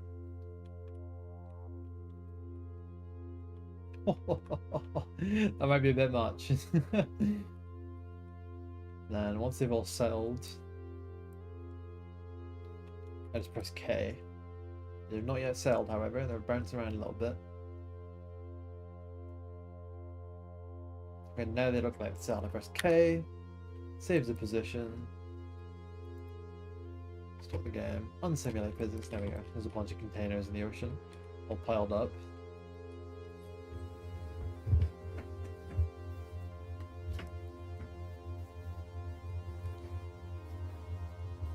Will I keep this on the map? Maybe, maybe not, but it's at least an interesting visual feature now while I try and like visually solve this map.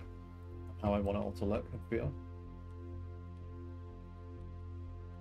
Though in terms of like traversing this in a mech, it would be a nightmare, so some considerations will have to be made, and this almost certainly will not stay as it is. But I'll leave it for now just to think about, because it is somewhat interesting. I'm going to delete a few of these stragglers off the side so you can walk through this area still.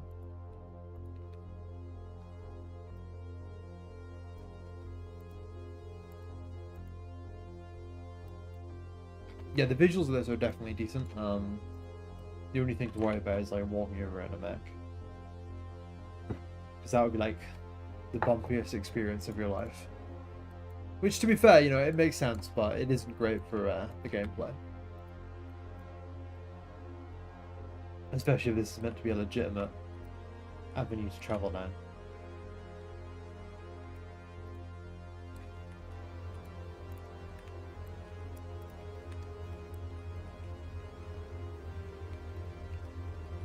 I can do the same thing on this side too. Well, I should have done is save that block and then be able to replace it, but I didn't.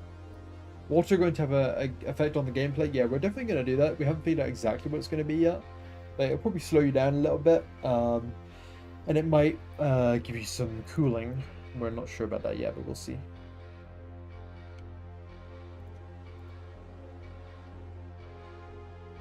How does the character controller handle those very noisy colliders? Badly, because Of course it does, basically. So that's why we will have to figure that one out. Unexplained EOD mysteries. What's inside the crates? Let me explain that for you. Hold on.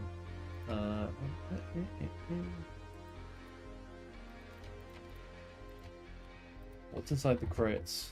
Well, where's that crate that I just put down? There it is.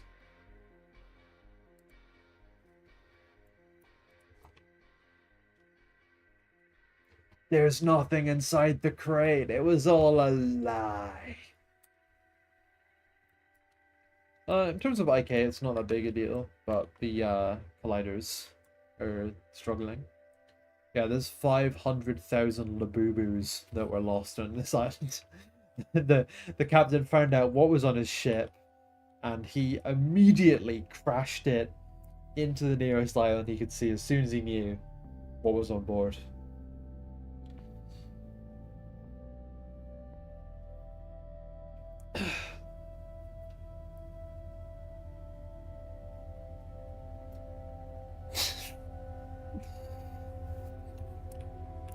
I hate that stupid brain rot like TikTok video. I don't even like really watch those, but it kind of escaped its containment as that woman like, I have the only 24 karat gold Labubu. Really stuck with me.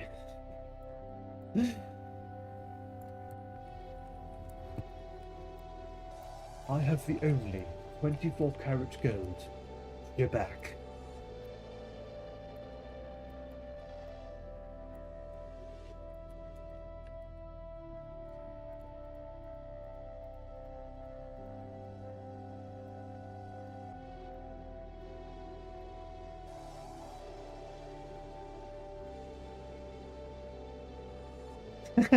That's funny, Kiji.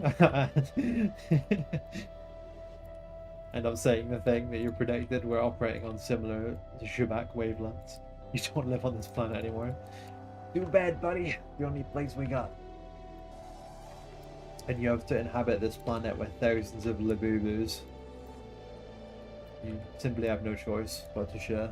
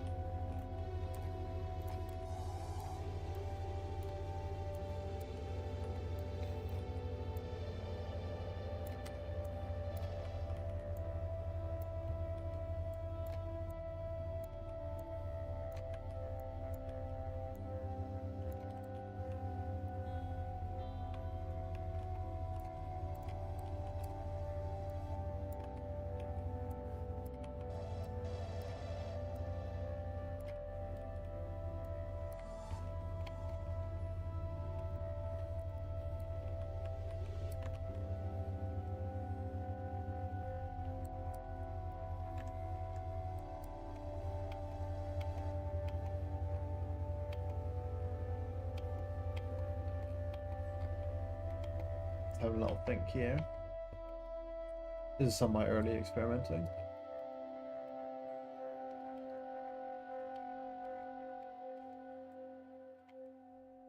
Yeah, you really don't like, there's not like that much stuff, you know what I mean? Like around the edge of the water. It's just rock, sand, a bit of grass, and the water.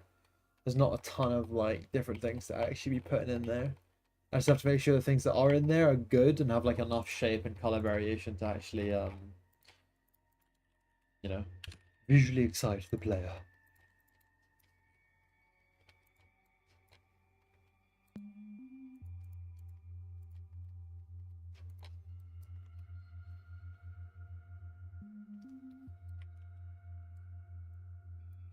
I have this mesh as well, which is like a finished granite model that I was using for all the other stuff, but it's weirdly difficult to place it in the environment and have it fit.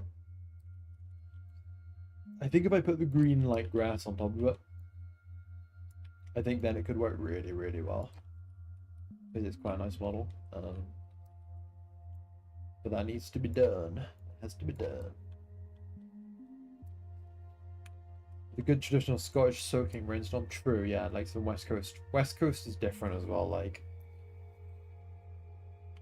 if you've been to Scotland and you've experienced the rain, but you haven't been to the West Coast, then you haven't truly experienced the rain that can come down.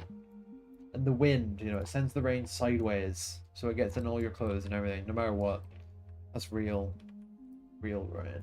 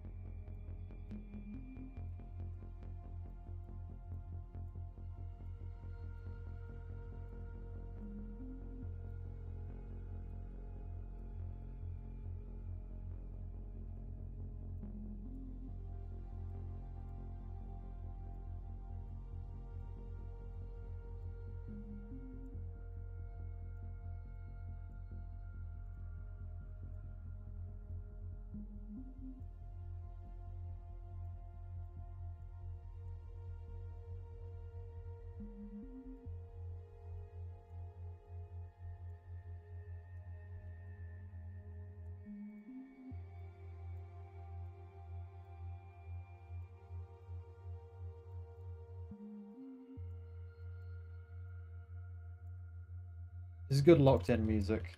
That's how I'm feeling right now.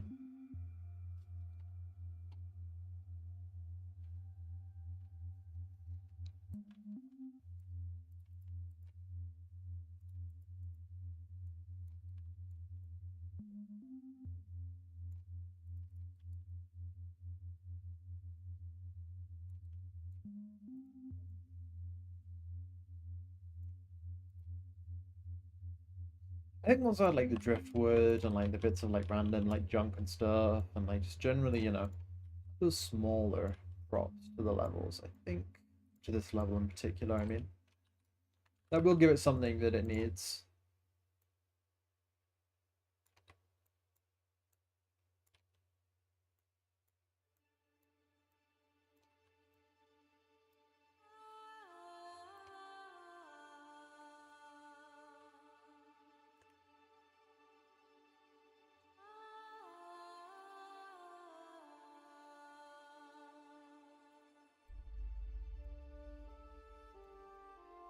These cliffs and rocks as well, they're like about the right size. It's a rare deployment of Greg with textures.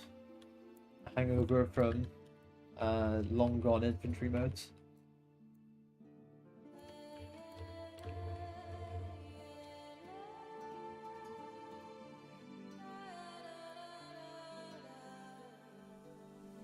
Are these placeholders for blocking out? Yeah, that's exactly what they are. And then I'll replace them with like actual meshes later. But they really help me figure out like what kind of meshes like I actually need and what I'm actually gonna have to produce to make this into a functional level. Like I know we need some cliffs, I know we need these little bits, I know we need a lighthouse and a boat, you know. I'm basically just solving the level. Like I'm figuring out what I need, I'm making sure it plays good, checking all the boxes, you know, and I'm using these grey box assets to help me with that.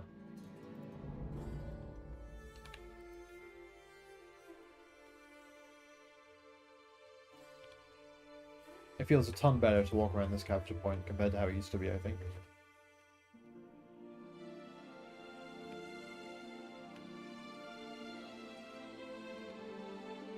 There's a lot of points you can like dip behind here, be pretty covered and hidden. Yeah, this is, I think this is nice actually. I'm feeling pretty pleased with this compared to the old Isla.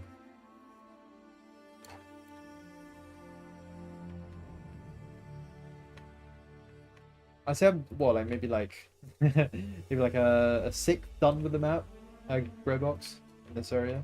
Like, sorry, this area is like to grey box standards mostly done, but like in total, like it's gonna take me a while to get around and grey box the whole map.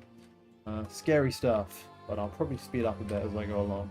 Maybe find out some better techniques. But that is kind of, you know, that is the way I want to run this. Like build it piece by piece. Take the time it needs to be good, and then after you've figured that out, then I can automate stuff, right? But before then, if you try and automate too early and you get hasty, as I do sometimes get hasty, then you're gonna make it crap. As I have done before.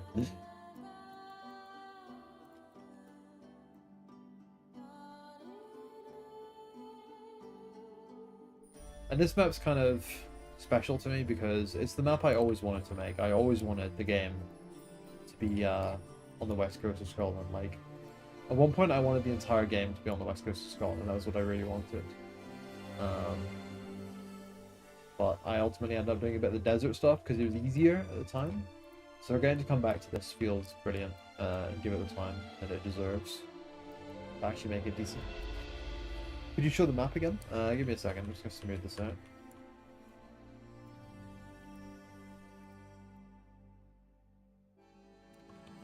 Yeah, sure, so here's the outside view. We're still really working through it, but there's the large, like the wide view of the map. And here's the bitch here that we painted earlier, that we're building up now. I'm gonna leave this on the stream for a second, and I'll be right back.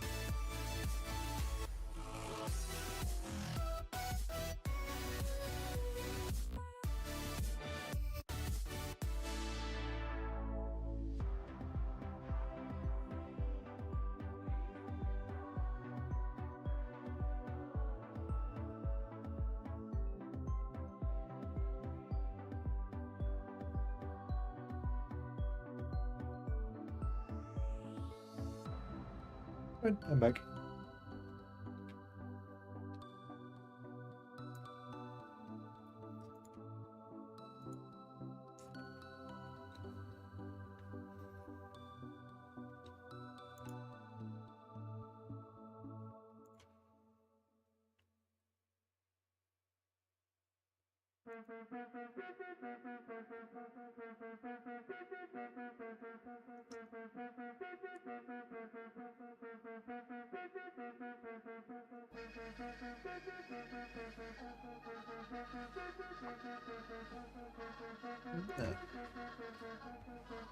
I was just having a look at Twitch and I found the points gambling option.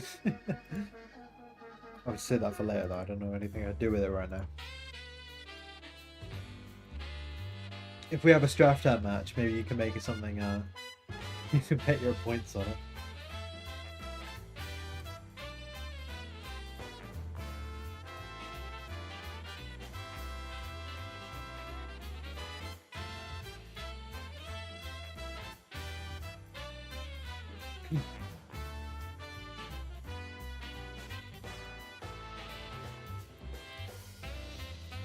Points away from the match. Well, important disclaimer. It would not be a 2v2. Ethan is not here anymore. I no longer have the backup. It would return to its natural state of being a 1v1.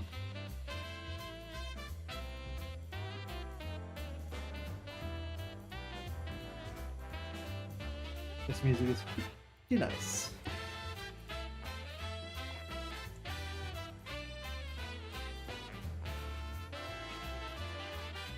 Aren't they threatening like a remaster of Persona 4 at the moment, I think? Maybe I'm wrong, maybe I got it mixed up, maybe they already did that, I don't know.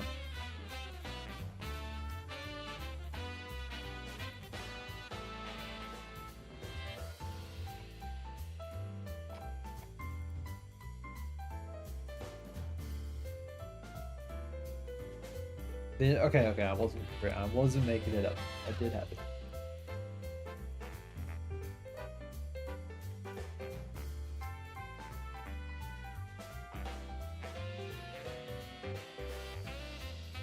What's it from? Persona 4, the video game.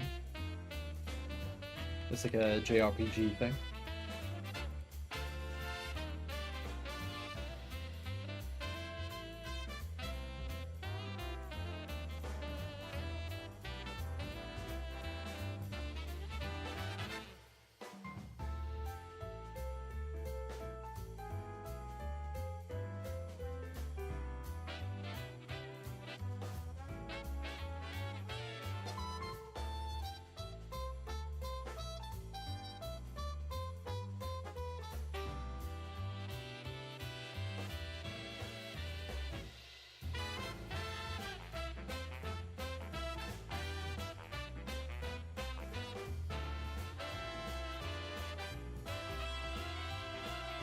Persona 4 dancing? I don't think so. No, it's just normal Persona.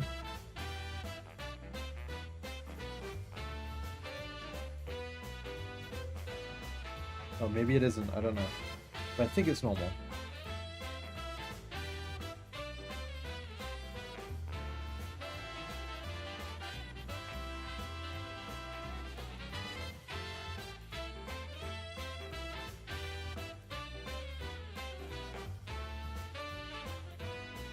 What does the cover look like? It's got a picture of like the guy Teddy or whatever his name is. You know, the like suit guy.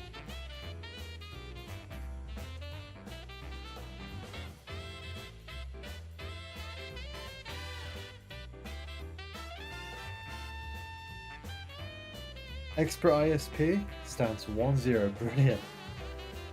Well, welcome back online.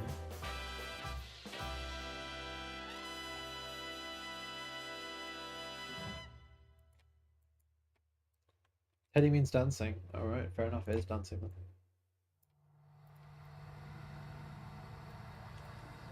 There's just a grind of points, yeah.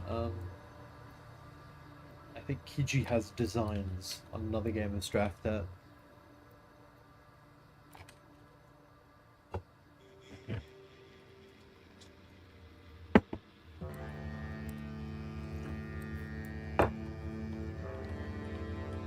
why half your match is shadow ban? I don't know. I'm not doing it. I don't know what you're saying. If you're saying anything outrageous, it may be hitting YouTube filters, but I haven't done that or set anything up, so I don't know. Unfortunately, it also may just be your internet connection. If you're on a dodgy line, maybe. You might not be. But yeah, no, I'm not doing anything.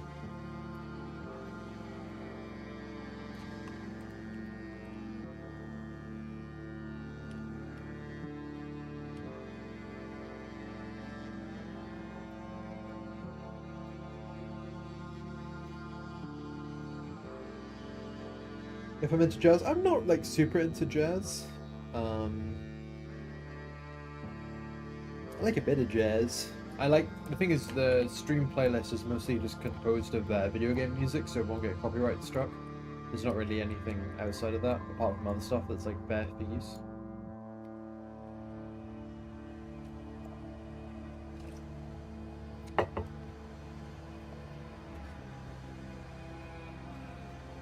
Oh, so you've uninstalled it, so you haven't been practicing then. So I've been practicing. I'm ready for this Strath pack.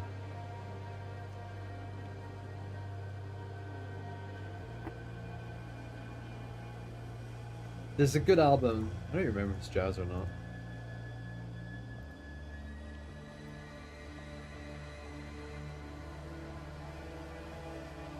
And that's not even jazz.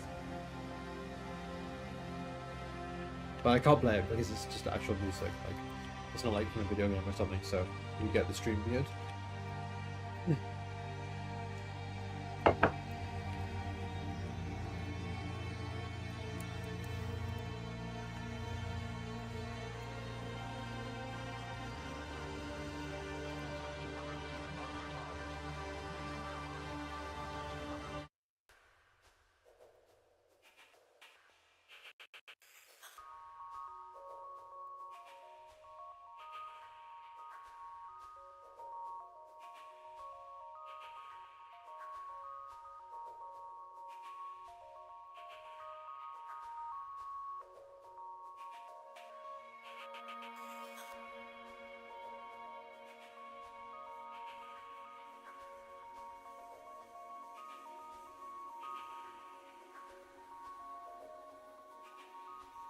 Well, I'm glad you're enjoying it, Nova. Hopefully all your messages get through.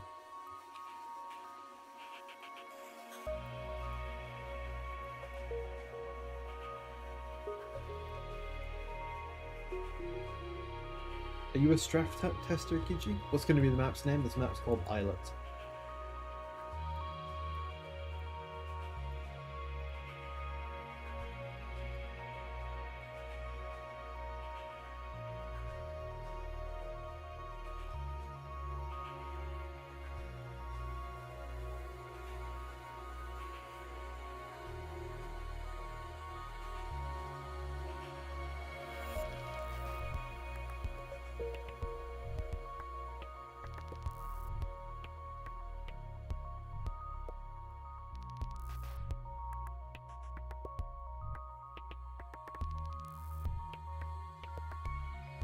No, this is basically just like a rework of Islet to make it a better map.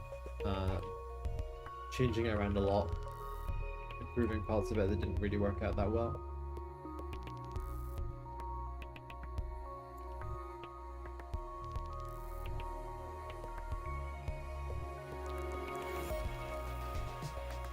And then this weekend we're going to test it with the patrons. And see how that goes in the patron test this weekend. I'm quite excited to try it with them because I think it'll be better than it was before. You sort of hated this map, yeah, a lot of people did actually. I think it'll be improved. I mean, I know it'll be improved, like look at this section, it's already going to be a lot better. But hopefully people will like it.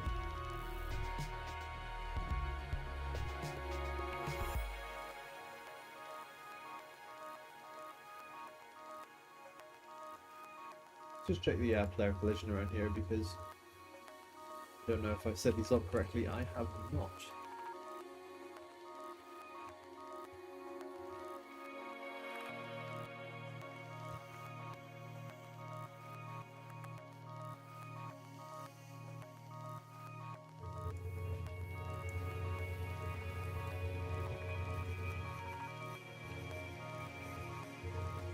I guess the interesting thing is as well, like Nova, like it's kind of fine that you hated this map.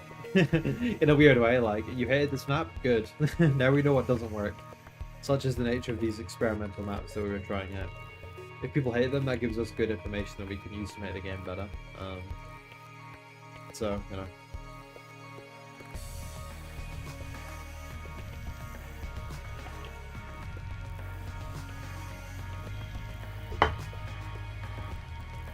Oh yeah, we were just talking about the containers and getting stuck in the containers earlier, and we're definitely gonna make sure that doesn't happen, because it was a real bummer in the original map.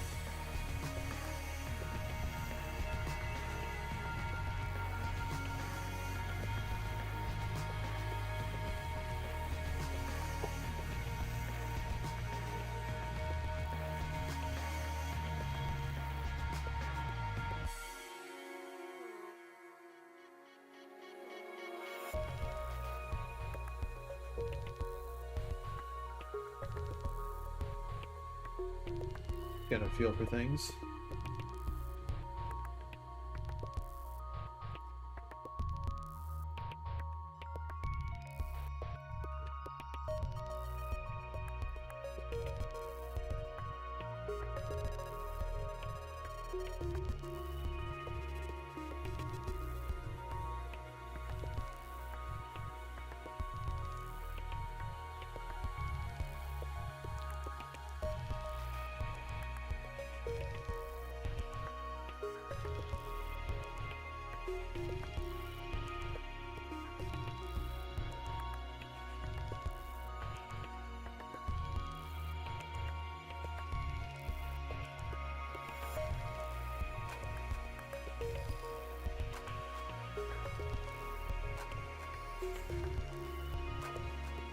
Just wanted to change the colours of the roads around a little bit,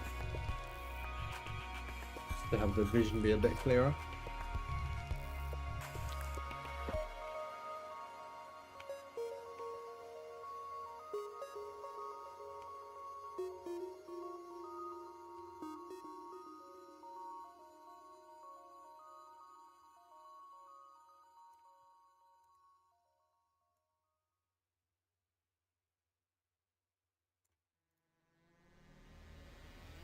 Is there lore for this map? Yeah, we're figuring it out.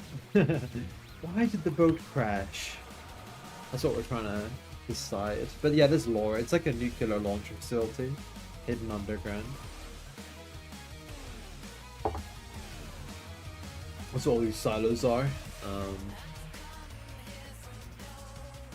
Yeah. Good vibes though. I like Valkyrie Rising.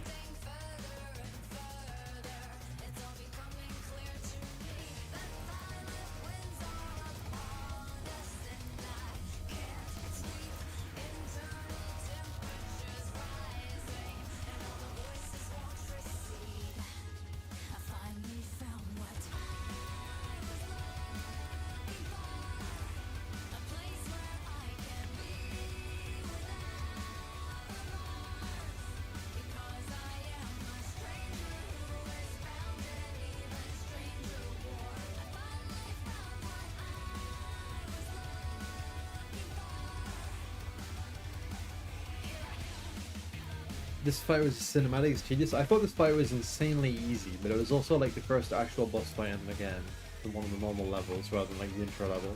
So it does track. But it was cool, I liked it. It was very easy though. Compared to like the end boss fight against Armstrong, which was nearly impossible, this was like just a cakewalk, where you could basically spam.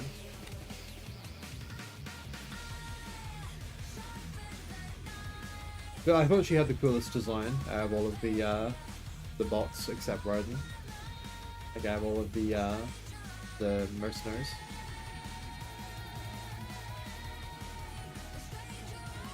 Oh, I honestly found none of Mistral's moves annoying. I just thought they were like, I don't know, just weirdly easy, like push you over levels of difficulty. Whereas like Blade Wolf, he was pretty tough. Armstrong was pretty impossible. And like, you know, the final phase of Armstrong's fight was insanely difficult, because you had to get those cuts, like, just right. And I think the cutting mechanic in that game is awful. It really didn't do much for the game at all.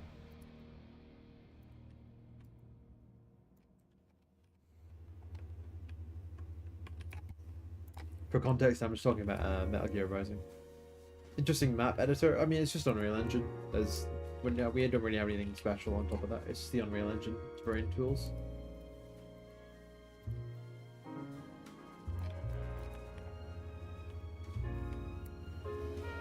The aiming of cuts was bought so badly for PC. Yeah, that's why I could never beat that last bit of the final Armstrong fight. Like the final bit, just couldn't beat it because I could never get the cuts right. And I just eventually gave up because it was doing my head in.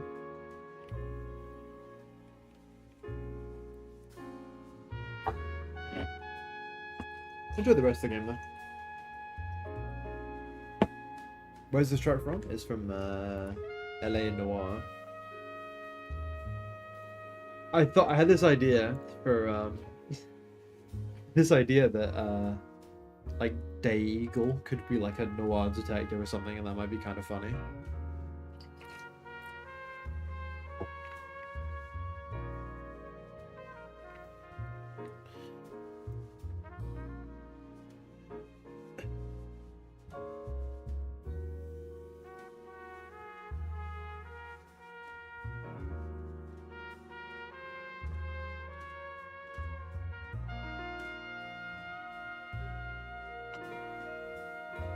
Well, Nova, I hate to be the one to say it, but sounds like a skill issue to me. I'm afraid that you couldn't get past that point.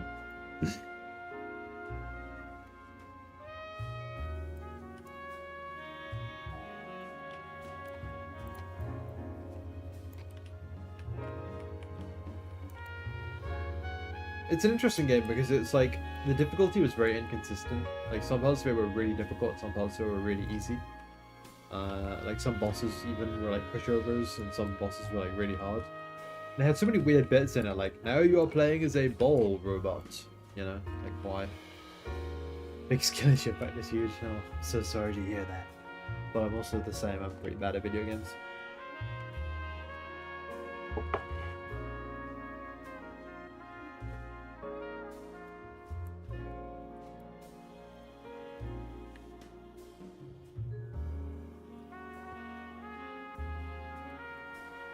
And the most realistic cutscene ever. Which one?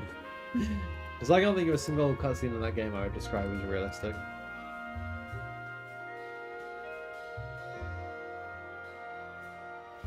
Oh, they put a USB stick in the wrong way. Okay, maybe that's kind of realistic.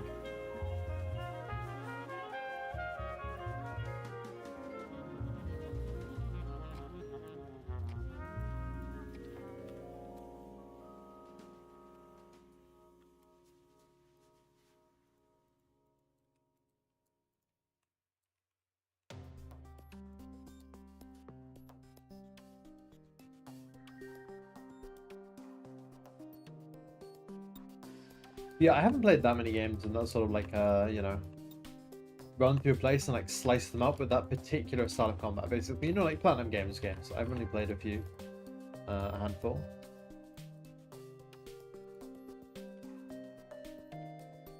It's cool though. I like it more than some of the other styles of like sword games that you get right now.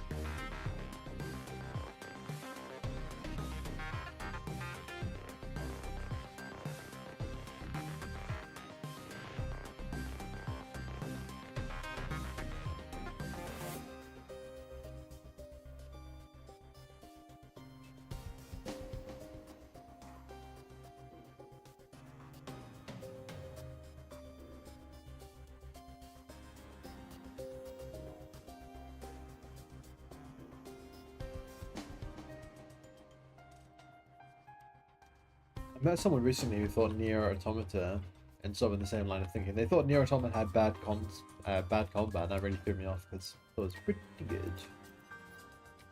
In fact, I thought it was my favorite out of all of that kind of game I played. All of those kind of games, scored them ups.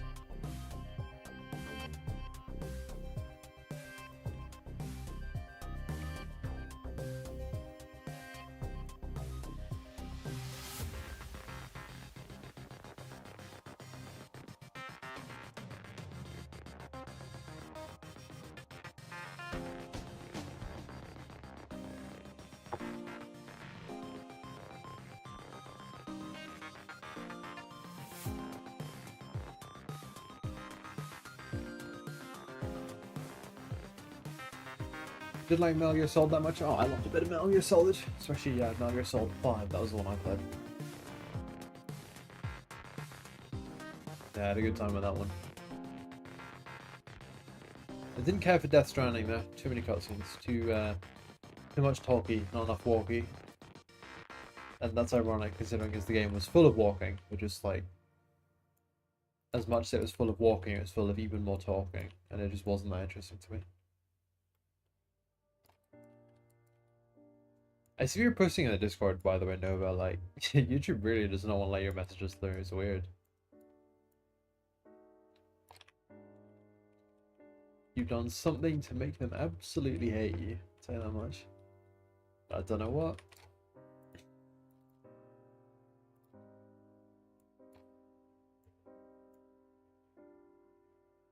YouTube has huge issues right now. Well, earlier on, stream views went from like 30 to 0, and I was like, huh, that's weird. I guess I guess the people just hate me, which, you know, still a possibility, but it maybe is those YouTube issues you were talking about.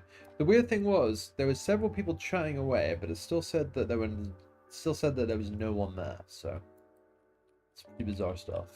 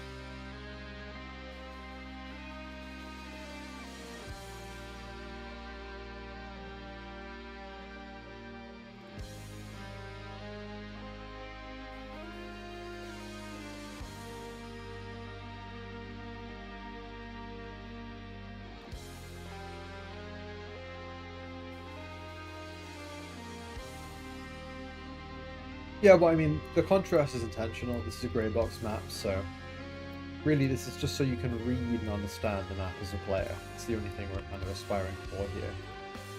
As long as you can do that, it's a winner.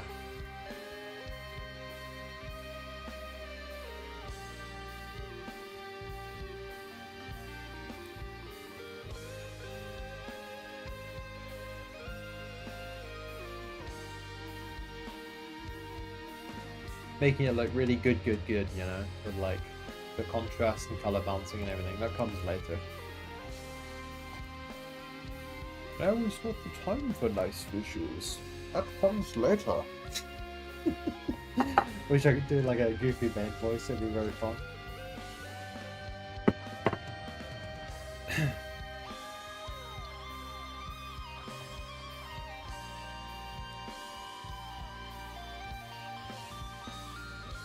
YouTube just seems to be generally suffering lately for no reason. It's strange.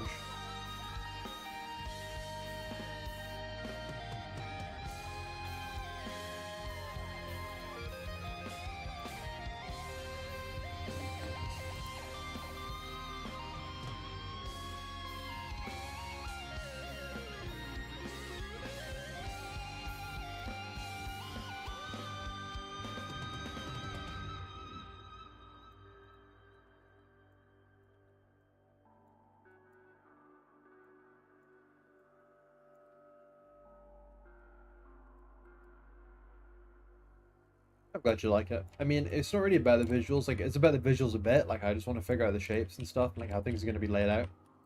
Because, like, this compared to this, right? It's a no contest visually, but, it's mostly just about, like, figuring out how it's going to play. But, visuals are certainly a part of that, too.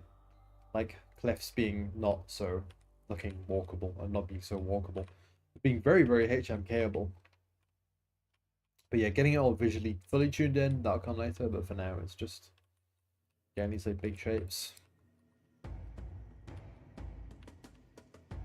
But yeah, no, I think there's progress being made, and I'm happy about it. Especially happy about the whole like walkable like bridge thing. I feels like a stroke of genius. It comes once in a lifetime.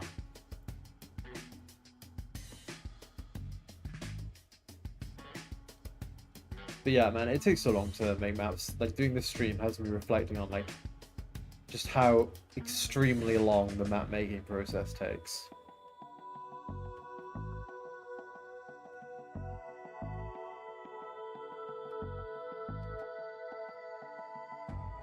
Oh, this would be such a crazy spot to get blown away.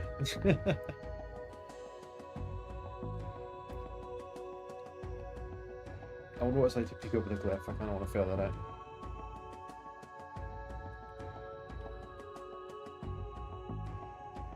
Oh, it's cool, actually. It is cool. You're gonna be like a sitting duck up here, but you've got like a great view down into the point. So if that's a risk you're willing to take, then, you know, you can shoulder that risk. But you're like, if you decide to climb this cliff, that's on you. What happens next is, you know, your death, but maybe some kills. Can you make the bridge wider? Yeah, it's on the cards. As you can notice, the bridge is not even in the right place anymore. It needs to be sorted out.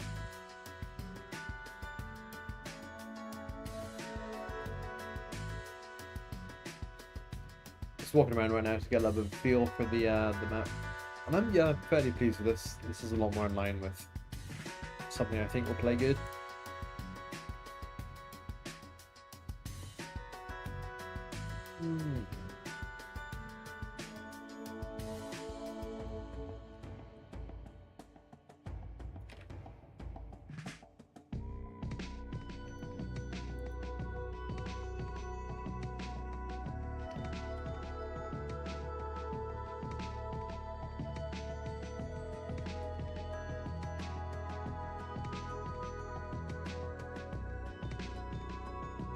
I think it's still kind of managed to maintain a lot of the DNA of this level, but also just making it more dense and more interesting. This side, like, see, this side is like good right now. Like, having a fight in this area here, that would be good. But this side here is gonna need also like the same level of treatment, so it's just gonna take. It's gonna take a little time.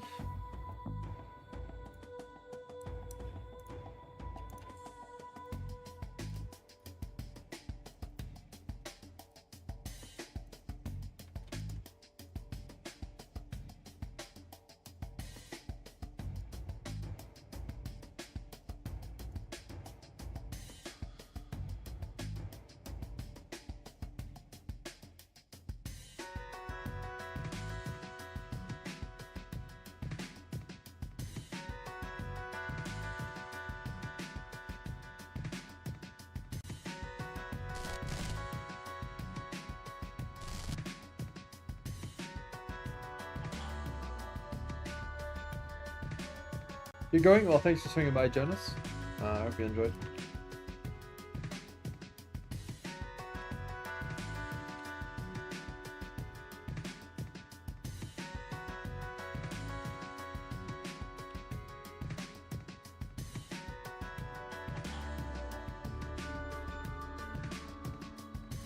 That's kind of cool. Maybe a little bit too bright.